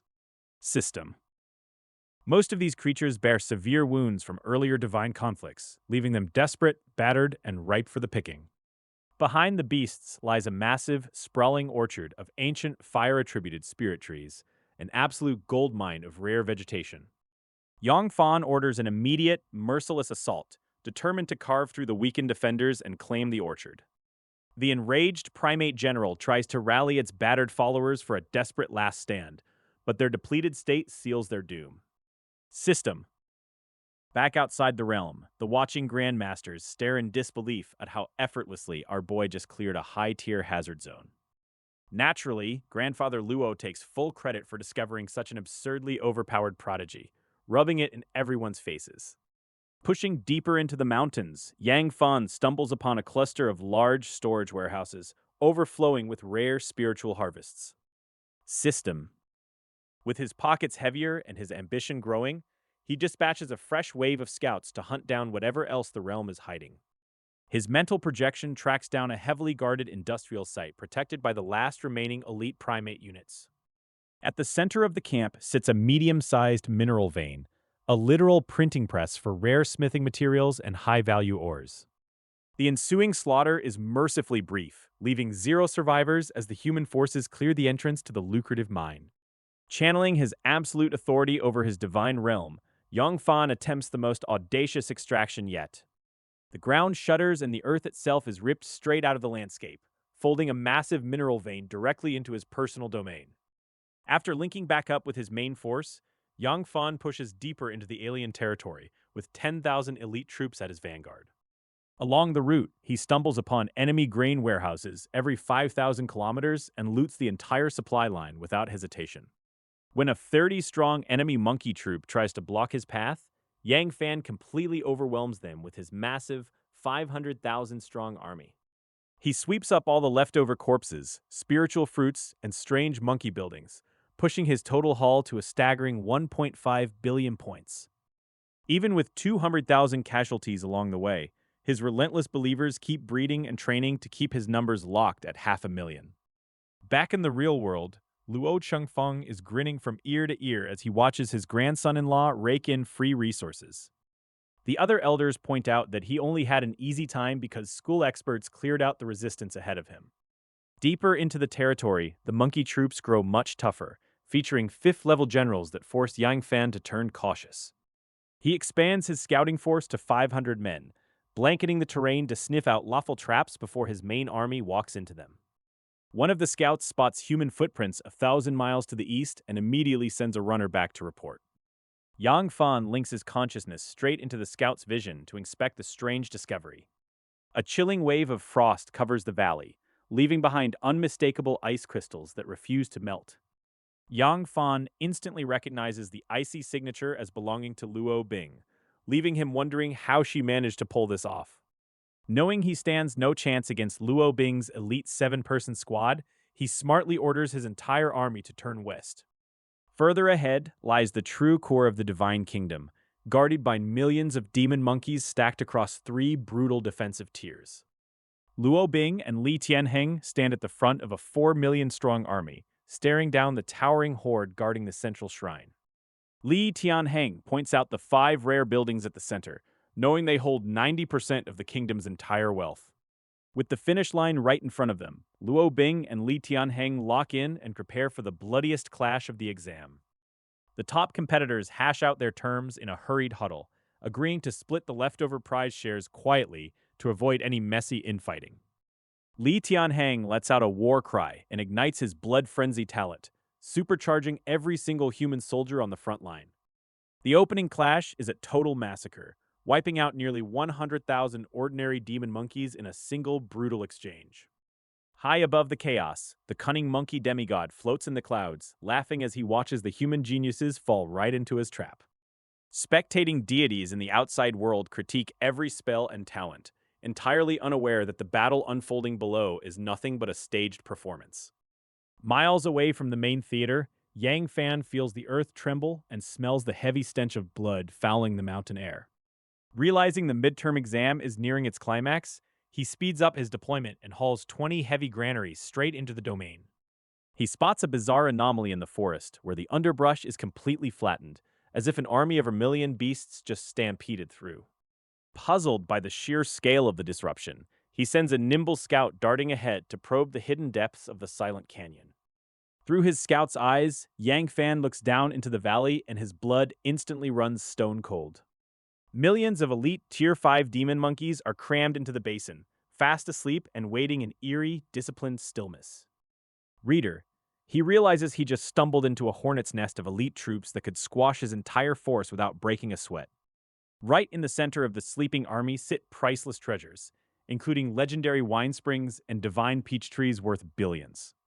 An untouched domain wonder towers above the stash, carrying a colossal value that makes even veteran gods drool with envy.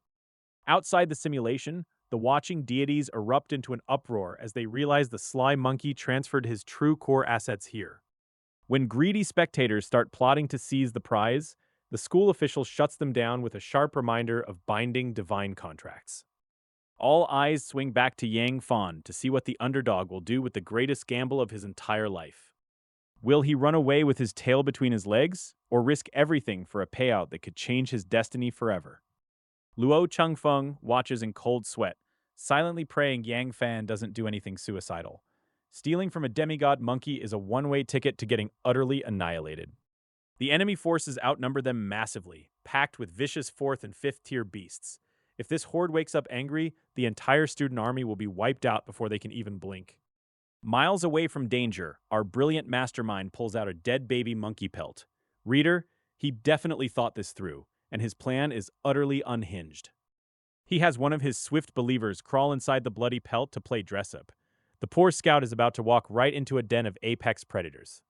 Imitating a young monkey's slouch, the brave scout creeps past the perimeter guards. One wrong step, and he becomes a very expensive snack. Yang Fan knows the risks are astronomical, but the profit is just too juicy to ignore. Besides, if things go south, his classmates make fantastic human shields. Up in the gallery, the teachers finally realize what the lunatic kid is plotting. Yang Wanli leaps to his feet, absolutely flabbergasted by the audacity. Wan San Qian and Luo Chengfeng panic, begging the school to intervene if the monsters retaliate. But the higher-ups just sit back to watch the fireworks. Back in the valley, the disguised believer crawls deeper into the forbidden zone. The distance closes. 500 meters, 400, 300. At 200 meters out, a massive 5th-tier general blinks awake and fixes its gaze right on the imposter. The game of hide-and-seek is officially over.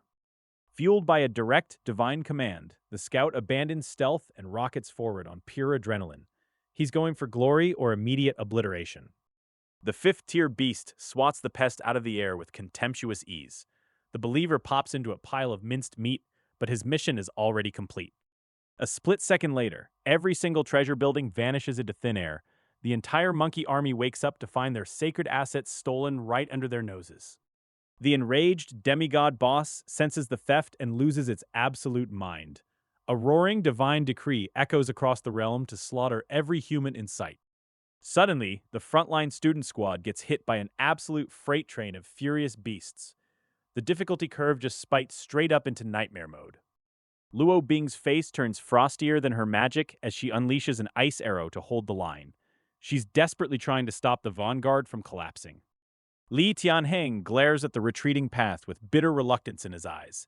They were inches away from total victory before the Monkey King went nuclear. With the monster horde completely unhinged, holding the position is suicide. The students have no choice but to sound the retreat and run for their lives. Yang Fan's march turns into a brutal gauntlet as hostile monkey soldiers constantly track his movements. Over a dozen sudden ambushes in a single day stall his forces and bleed his precious time. Knowing the main enemy horde is right on his heels, he sacrifices 200,000 ordinary troops behind him. Their orders are simple: chop down the forest and burn it to buy a few vital seconds. To outrun the pursuit, he forces his men to shed their armor and travel absurdly light. It's a cruel gamble that trades heavy casualty protection for raw marching speed. Meanwhile, the Student Alliance led by Luo Bing and Li Tianheng hits a brick wall. Their numbers plummet to 2 million as relentless beast formations batter their lines to pieces. Realizing they walked straight into a trap set by a furious demigod, they order an immediate retreat. 500,000 troops are instantly designated as rearguard fodder to cover their escape. Friendship goes out the window the second survival is on the line, with students abandoning each other without a shred of shame. Reader, he did not think his long-term alliances through. Panic reaches a fever pitch at the edge of the Divine Kingdom as the monkey horde butchers anyone in sight. The sheer volume of spilled blood only drives the beasts into a deeper frenzy. Back in the real world, the horror hits home when a student's containment tank violently forces open. The teenager inside evaporates completely right in front of the horrified crowd. Backseat drivers in the observation room start pointing furious fingers at each other over the escalating massacre. They bicker over whether tactical rule-bending justifies slaughtering a whole grade. Yang Wan Li admits the principal's harsh assessment contract has turned the exam into an outright bloodbath. At this rate, nobody is passing a test. They're just walking into a slaughterhouse. A month of non-stop ambushes takes a devastating toll on Yang Fan's personal army. Nearly 700,000 ordinary soldiers are dead, leaving him with a razor-thin elite vanguard. Desperate times call for ice-cold math, so he orders the elderly followers in his kingdom to drag logs and dig trenches. He discards nearly 500,000 non-combatants just to slow the monsters down. Just as the walls seem to be closing in for good, a scouting party brings back unexpected news. They've finally stumbled upon fresh traces of human players up ahead. Sensing a lifeline in the middle of this absolute disaster, Yang Fan pushes his remaining forces forward at full tilt. He needs to find those human players before the monkey horde catches him. A day later, he tracks down the massive student vanguard led by Luo Bing and Li Tianheng. Though battered from their own fights, they still command the largest surviving student force. Swallowing his pride, Yang Fan rushes up to them and begs for help against the raving monkey army. Trust is a luxury when you've got a million bloodthirsty beasts breathing down your neck. Li Tianheng stares at him in sheer disbelief, wondering how on earth this kid wandered so deep into the core zone. He recognizes Yang Fan's name from the simulation board, but this timing is absurd. With two desperate factions colliding right in the teeth of the enemy's territory, the real survival test begins now. They might hate each other, but the monkeys don't care who they eat first. Running for his dear life through the treacherous outer woods, Yang Fan bursts into a clearing with a giant, enraged, demonic monkey hot on his heels. He immediately pivots to the local elites, offering up his massive network of followers to scout ahead through all the hidden traps in this deadly zone. To sweeten the deal, our master manipulator dumps an absolute fortune from his divine kingdom, including 50 grain stores and a massive mineral vein. That pile of loot is worth nearly 1 billion points, and Li Tianheng's eyes practically turn into dollar signs as he pockets the entire bribe instantly. Up in the spectator lounge, Elder Li blows a gasket, slamming his fist down because his prized grandson just got played like a cheap fiddle by a con artist. Meanwhile, the other ancient bigwigs howl with laughter, thoroughly impressed by the kid's sheer, unfiltered shamelessness in a life-or-death exam. Back in the death zone, Yang Fan proves remarkably useful as a human shield, marching his disposable believers right into every single trap without a care. He plays dumb to perfection, casually asking why the local monkey population has suddenly gone stark raving mad over the past month. Naturally, none of the proud geniuses dare to admit they tried and failed to steal the alien demigod's core structure and triggered the whole mess. With half their forces wiped out and their stamina drained, the exhausted group realizes they are in way over their heads. Luo Bing insists they cut their losses and sprint for the outer perimeter before the school faculty has to step in and fail them all. A cold shiver runs down Li Tianheng's spine as a suffocating wave of killing intent rolls in from the depths of the divine kingdom. Reader, they didn't have time to ponder, because a literal ocean of millions of screeching monkey soldiers comes barreling through the smoke right behind them. Li Tianheng lets out a blood-curdling roar of fury, pissed off that these oversized rats ruined his exam and chased him all the way here. The hulking monkey general halts the charge for a split second, barking orders for the humans to drop their plunder or face total annihilation. Before anyone else can speak, Yang Fan boldly leaps to the front lines and starts aggressively trash-talking the alien monkey army. That deliberate insult completely shatters the monkey general's remaining sanity, sending the entire horde into a frenzied, bloodlusting charge. Channeling his berserk blood talent, Li Tianheng ignites a crimson aura across his front lines and orders his remaining elite to hold the bloody line.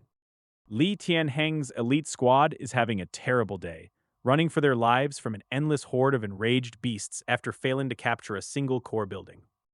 Always ready to shoulder the heavy burdens of leadership, Yang Fan bravely volunteers to sprint ahead and scout out any nasty traps for his comrades.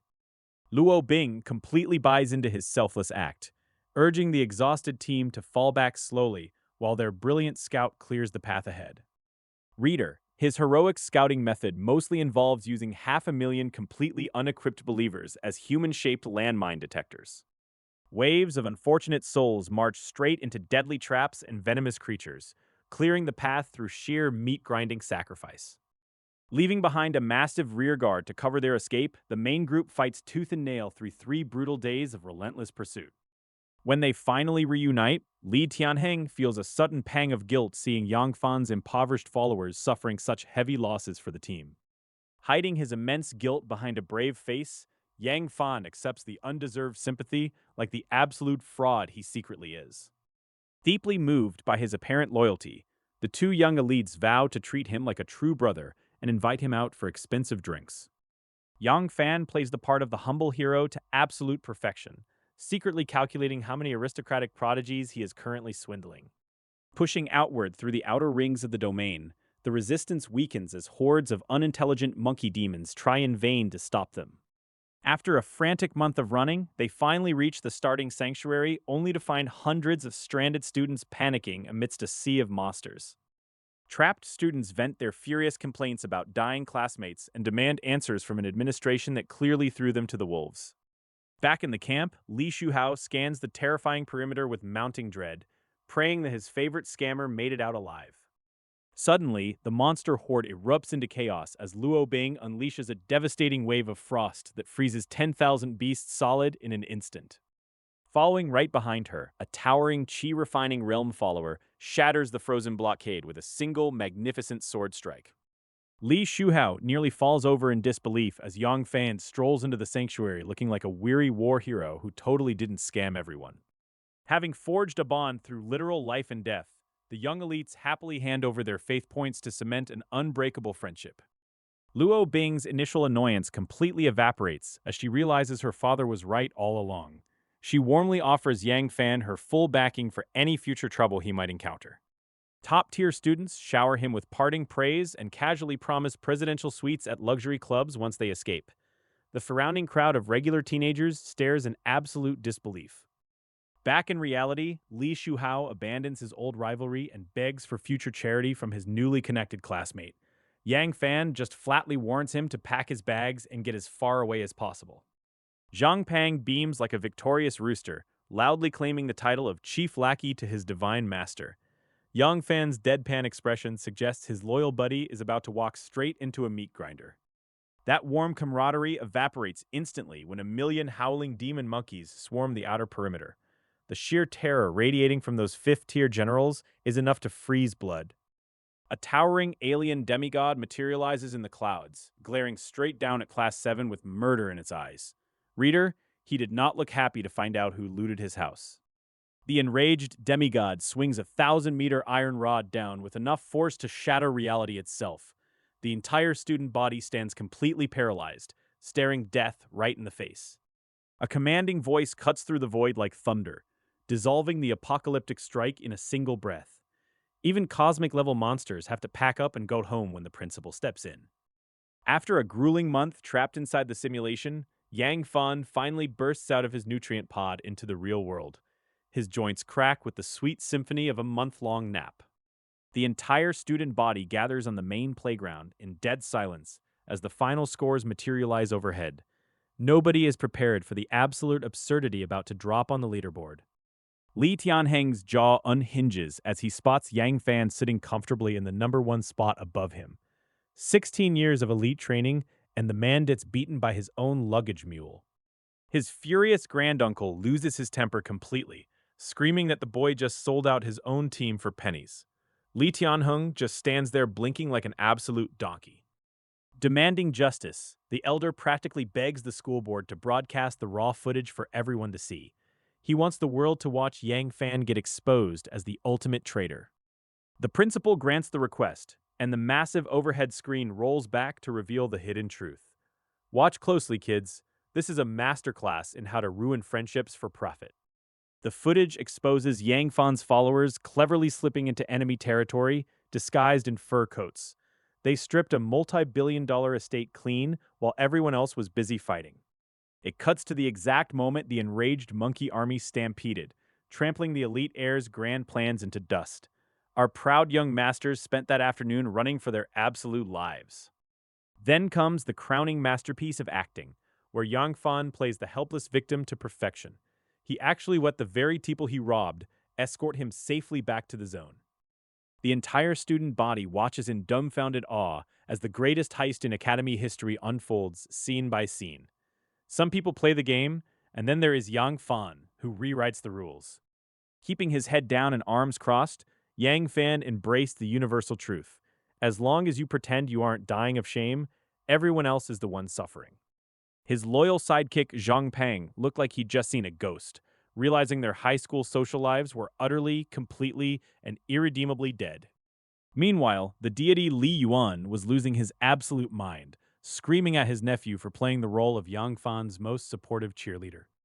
Luo Bing and the remaining elite victims looked ready to commit murder, having realized they were played for absolute fools while helping him survive.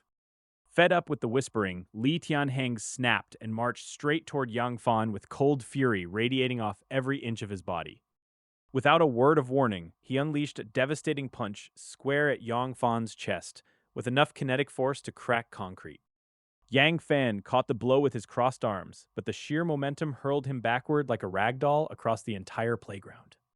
Principal Yang stepped in before things escalated into a full-scale war, putting a hard stop to the impromptu playground brawl. Li Yuan snatched his disgraced nephew by the shoulder and vanished in a blur of spatial energy before the embarrassment could deepen any further. With a flick of his wrist, the principal dismissed the crowd, leaving only Yang Fan and a furious Luo Bing standing in the empty center. Wan Song-chan lingered behind, chuckling heartily at the sheer audacity of a kid who had just managed to scam the entire upper echelon of the county.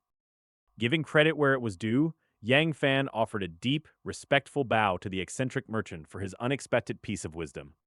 With a booming laugh that echoed across the grounds, the merchant vanished entirely, leaving behind a trail of golden light. Luo Changfeng finally approached the pair, wearing the deeply conflicted expression of a man whose grandson-in-law was now public enemy number one. Luo Bing completely blanked her elder clan member, her lingering resentment over the exam making it clear she wanted nothing to do with them. The elder sighed bitterly, fully aware that Yang Fan had just secured massive rewards at the cost of making an army of bitter, lifelong enemies. Yang Fan listened intently to the elder's advice about choosing Federation-approved infrastructure rather than blindly chasing raw faith value. Luo Changfeng swallowed the rest of his warnings, deciding some harsh life lessons were better learned once they were safely back home. Guided down into the school's high-security basement, I followed Principal Wan Li alongside Luo Bing to claim our hard-earned rewards. After a quick biometric scan at the terminal, the heavy security hatch slid open, granting us passage into the secret reward warehouse. An abrupt push from behind launched me headfirst into a boundless, snowy dimension where countless holographic cards drifted like distant stars. Luo Bing wasted no time speaking her command into the void, immediately summoning her architectural selection interface. After snatching up an elite Ice Palace upgrade, she turned around and fixed me with a stare so venomous I thought I might freeze on the spot. I honestly have no idea what I did to offend her, but reader, she looked ready to murder me in my sleep. Good times. Shaking off the eerie encounter, I stepped up to the terminal and requested my own architectural catalog. My jaw hit the floor as the fistum projected a dizzying array of elite structures, each one an absolute game-changer for my divine realm. Naturally, my first instinct was to greedily demand the entire catalog, because who settles for one when you can hoard them all? Right as I was agonizing over the choice, the list abruptly refreshed, swapping out all the normal options for a single, deeply suspicious mystery box. A nameless, statless anomaly simply called Penglai Island sat there mocking me, completely devoid of descriptions or value metrics. Screw the safe bet. Everyone knows the timid starve while the bold feast, so I bypassed the logical choices and grabbed the total unknown. Back in the command suite, Principal Hong Bing and Yang Wan Li watched my reckless gamble play out on a massive surveillance monitor. Wan Li nearly had a heart attack when he realized the school had just handed away a priceless 5,000-point wonder to a mere student. Hong Bing coldly replied that it was a calculated investment, meant to arm me against the inevitable human backstabbers and alien threats coming my way. Leave it to military veterans to treat adolescent high schoolers like special forces operatives being dropped behind enemy lines. Returning to my villa in Yangcheng, I found Luo Ro waiting by the entrance with a face drained of color and trembling hands. My phone was blowing up with frantic messages from classmates and high-ranking deities alike, all desperately trying to snake my newly acquired realm treasures. Yang Fan stares at the interface in disbelief as high-tier items like the Monkey Wine Spring and Peach Tree sit locked behind frustrating permission walls. Stuck with legendary treasures in his own territory that he cannot even inspect, our boy loudly questions the logic of keeping a divine owner in the dark. A sudden rush of system warnings floods the space, declaring that a powerful third-tier deity has just stepped in to vouch for his security clearance. Yang Fan nearly falls backward in sheer shock, scrambling to figure out which mystery benefactor just sponsored his divine upgrade. With restrictions lifted, he discovers an enlightenment stone that supercharges cultivation efficiency and skill mastery across a 100-kilometer radius. Reader, he realized right then that a 10 billion point price tag was practically a steal for a game-breaking relic like this. He scrolls down to check out Spirit Peach Mountain, a legendary strategic resource point capable of sustaining hundreds of millions of living beings. The sheer scale of the treasure hits him like a freight train, and sudden dread replaces his joy as he realizes how exposed he really is. If divine beings are already watching his exam, how long before they trace these god-tier anomalies straight back to his exact coordinates? Refusing to panic, he turned his attention to the School Warehouse Prize, a self-circulating cultivation holy land known as Pinglai Island. It not only doubles cultivation speed and purges inner demons, but its spatial interference actively shields his realm from divine scanners. Channeling his divine sense down into the realm, he triggers a cataclysmic shift that tears open the very fabric of the sky. Penglai Island crashes into existence, floating high above the domain while rolling waves of dense immortal energy flood the atmosphere. Spirit Peach Mountain rises right behind it, its radiant slopes instantly generating enough spiritual nourishment to feed an entire empire. Golden Monkey wine springs burst forth from the rock, filling the air with a potent fragrance that quickens the pulse of every living thing. The massive enlightenment stone drops into place, instantly blanketing a 100-kilometer radius in a profound aura of clarity. Down below, the overwhelmed followers throw themselves to the earth, praising their deity with a unified roar of absolute devotion. Back in reality, Yang Fan shivers as the sheer evolutionary leap of his divine kingdom feeds back straight into his physical vessel. After wrapping up my chores in the divine realm, I hurried back to reality just as a message blinked from my grandfather. Grandpa Luo looked genuinely grim when we met in the virtual space, and for once, his usual confidence was completely shattered. He tried his best to secure a first-class genius spot for me after my exam triumph, but the family elders flatly rejected the proposal. Honestly, I wasn't even mad since my divine kingdom was already stacked with legendary relics that made extra tutoring totally redundant. Grandpa spat out the names of Luo Xuan and Rao Mingming, bitter enemies who rallied the conservative elders just to trip us up. Those petty rivals used their influence to block me, but I am keeping receipts for the day I finally graduate and settle accounts. Since the top spot fell through, the Patriarch threw in 2 billion faith points and a creepy B-grade asset called the Flesh Sea Blood Pool. I immediately asked if my 10 billion reward money could finally fund a cure for Ruer's shattered and decaying divine kingdom. Grandpa admitted that was just a comforting lie he told her back then, because healing a divine realm requires terrifying 4th or 5th order gods. I refused to accept a dead end, especially now that we share a child, but Grandpa warned me to focus on university and finding a master. He also warned me never to sell my rare Spirit Peach Mountain or Enlightenment Stone, no matter how many desperate buyers came knocking. Then he brought up my awkward feud with Luo Bing, suggesting I patch things up with the Ice Queen before things get worse. He lectured me on how lone wolves always bleed out during alien wars, stressing that human deities desperately need reliable allies. I mean, he wasn't wrong, but my public image was currently so toxic that making friends felt like trying to cuddle a feral hedgehog. Figuring I should at least try to follow orders, I opened up our exclusive Genius chat group to extend an olive branch. I typed out a humble apology and invited all my classmates out to a fancy night spot to wipe the slate clean.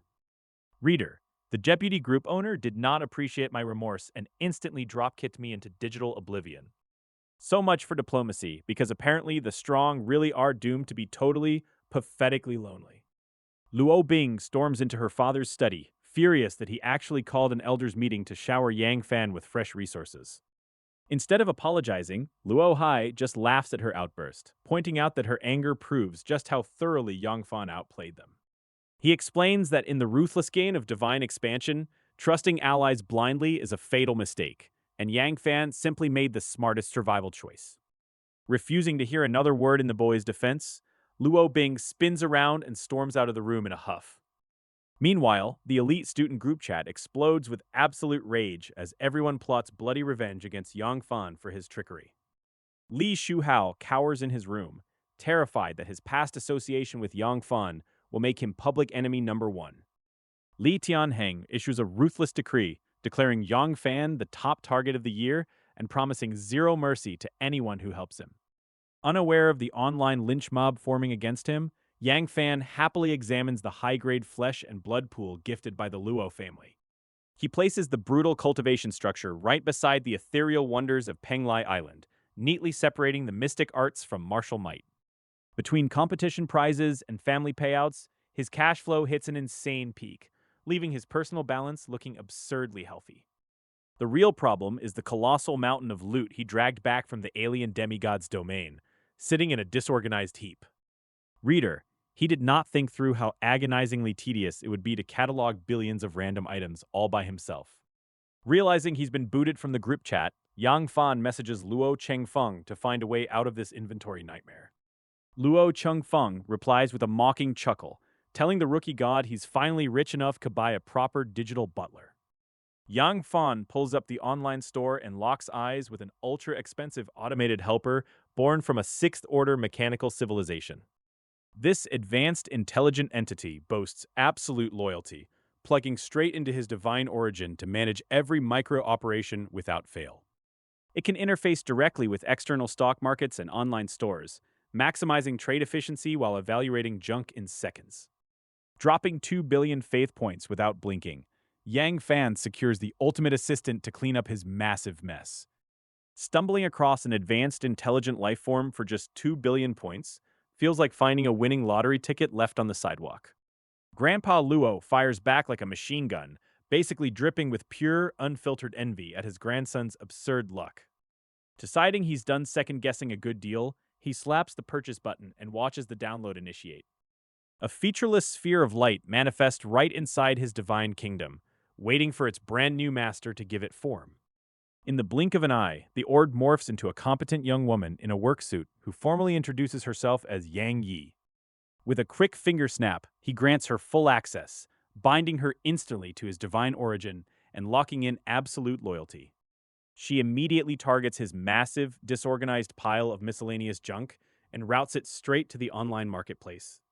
Reader, he did not expect the entire inventory to liquidate in seconds for a net return of nearly 1 billion credits. When he gasps at the speed, she dryly informs him her computing power outclasses his by over 12 million times. He realizes using a fourth-tier intellect for chores is like hiring a nuclear physicist to fold your laundry. She immediately unleashes a machine gun volley of hundreds of optimization tips to whip his lagging divine kingdom into shape. Recognizing that trying to outthink a supercomputer is a fool's errand, he hands over 90% of his resource authority. Back inside the realm, the entire ecosystem undergoes a radical, ruthless metamorphosis in mere fractions of a second. She ruthlessly liquidates low-end demonic beasts to fund multiple brand-new monkey wine springs. Understanding that true self-awareness means knowing when to get out of the way, he kicks back and enjoys the show. The Divine Kingdom settles into its new, highly optimized state with booming population capacities and flourishing resources. Divine Kingdom area, 1 million square kilometers. Faith points, 4.2 billion. Population, 1,020,000 mortals. 1,844 first order, 52 second order. With a hyper-efficient super assistant running the back end, his path to absolute divine domination just hit the fast lane.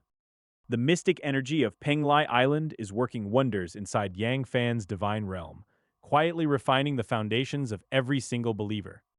With endless supplies of body-tempering elixirs and potent monkey wine flowing freely, his followers' strength is set to skyrocket. The legendary monkey wine springs have become his absolute golden goose, churning out fortunes every single month without fail. Stepping back into reality, Yang Fan seals the door and calls gently to Luo Ro, who is sitting quietly in the cozy living room. Her mother tosses out a pointed warning about behaving themselves, making the young woman burn bright crimson from head to toe. Luo Ro confesses her quiet insecurities, admitting she never imagined he would soar so far ahead of everyone else in their grade. He immediately transfers a massive fortune straight to her account, vowing to buy all the healing water her damaged realm needs. For the first time, she truly believes him, knowing her impossible nightmare might actually find an end in his hands. Brushing aside any awkward advances with a laugh, he scoops her up into his arms and puts her straight to sleep like a baby. The next morning, Yang Fan checks his domain and stares in absolute disbelief at a landscape that is completely mutated overnight. The rustic, primitive wilderness has been entirely devoured by a massive, hyper-advanced technological city, straight out of a sci-fi epic. Nuclear buses cruise along smooth thoroughfares while supersonic aircraft streak across the clouds like silver bullets. Even the sacred orchards have been industrialized, with machines and automated harvesters stripping ripe spiritual fruits with ruthless efficiency. Reader, he was building an immortal martial arts kingdom, so how on earth did the tech tree get maxed out overnight?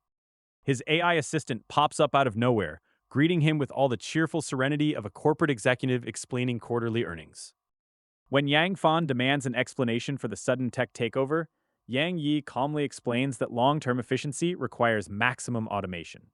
She even bartered with a merchant to throw in 5 nuclear jets just to ferry people back and forth across the realm. Sure, combining immortal cultivation with cyberpunk infrastructure is bizarre, but with yields this high, who is going to argue with success? Evaluating his ridiculous harvest, Yang Fan calculates that simply offloading his glowing spirit fruits would easily net him 100 million daily.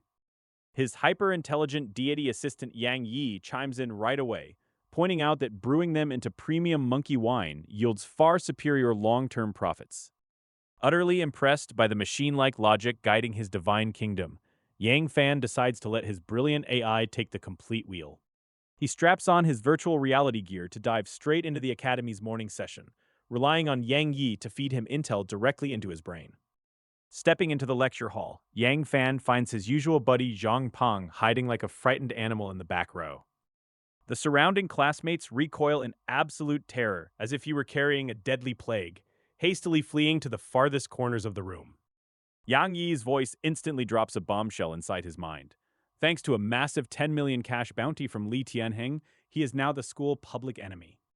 The entire student body has joined a vicious cyberbullying campaign, treating him like a marked criminal over petty high school beef. Realizing elite combat classes are infinitely more cutthroat and dangerous than the safe logistics track, he prepares to arm his kingdom immediately. At his command, Yang Yi frantically purchases a heavy industrial workshop, subterranean mineral veins, and mountains of alien carcasses to rapidly mutate his believers. Armed with a growing empire and advanced evolution hacks, Yang Fan resolves to make these rich kids regret messing with the wrong guy. A discreet text message buzzes on Yang Fan's wrist from Zhang Peng, frantically begging to cut ties so he doesn't catch any stray violence. Homeroom teacher Li Qingying struts through the door, looking unnervingly delighted, humming a catchy tune under her breath. She warmly announces the midterm standings and officially promotes Yang Fan to the elite first class, trying desperately to spark applause from a terrified room. Turns out teachers get massive cash bonuses when their students top the grade, explaining why his normally strict instructor is suddenly treating him like royalty. Dismissing the rest of the petrified students with a wave, she tells Yang Fan to follow her back to the private staff office. In the quiet office, she drops a rare defensive battle array token onto the desk as a secret graduation gift. It is a formidable Schwann turtle formation worth 100 million faith points, meant to keep him alive against the brutal meat grinder of Class 1. Sliding off the heavy VR helmet back in the real world, I let out a long breath and prepared myself for the absolute circus my student life was about to become. Focusing my consciousness inward, I spotted the exact moment one of my believers broke through to the Third Order right next to Penglai Island's Enlightenment Stone. My personal AI ran the numbers on our class standing, revealing that our troops ranked roughly mid-pack among over 200 elite students. While I worried about our weak baseline troops, my tireless AI partner weaponized our resource flow, compounding interest hourly instead of monthly. The next day, I dragged myself back to the elite class, only to find myself greeted by an entire room of hostile glares and bitter rivals. One of the old team members marched up to my desk, gritting his teeth and demanding I clear out of his sight to the back of the room. Nearby, a wealthy playboy kicked his feet up and soaked in the schadenfreude, absolutely delighted to watch everyone pile onto my misery. I didn't bother arguing or wasting breath on petty pride, choosing instead to quietly take the furthest corner seat in the back. Our new homeroom teacher stepped up to the podium, radiating the brutal, uncompromising aura of a veteran frontline soldier. He didn't waste time on boring theoretical investments or safe ecological fluff, bluntly announcing his curriculum was entirely about ruthless warfare. Midway through his speech, his eyes locked straight onto me and he called my name out in front of the entire terrified class. I took a deep breath, raised my hand, and braced myself for whatever brutal punishment he had cooked up for my battle tactics. To my shock, he actually praised my adaptability before slamming down an overwhelming wave of divine pressure that made my soul violently shudder. The mental blow felt like a point-blank execution, hammering my consciousness with a terrifying taste of actual death. Fortunately, my trusty AI quickly reminded me that this was just a virtual simulation and my actual physical body remained completely safe. With a flick of his wrist, the classroom environment shattered and dissolved away into a glowing grid of digital combat arenas. The real Divine Kingdom Battlefield tutorial version booted up, concealing our coordinates and locking down the parameters for 10,000 believers. The classroom instantly erupted into chaotic energy as students eagerly paired up to test their strongest believers on the live tactical grid. As my classmates eagerly lock horns with their assigned rivals, I am left standing entirely alone in the vast arena. My inner guide warns me that facing a powerhouse like Li Tianheng right now is pure suicide. The smug bastard marches over with an elite army of fifth-tier horrors, ready to crush my entire divine domain into dust. He wants blood and humiliation, and he's brought the exact force to deliver it. The moment the match starts, his vanguard obliterates my entire force of 10,000 mortals in a matter of seconds. The arena turns into a gory wasteland of severed limbs and visceral terror. The rest of the class looks on with unconcealed glee, thrilled to see me getting slaughtered after my midterm stunts. Reader, they were thoroughly enjoying the karma train hitting me at Mach 3. Instructor Cao Wang steps in and chews Li Tianheng out for squandering supreme talent on petty high school vendettas instead of fighting alien races. Turns out the strict teacher actually has a decent moral compass. I gladly take the loss to exit that nightmare, only to find a petty threat waiting in my private messages. Li Tianheng promises to send 10,000 cannon fodder every single day just to drain my resources. If I were anyone else, that daily attrition rate would bankrupt my divine kingdom in a week. Unfortunately for him, my evolutionary talent turns mouth-breathing peasants into an infinite resource engine. Days blur together into a predictable routine where my classmates take turns farming easy wins against my mortals. Meanwhile, behind the scenes, my population quietly explodes past the 4 million mark. When Luo Bing draws me as her opponent on the 7th day, she doesn't even bother fighting and just tells me to forfeit. It's like finding a $20 bill on the sidewalk while getting mugged. Li Tianheng's face turns an ugly shade of purple, watching the cold beauty bypass him to hand me an easy exit. Even among the elites, nobody wants to play his pathetic high school games anymore. Another 50 years pass inside my domain, pushing my total population past 10 million thriving souls. With advanced breeding cards and mystical islands at work, my civilization is leveling up at a terrifying pace. My very first 4th-tier being is finally born, elevating the baseline might of my entire realm to an entirely new tier. With over 1 million advanced warriors, my military power is no longer a joke. Moonwells, sun springs, soul-forging pools, and automated concentrators now saturate my sovereign territory with endless resources. I am sitting on a literal mountain of spiritual wealth and elite gear. Combined with my maxed-out myriad spirits array and primordial cultivation techniques, my true combat output is staggering. I could easily crack the top 10 strongest students in a full-class war. The days of playing dead and taking unprovoked punches are officially over. If Li Tianheng wants a war of attrition, he's about to find out what happens when the prey grows fangs. I slapped on my helmet and punched in the coordinates straight to Cao Wang's battle arena. Time to see what kind of mess my classmates had cooked up for me this time. Everyone else had already formed their little teams as usual, but when I spotted my designated opponent waiting across the platform, I couldn't help a raised eyebrow. It was Luo Mingxuan, a guy I vaguely remembered ranking a few hundredth in our simulation battles. Clearly, the boy forgot how badly his side usually gets wrecked. Over on a separate sparring stage, Li Changze was sweating bullets, fretting to Li Tianheng about whether Luo Mingxuan was walking straight into a meat grinder. Luo Mingxuan unleashed his whole deck right out of the gate, a 4th-tier brute leading a massive swarm of 3rd, 2nd, and 1st-tier followers. The surrounding stands erupted in chatter as everyone realized just how many resources his parents had poured into him for this single grudge match. He barked across the gap that he wouldn't stop even if I begged to surrender, bragging that the whole class was united to crush me once and for all. I just sighed and summoned my own elite squad, one 4th-tier commander backed by hundreds of heavily armed veterans and thousands of frontline fighters. Reader, He did not think this through. The moment my lineup loaded in, the entire student section went dead silent before absolute panic set in. Li Chengze looked ready to chew glass, realizing I had totally hidden my real power during our last outing, while he acted like a complete clown. Luo Mingxuan's jaw hit the floor, staring at my overwhelming force with total dread as he realized his grand revenge plan just turned into a suicide mission. Before my troops even took a step, he threw his hands up and screamed that he forfeited. Too bad for him, I wasn't feeling particularly forgiving. I gave the order to slaughter, and my troops plowed through his lines like a scythe through wheat. Every single one of my soldiers carried top-tier gear. It was an absolute one-sided bloodbath.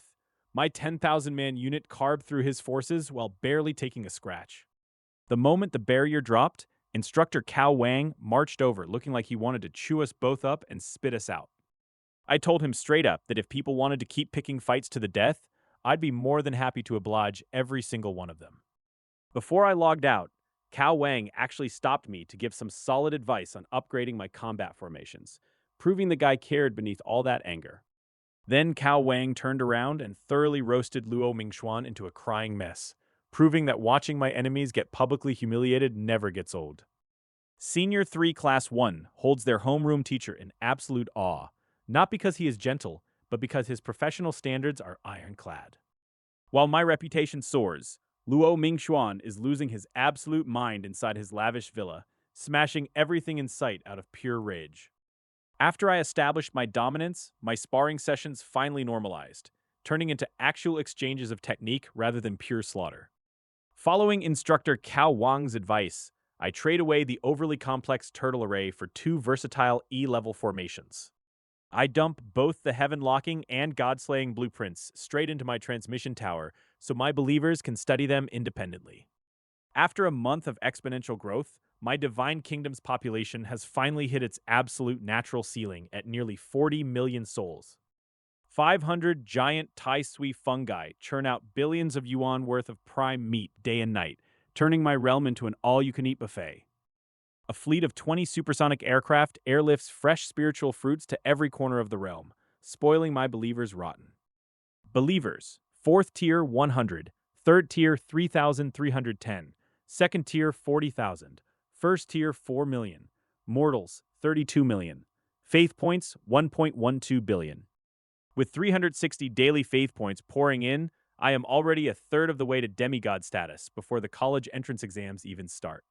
My physical body has grown absurdly strong, letting me throw a 5-ton punch like it is nothing at all. I strap on my helmet and dive back into the battlefield, completely accustomed to showing up late and letting the system find me a victim. Li Tianheng is waiting for me with murder in his eyes, utterly sick of my stalling tactics from our previous encounters. Even our teacher Cao Wang has to rub his temples in exhaustion, watching this violent berserker throw public tantrums like a toddler. Li Tianheng summons his entire elite force, demanding a definitive, no-holds-barred deathmatch to settle our bitter score once and for all. I gladly accept his challenge, deploying an upgraded army armed with peak mastery formations that can bite back hard if pushed. Reader, he did not think this through. Now the 2 armies face off in absolute silence, and someone is about to lose a lot of high-tier believers. Spectators in the stands sweat profusely, wondering if venting a petty grudge right before the college entrance exam is truly worth the devastating losses. Luo Bing eyes Yang Fan with a sudden spike of respect, realizing his combat output easily clears the top tier of her own powerful family's ranking lists. Li Tianheng freezes up, trapped by the terrifying realization that throwing his future away in a grudge match might cost him his college entrance exam. Trying to dodge a bloody mess, there's a lot of drama with the herbalist back. Yang Fan flashes a warm grin and suggests they call it a friendly spar to keep things civil. Reader, he did not handle the peaceful exit well. One trigger word later and Li Tianheng snaps, screaming bloody murder as his berserk talent roars to life. His entire army surges forward like starved wolves, completely throwing caution to the wind and turning a quiet chat into a full-scale slaughter. Yang Fan is left clutching his head in utter disbelief, realizing too late that trying to reason with an impulsive hothead only makes things worse. His disciplined vanguard forms a brutal wall of heavy steel shields, practicing ancient kinetic arts to brace for the first monstrous impact. That wall shatters instantly as enemy vanguard troops cleave straight through thick D-grade metal armor and unfortunate soldiers alike. Refusing to roll over, Yang Fan's formation flows like water, launching a lightning-fast counterstrike that lops off a fifth-tier believer's arm. Before the meat grinder can claim everyone, homeroom teacher Chao Wang violently tears through the arena perimeter with absolute panic on his face. Screaming at the top of his lungs, he reminds them that game rules lock these matches in until one side is completely dead. Brought back to his senses by the shouting, Li Tianheng slowly lowers his bloody blade, while Yang Fan hastily halts his troops. Rubbing his aching temples, the teacher lays down the law with a cold ultimatum involving direct phone calls to their wealthy parents. Faced with parental intervention, Li Tianheng bites back his rage and bitterly agrees to end the slaughter before his future is ruined. Safely back in his real-world villa, Yang Fan pats his chest in sheer relief that his elite troops survived the madness. Over in the virtual lobby, Li family cronies gather around to feed each other copium, agreeing to freeze Yang Fan out of all future cooperation. Refusing to let the matter slide, Cao Wang calmly opens his messaging app and forwards the bloody combat footage straight to Li Tianheng's father. The next morning, class resumes as normal while Cao Wang breaks down the brutal realities of Divine Kingdom warfare for the upcoming exams. Our battle-hardened instructor, Cao Wang, kicks off the session by drilling us on the grim reality of our chosen military path in this brutal world. Class monitor Luo Bing stands up, parroting the textbook line about throwing ourselves onto the front lines to defend humanity from alien gods. Cao Wang immediately shatters that naive illusion, telling us those lofty ideals are just cheap adrenaline shots for gullible kids. The entire room gasps in disbelief as a military veteran openly strips away the glossy propaganda we have been fed for years. He bluntly reminds us that empire building demands endless resources, which can only be seized through ruthless war and expansion. Beneath all the noble rhetoric about protecting civilization, it really just boils down to naked self-interest and grabbing power. He explains that while the motives are entirely selfish, the collective scramble for dominance accidentally keeps human civilization alive. Survival belongs to the strong in a merciless universe where every living creature operates on pure evolutionary instinct. When Li Tianheng is called upon to name the three pillars of invading a divine kingdom, he immediately draws a blank. Cao Wang shoots him a deadpan glare and tells him to take a seat before he embarrasses himself any further. He outlines the real tripartite path: annihilating enemy believers, fortifying your own realm against retaliation, and stripping the conquered carcass clean. With a snap of his fingers, the chalkboard dissolves into a glowing electronic leaderboard tracking our resource collection scores. Luo Bing and Li Tianheng sit frozen as their names appear at the top with a pathetic 0 next to them. Pandemonium breaks out across the hall the second he drops the coordinates of a real alien divine kingdom into our laps. Most of the kids turn pale, remembering the bloody nightmares of the last exam and wanting nothing to do with a foreign god's territory. Cao Wang quickly silences the uproar, noting that the enemy god is already dead and the core defenses have been cleared. Greed immediately replaces terror in everyone's eyes as they realize the vast territory is essentially an abandoned treasure vault. He grants us 4 months of real-time exploration before logging out, leaving us to figure out how to carve up our prize. Classroom coordinates for a godless divine realm drop right into the students' laps. Everyone scrambles to dive into the virtual world and check out the loot. With rich life force pulsing through that unclaimed territory, the smart kids immediately start forming alliances to maximize their upcoming haul. Naturally, the class splits right down the middle into two rival camps led by Luo Bing and Li Tianheng, setting up a fierce competition for the top spot. Yang Fan sits completely alone in the back row. Even with his heavy reputation, not a single person dares to invite him into their circle. Fed up with the awkward cold shoulder, he logs out of the academy space and returns to his real-world villa to access the coordinates directly. His AI partner breaks down the brutal reality of exploring an alien divine realm alone versus buying specialized high-end equipment. The price tag for an autonomous exploration life form hits a staggering 10 billion faith points, threatening to completely drain his savings before he even starts. Reader, he definitely does not have 10 billion just lying around in his pocket. Time to look into some very questionable financial decisions. Following his AI's sharp advice, he decides to leverage his sacred assets to secure a massive loan and outpace the entire competition. In less than 2 minutes, the AI rattles off terms from over 100 different lending institutions with terrifying machine efficiency. Jingxi Financial offers a modest 30 billion at a 20% monthly rate, while Elephant Loan dangles 100 billion at 10%. Elephant Loan's massive limit is clearly a trap designed to seize his collateral, but Yang Fan isn't planning on losing anything. With his rapid evolution talent backing him up, he completely ignores the safer route and dives headfirst into the 100 billion debt. Even with an advanced AI hardwired into his soul, his supreme sss-level talent remains entirely invisible to the machine's analytical depths. He realizes his secret cheat code runs so deep that even top-tier synthetic consciousnesses can't scratch the surface of it. The heavy contract locks into place, binding daily interest calculations and strict default penalties to his sacred collateral without missing a beat. The contract has been successfully signed, and 100 billion yuan has been received. Interest is calculated daily, and Party B can repay the principal and interest at any time. Faith points, 101.5 billion. Without wasting a single second, I drop my hard-earned cash on the highest-grade intelligent life form available on the market. The digital consciousness downloads straight into my divine realm, ready to manifest in a flash of bright green energy.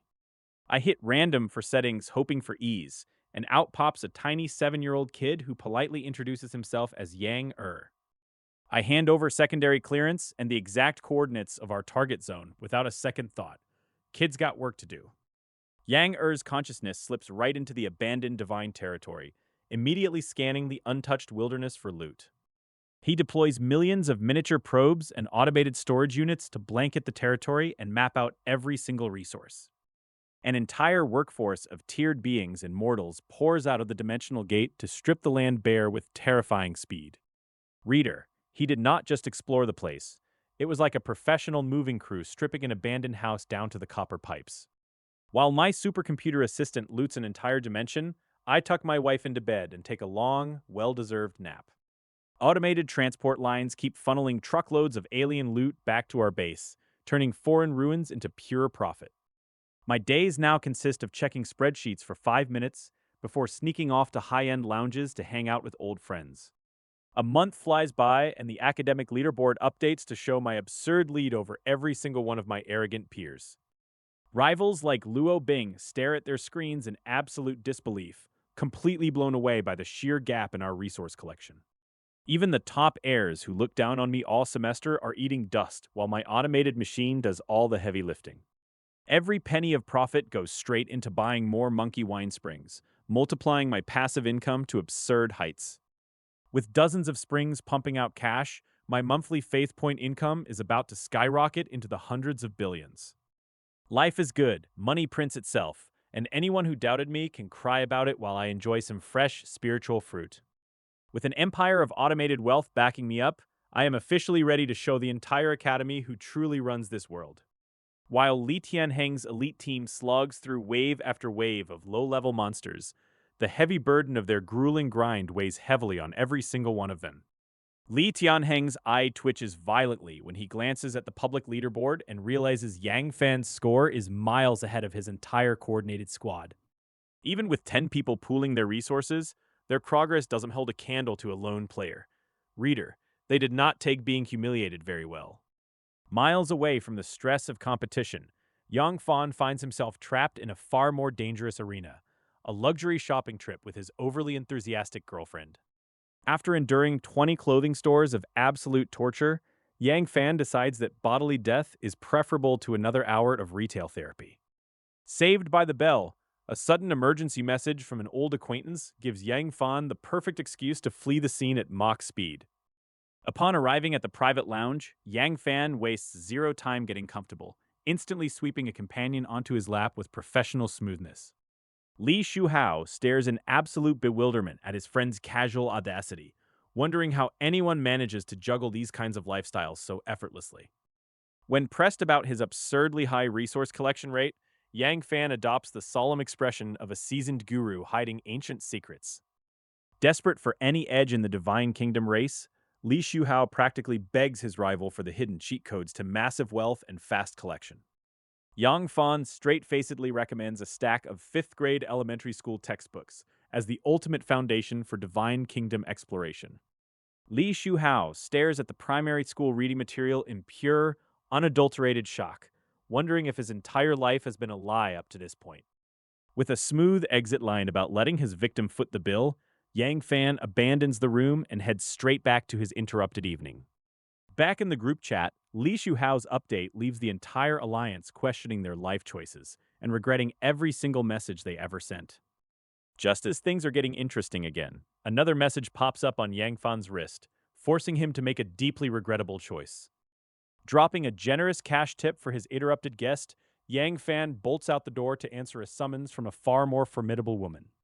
Luo Bing cuts straight to the chase when Yang Fan arrives, demanding to know the secret behind his impossible resource-gathering speed.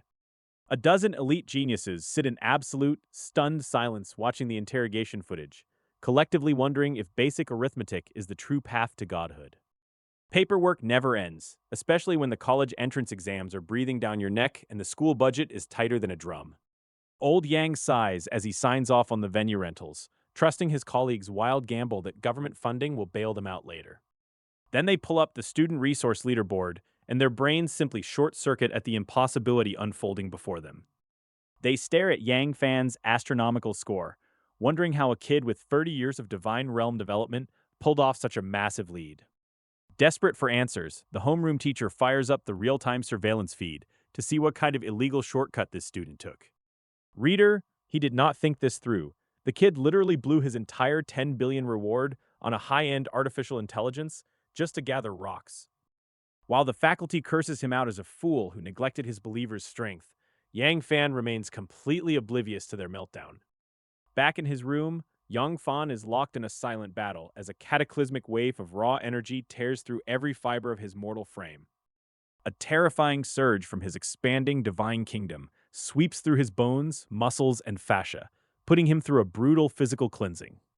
15 brutal minutes later, he staggers off the mattress, peeling off a thick layer of physical impurities forged out of his own marrow.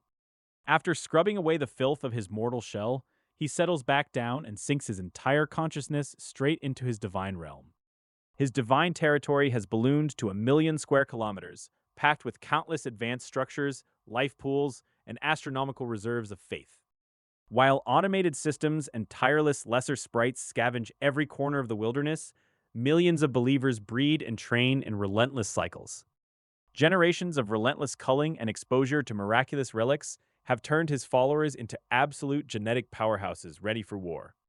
Weakness is not tolerated. Believers who fail to advance are cast out into the brutal wilderness to hunt for strategic resources or die trying. With his own strength skyrocketing tenfold, Yang Fan looks past his immediate peers and sets his sights squarely on the ultimate prize.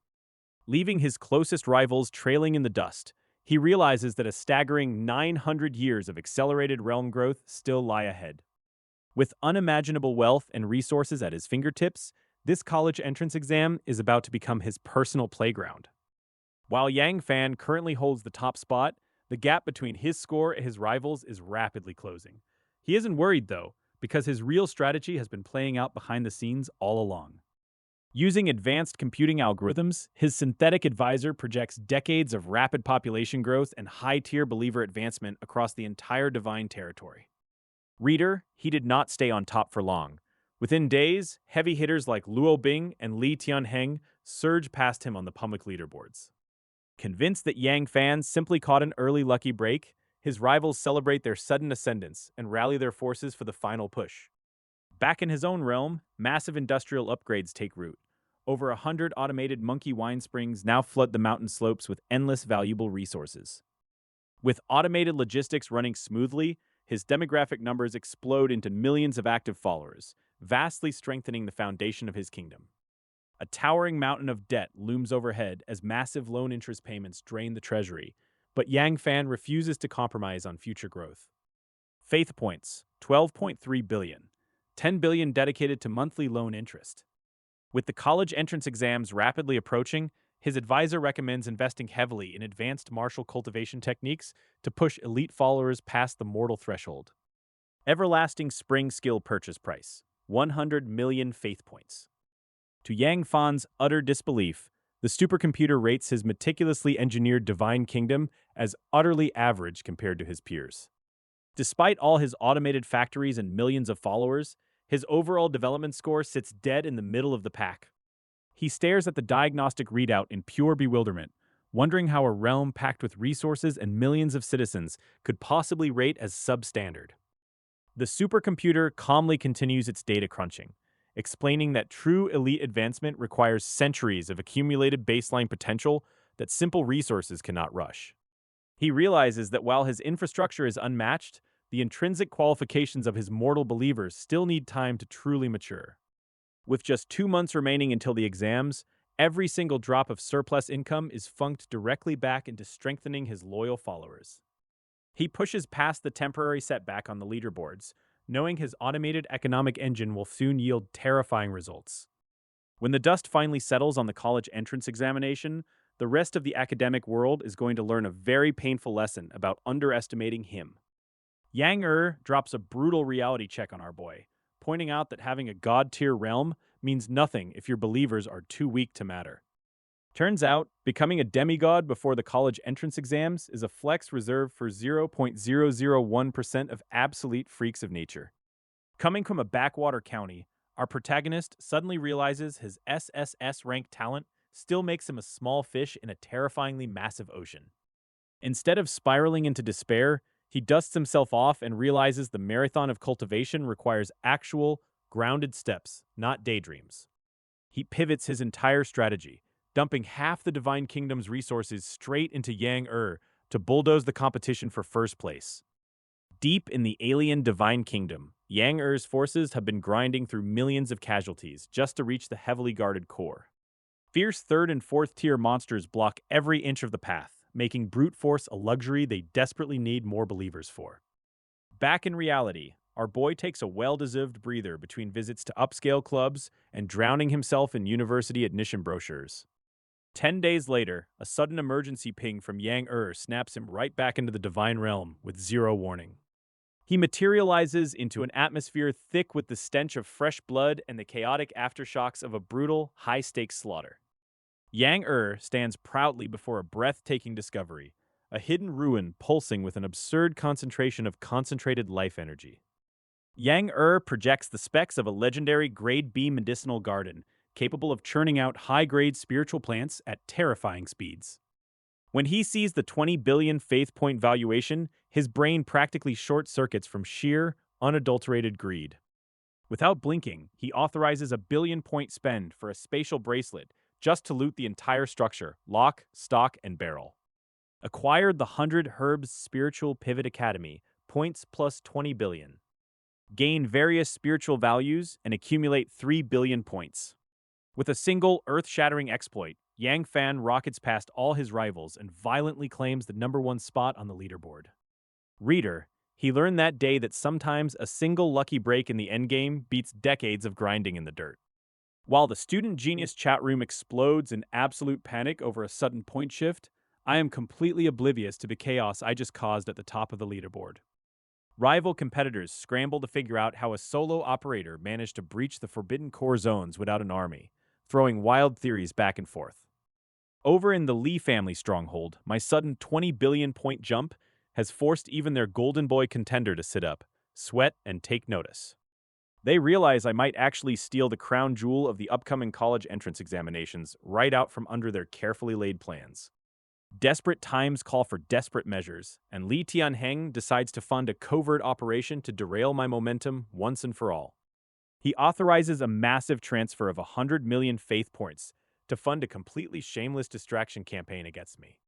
The next morning, Li Shuhao tracks me down again, looking like a man who would rather be anywhere else in the universe. I greet him with a cheerful smile, cheerfully thanking him for always dropping by with good news whenever my grades skyrocket. He admits with a wince that he hates being the errand boy for these underhanded tactics, completely dropping any pretense of secrecy. He slides an ultra-exclusive digital key across the table, offering me a month-long stay in the most decadent suite money can buy. He hands me the golden ticket to the legendary Heaven on Earth resort, complete with a terrifyingly high-end entourage funded entirely by my rivals. He quickly washes his hands of the whole mess, wishing me luck before fleeing the room like a guilty teenager caught red-handed. I stroll right up to the deepest, most expensive wing of the resort, ready to inspect the trap my generous enemies laid out for me.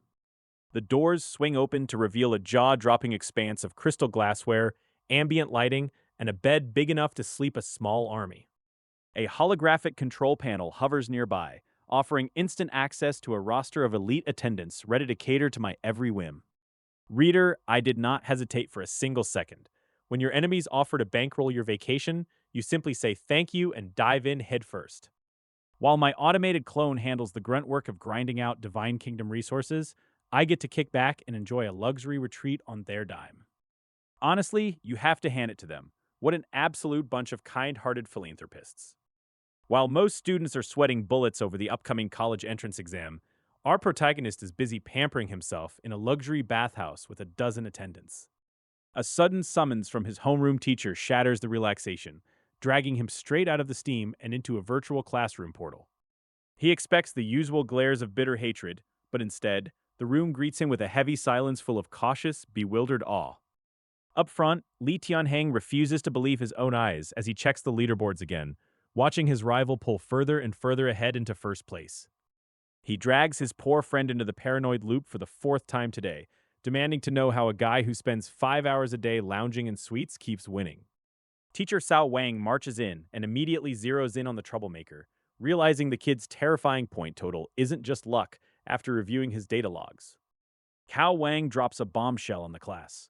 In 5 days, they will hold their final practical exercise, a brutal, unrestricted war to defend their divine kingdoms. He lays down the ground rules under federal supervision, capping troop deployments at 200,000 and banning third-rank believers from stepping foot inside. There are 0 rewards for this test, and it won't boost your grades, but it's meant to prepare everyone for the harsh reality of foreign divine invasions. Reader, he did not find this thrilling. 0 rewards means 0 motivation for a guy whose schedule is entirely built around hedonism and profit. Then he notices the entire room staring at him like a pack of wolves eyeing a stray lamb, and a cold chill suddenly runs down his spine. Sure, there are rules against hitting core areas, but letting hundreds of ruthless peers loose in his backyard sounds like a recipe for absolute disaster. He zips back into his divine realm to consult his AI assistant, asking the cold machine if this upcoming defense war spells total doom for his empire.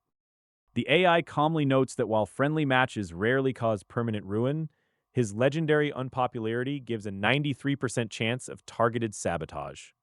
A massive status panel unfurls before his eyes, listing millions of believers, sprawling asset maps, and billions of accumulated faith points ready to be spent. He takes a sweeping inventory of his immense domain, from the legendary elven tree and moonwells down to his mountain of divine treasures and stockpiled wealth. With billions of faith points burning a hole in his digital pocket, he decides it's time to fortify his borders before his classmates turn his paradise into scrap. Let his classmates come test their might. He's got the troops, the defenses, and the deep pockets to turn his divine kingdom into an impenetrable fortress. Yang Fan's divine kingdom has undergone a massive transformation, boasting 36 fifth-tier fighters that outclass even top rivals. He has mastered advanced offensive and defensive formations, though his regular troops are already too saturated with power to handle any more. While his economy prints staggering wealth, our brilliant mastermind has been entirely distracted by the luxuries of Tianshang Renjian. Reader, he did not realize his 100 monkey wine springs were generating an absurd cash flow of over 40 billion in pure liquid capital. His AI assistant Yang Yi points out that every newborn baby is bathed in marrow-cleansing pills and alien blood pools just to burn through the cash. Even with elite workshops and endless spiritual farms pumping out riches, the believers simply cannot absorb any more resources without exploding. When Yang Yi suggests using the massive surplus to pay off high-interest loans, Yang Fan brushes it aside with a careless wave. He refuses to negotiate a repayment plan, preferring to wipe out the debt in one single lump sum once he feels like it. The poor AI is completely unaware of its master's secret sss-level talent multiplier, hiding a fortune 10 times larger than it can even calculate. Curious about his standing, Yang Fan asks how his passive income measures up against the average demigod in the wider pantheon. Yang Yi explains that normal demigods scrape by with 50 million faith points a month, dumping 70% right back into their believers. With a net income rivaling a low-ranking god, our boy realizes he is accidentally making god-tier money while still in high school. His Divine Kingdom's operating costs are less than 5% of its total revenue, leaving him like a toddler swimming in a billionaire's vault. Looking ahead to the upcoming Divine Kingdom defense war, Yang Fan decides a measly 1 billion budget for defenses is far too cheap. He commands his assistant to dump 10 billion straight into upgrades, turning his entire realm into an armed hedgehog bristling with weapons. He wants defensive structures so ridiculously overpowered that they will stay useful even after he ascends to true demigodhood. Meanwhile, behind the scenes, a pack of arrogant classmates in a genius exchange group are plotting a joint invasion of his domain. They think they are going to wipe out his resources and teach him a lesson, completely unaware of the absolute monster's nest they are walking into. With his automated defenses completely handled by a trusted subordinate, Yang Fan kicks back to enjoy some well-earned peace and quiet before class begins. Instructor Cao Wang briefs his students on their upcoming class activity, warning them not to maliciously wreck the ecosystems during the mock defense exercise. With a flick of a finger, the school's intelligent management system beams a fresh set of coordinates directly into every student's inbox. Back in the academic office, Cao Wang and his colleague Yang Wan Li settle in to watch the carnage unfold across the projection screens. Yang Fan checks in with his guardian, Yang Yi, who confidently boasts that no invading army will ever breach their impenetrable perimeter. A colossal floating island hangs in the sky, radiating a vibrant life energy so intense that even outsiders miles away can feel its overwhelming power. Nearly 30 million rival believers materialize at the edge of the realm, eager to tear down the top student's heavily guarded sanctuary. Luo Bing and Li Tianheng lead the vanguard, their jaws dropping as they take in the bizarre and extravagant architecture of Yang Fan's domain. Hordes of resentful classmates flood the airspace, eager to see how a guy who hogged all the midterm resources built his personal kingdom. Back at headquarters, Yang Wan Li watches two-thirds of the entire student body swarm the target and wonders if the kid personally kicked all their dogs. The invaders march forward blindly, only for tens of thousands of believers to instantly vanish into a hidden, high-tier toxic swamp. That 2 million credit trap catches everyone completely off guard, instantly wiping out a tenth of their forces before the real fight even starts. Li Tianheng scoffs at the casualties, convincing his gullible followers that the heavy perimeter defenses are nothing more than a desperate bluff. Luo Bing keeps her cool, pushing deeper into the sprawling sanctuary to uncover the true extent of her classmates' hidden development. 1,000 polished metal automation units suddenly emerge from the tree line, leveling heavy submachine guns straight at the invading ranks. Recognizing the dreaded brand, Li Tianheng screams a late warning about expensive mechanical guard units forged entirely from recycled rare metals. A deafening wall of gunfire erupts from the forest, raining lead down upon the enemy vanguard in a relentless, synchronized mechanical storm. Bullets hammer against the frontline shields with a deafening metallic roar, turning the friendly class activity into a merciless slaughter. Blood splashes across the landscape as thousands of automated patrol units open fire all at once. In mere seconds, they slaughter hundreds of thousands of invading believers in a brutal ambush. Li Tianheng quickly identifies the mechanical units and urges the Allied forces to keep pushing forward. Since these machines need time to resupply their ammo, he smells an easy opportunity to scavenge valuable tech. Li Chengze swallows hard, questioning the sheer insanity of dumping 100 million faith points into disposable metal. Reader, he is about to learn that this is just the appetizer. Before the invading commanders can regroup, another ambush shatters their advance. Yang Fan's hidden robot squads turn the dense woods into a ruthless guerrilla slaughterhouse. The invading host is completely reduced to sitting ducks, trapped in a nightmare of endless attrition. 4 to 5 million soldiers are wiped out in just a few short days of fighting. Deep within his sanctuary, Yang Fan watches the carnage unfold with absolute calm. He views his billion-point investment not just as weapons, but as an indispensable early warning grid. Emerging from the lethal mountain passes, the Alliance finally steps out onto an open grassy plain. Believing the mechanical threat has passed, they march right into a much worse trap. A massive apiary sits peacefully in the center of the lush landscape, buzzing with seemingly ordinary nectar gatherers. Naturally, the greedy student interlopers try to claim it for themselves. The moment a follower approaches, the hive erupts into a swarm of armored nightmare bugs. These aren't honeymakers, they are heavy combat bioweapons designed to kill. Luo Bing instantly recognizes the apex defensive structure and screams for an immediate retreat. She warns the rest that a single sting from these beastly soldiers guarantees a painful death. Chaos erupts across the plain as millions of panicked soldiers scramble over each other to escape. The armored wasps descend in a relentless wave, stinging every living target in sight. Li Tianheng scoffs at the retreat, assuming the B-grade building is just a weak gimmick. He mocks Yang Fan's financial sense, completely blind to the true horror waiting to unfold. Luo Bing nods along, but a creeping sense of unease gnaws at her stomach as she recalls the strange flora blanketing the ground. She knows something far worse is coming. The surviving troops finally reach the rushing riverbanks as the stinging horde abruptly breaks off its attack. The commanders breathe a collective sigh of relief, completely missing the point. The young prodigies scratch their heads, wondering why anyone would waste such prime real estate on defensive bugs. They assume the owner has simply lost his mind entirely. Right as the tension fades, a horrifying transformation sweeps through the ranks of the resting soldiers. Believers who were stung moments ago suddenly lose all coherence, their joints snapping grotesquely. Li Tianheng's blood runs cold as he watches the victims violently turn on their own comrades. That is no ordinary venom. That is a full-blown zombie plague.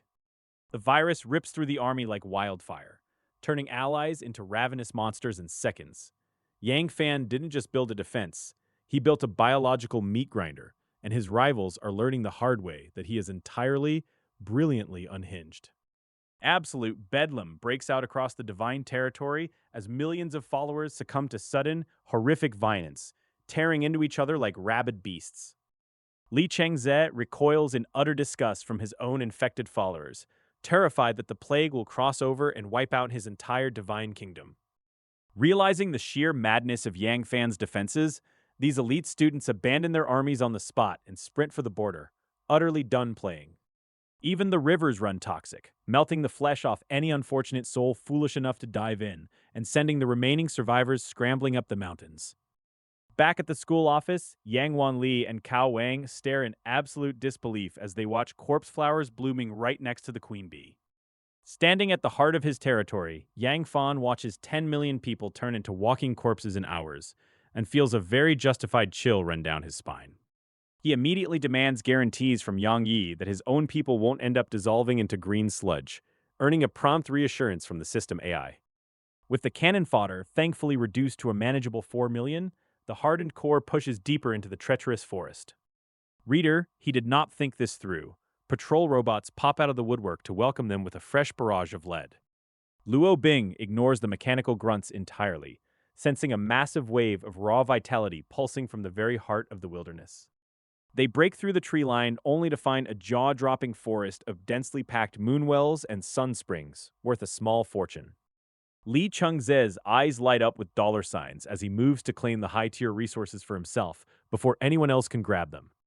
A warning arrow slams into the dirt right at his feet, courtesy of a lethal welcoming committee perched high in the ancient branches. Scores of deadly green-clad elves materialize across the towering canopy, drawing their bows with terrifying precision. Luo Bing stares in sheer admiration, recognizing the insane financial and temporal investment required to cultivate an ancient elven tree. Li Tianheng remains completely unimpressed by a bunch of newborn archers, ordering his overwhelming force to smash the place apart and loot the rest. That arrogance gets instantly checked when massive C-grade treants swing heavy wooden fists, blasting 1,000 soldiers into the air like bowling pins.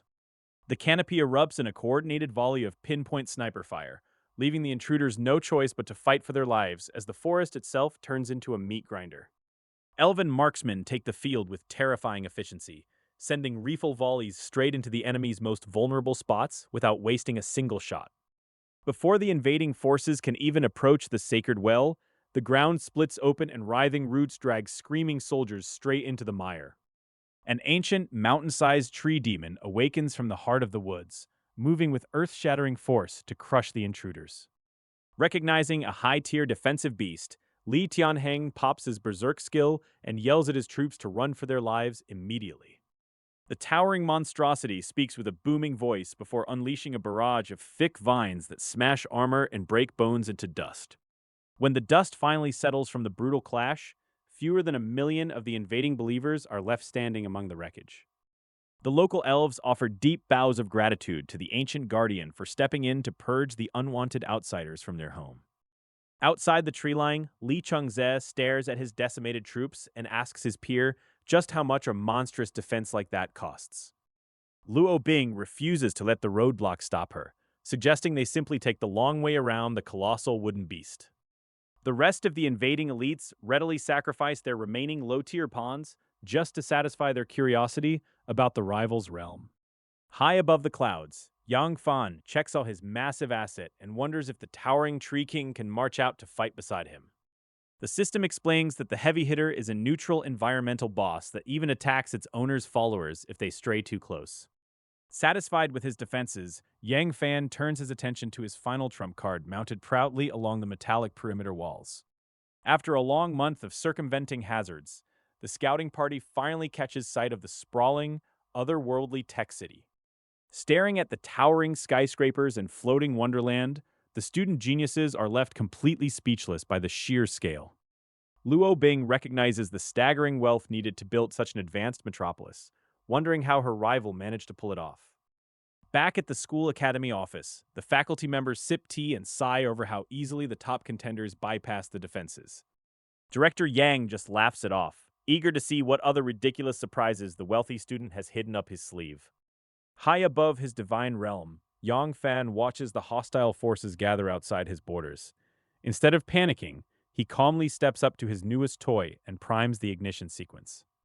Li Tianheng squints at the massive turrets swinging their way, completely failing to grasp the danger. Luo Bing, however, takes one look at the weapon and immediately cuts her connection.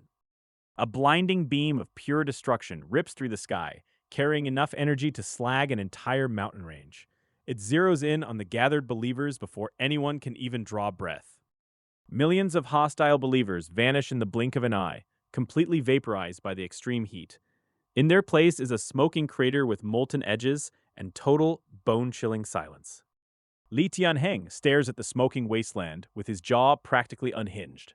Who drops a 2 billion credit weapon on a routine defensive test just to send a message?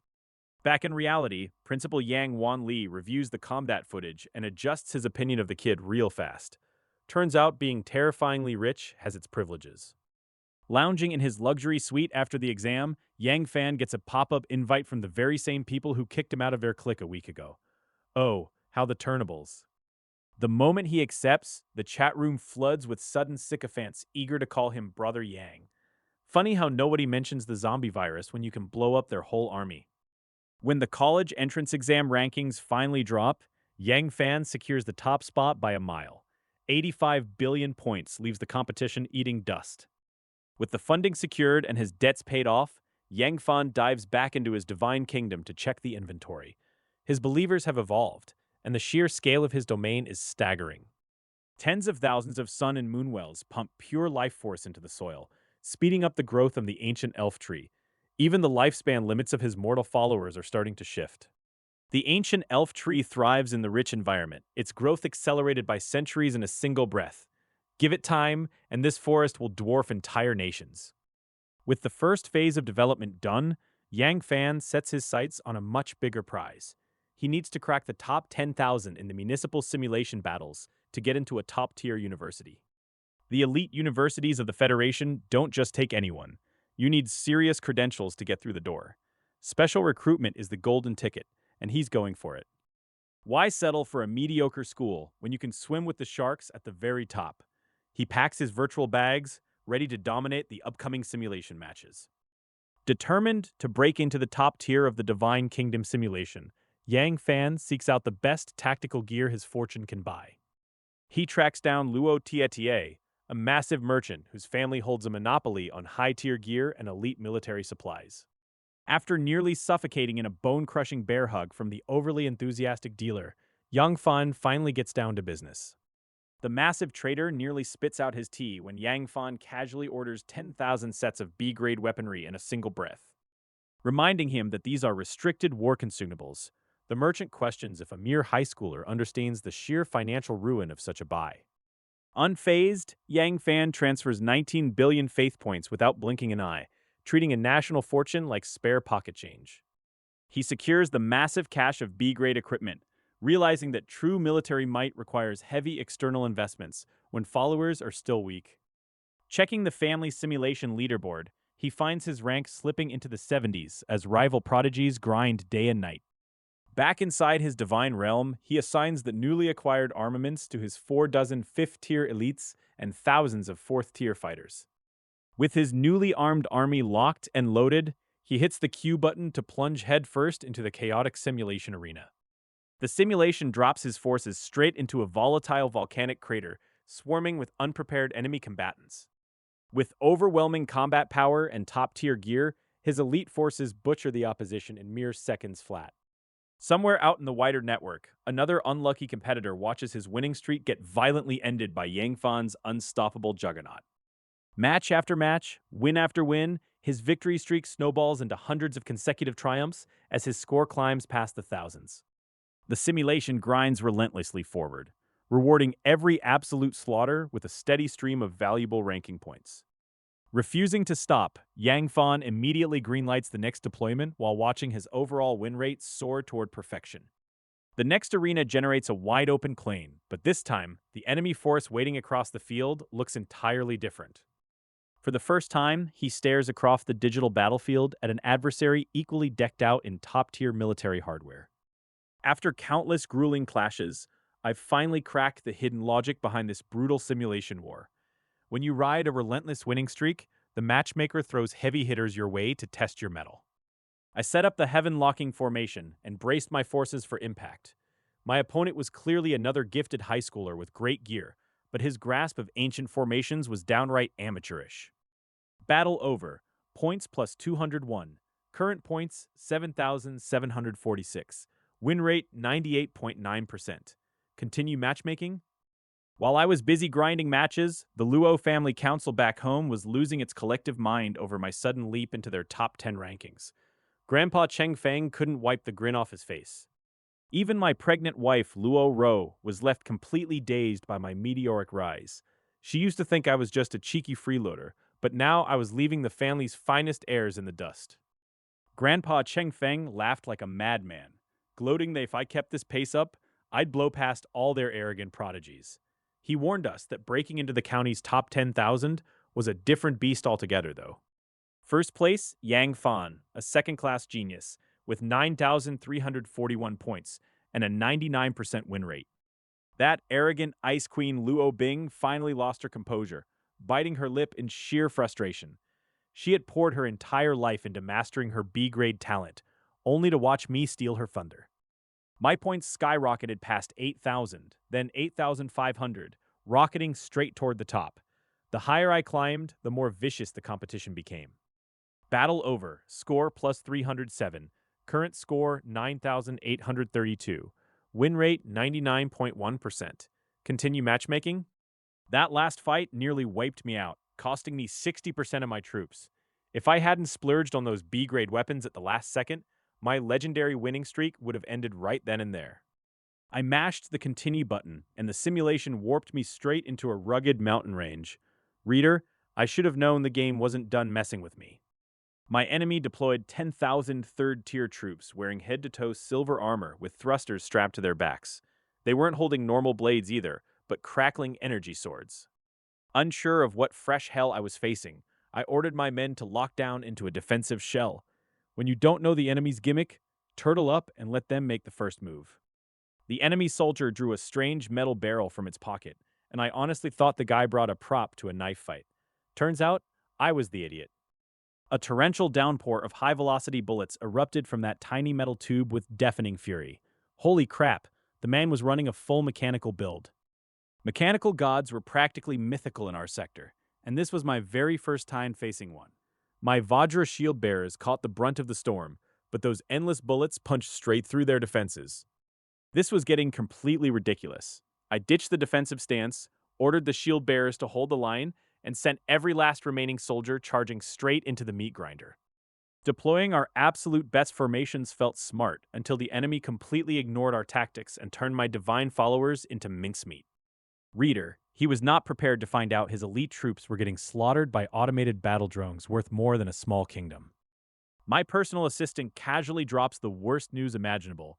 Those terrifying murder bots cost 100 million credits per set. That is a cool trillion credits flying across the battlefield, meaning I just got financially assassinated by some rich kid's toy chest. Bankruptcy builds character, but getting beaten down only makes me more stubborn as I mash the Q button for another round. 10 wins, 1 loss. 8 wins, 1 loss. The matchmaker throws absolute monsters at me, while my win rate bleeds out on the floor. Every single match feels like wrestling a grizzly bear in a phone booth, but I am entirely too stubborn to stop now. After a grueling gauntlet of sweat and tears, the final match finishes and the score ticks up past the magic number. Battle over, score +2, current score 10,241, win rate 63.2%. Federal citizen Yang Fan has successfully cracked the top 10,000 of the local Divine Kingdom Simulation leaderboard. Congratulations! Your status has just been upgraded to a certified prodigy of the entire human race. A classified Class A resource building called a Spirit Vein gets dumped straight into my inventory as a special reward. Taichu Academy bypasses the usual entrance exam entirely and sends a direct invitation straight to my inbox. Across the county, administrative offices sound red alerts as local officials nearly choke on their morning coffee in sheer panic. County Magistrate Wang Yun demands answers from the academy principal about how a local student slipped past everyone's radar. Principal Hong tries to defend himself, explaining that nobody expected a mid-tier student to suddenly skyrocket into the elite ranks. Now the rival academy gets the glory, leaving our local leadership to take the fall when higher-ups demand explanations. Even the powerful Luo family estate plunges into chaos as the shockwaves of this unprecedented upset reach their doorstep. Things get heated instantly when the elders start clashing over family resources. Luo Changfeng loses his temper completely, loudly demanding to know why an outsider is getting special treatment. The patriarch finally puts his foot down with a thunderous blow to the table. He shuts down the petty bickering and declares that the clan's future depends on fair rules, not infighting. He highlights the kid's massive potential after breaking into the elite rankings in record time. Without missing a beat, he formally grants him top-tier status within the entire clan. Right before he finishes his sentence, he abruptly freezes up and swallows hard. Whatever just crossed his mind completely derailed his grand speech. Naturally, the rest of the council looks completely lost at the abrupt U-turn. Reader, the man didn't even think this through before opening his mouth. Instead of bringing the kid home normally, the patriarch drops a massive bombshell on everyone present. The elite academy has stepped in directly, changing all their plans. The entire room drops dead silent as the gravity of that name sinks in. Every single elder in the chamber stares blankly, struggling to comprehend the sheer scale of the news. Greed quickly overtakes shock as the elders start plotting how to lock him down before he leaves. They want to bind him to a strict family contract right this second.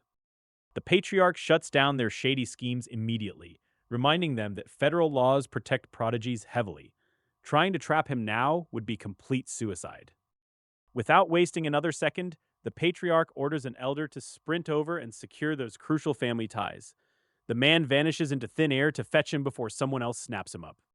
Once the crowd clears out, he starts unloading serious wealth on the kid's future. He pours a massive stash of rare pills and thousands of points straight into the young prodigy's fund. Then the patriarch turns his icy gaze toward the father of the troublemaker who started this mess. The man stands frozen, sweating bullets under that crushing divine pressure. There are 0 second chances for utter incompetence in this family. For his failure to control his brat, the father gets stripped of his status and booted straight out. The surrounding elders offer cold comfort as the man is shown the door, proving just how disposable people are when they stop being useful to the bloodline. Minutes later, a defeated young genius steps into the silent room with her head hung low. The sting of her recent crushing loss is still written all over her face. The patriarch gently checks her overflowing pride, reminding her just how big the wider world actually is. Local talent doesn't mean much once you step onto a bigger stage. Instead of breaking her spirit, the news of her rival's massive leap forward sparks a fierce competitive drive in her chest. She swears she'll catch up no matter what it takes. When her father reveals the rare federal classification behind that acceptance, the terrifying reality finally sets in. This isn't just luck, it's a terrifying anomaly that changes everything. Stunned, Luo Bing stares at her father as he explains that Yang Fan's seemingly weak rank conceals a terrifying hidden potential that elite academies desperately crave. With cold pragmatism, Luo Hai reveals his master plan to tie their bloodline to Yang Fan by offering his own daughter's hand in marriage.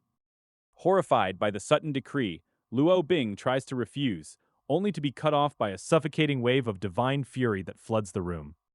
Luo Hai sheds his warm parental facade in an instant, unleashing the full, crushing aura of a third-tier god to break her resistance. Under a mountain of divine pressure, Luo Bing's legs buckle, forcing her down onto the edge of the table as she gasps for air. Her father coldly reminds her of every rare beast, divine treasure, and luxury the family poured into her upbringing since the day she was born. Cornered by debts of blood and upbringing, she watches her youthful dreams of independence get systematically dismantled piece by piece.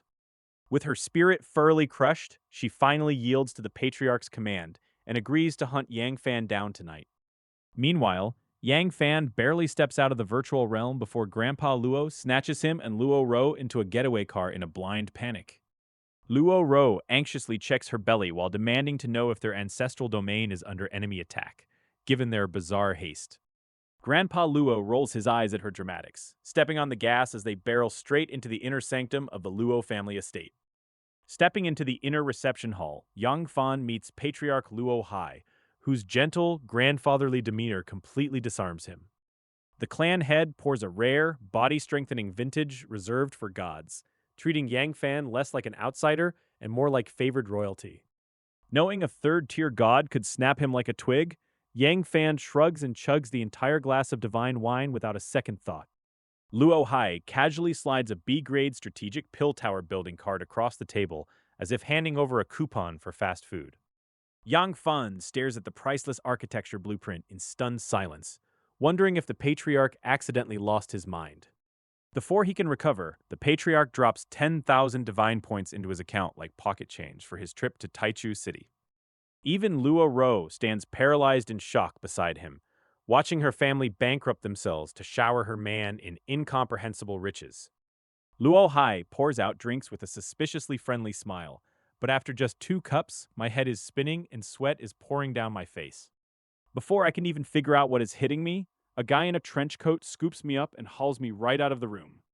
Back at the table, Luo Chengfeng questions the old man about the shady drink, only to be told it is all for the greater glory of the clan. Luo Hai shifts gears to drop massive news on Luo Ro, promising that her broken divine kingdom is finally going to be completely fixed. Reader, she is smart enough to realize that grandfathers in web novels never give away massive family resources without a terrifying hidden catch. Luo Chongfeng gently nudges her out of the room so the heavy hitters can talk shop without any pesky family members interrupting. With the doors shut, they casually discuss which daughter was sacrificed to rope my overpowered divine bloodline into their family tree. Then they realize that marrying us all together completely wrecks the family tree, leading to a hilarious generational crisis.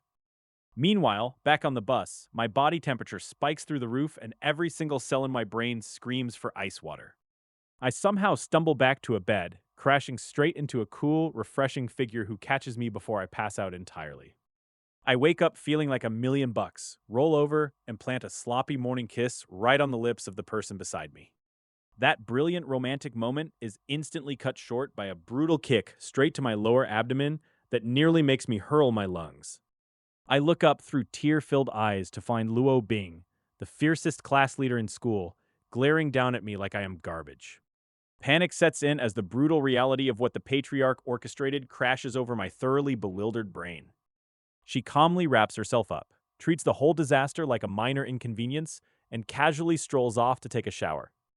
Far away, Li Chengzhe and Li Shuhao sneeze violently at the exact same second, completely unaware their gossip ruined my stellar reputation. She comes back out and drops a cold business contract on the bed, treating our shotgun wedding like a corporate merger. She marches right out the door without looking back, leaving me staring at the wall wondering how I became a corporate asset.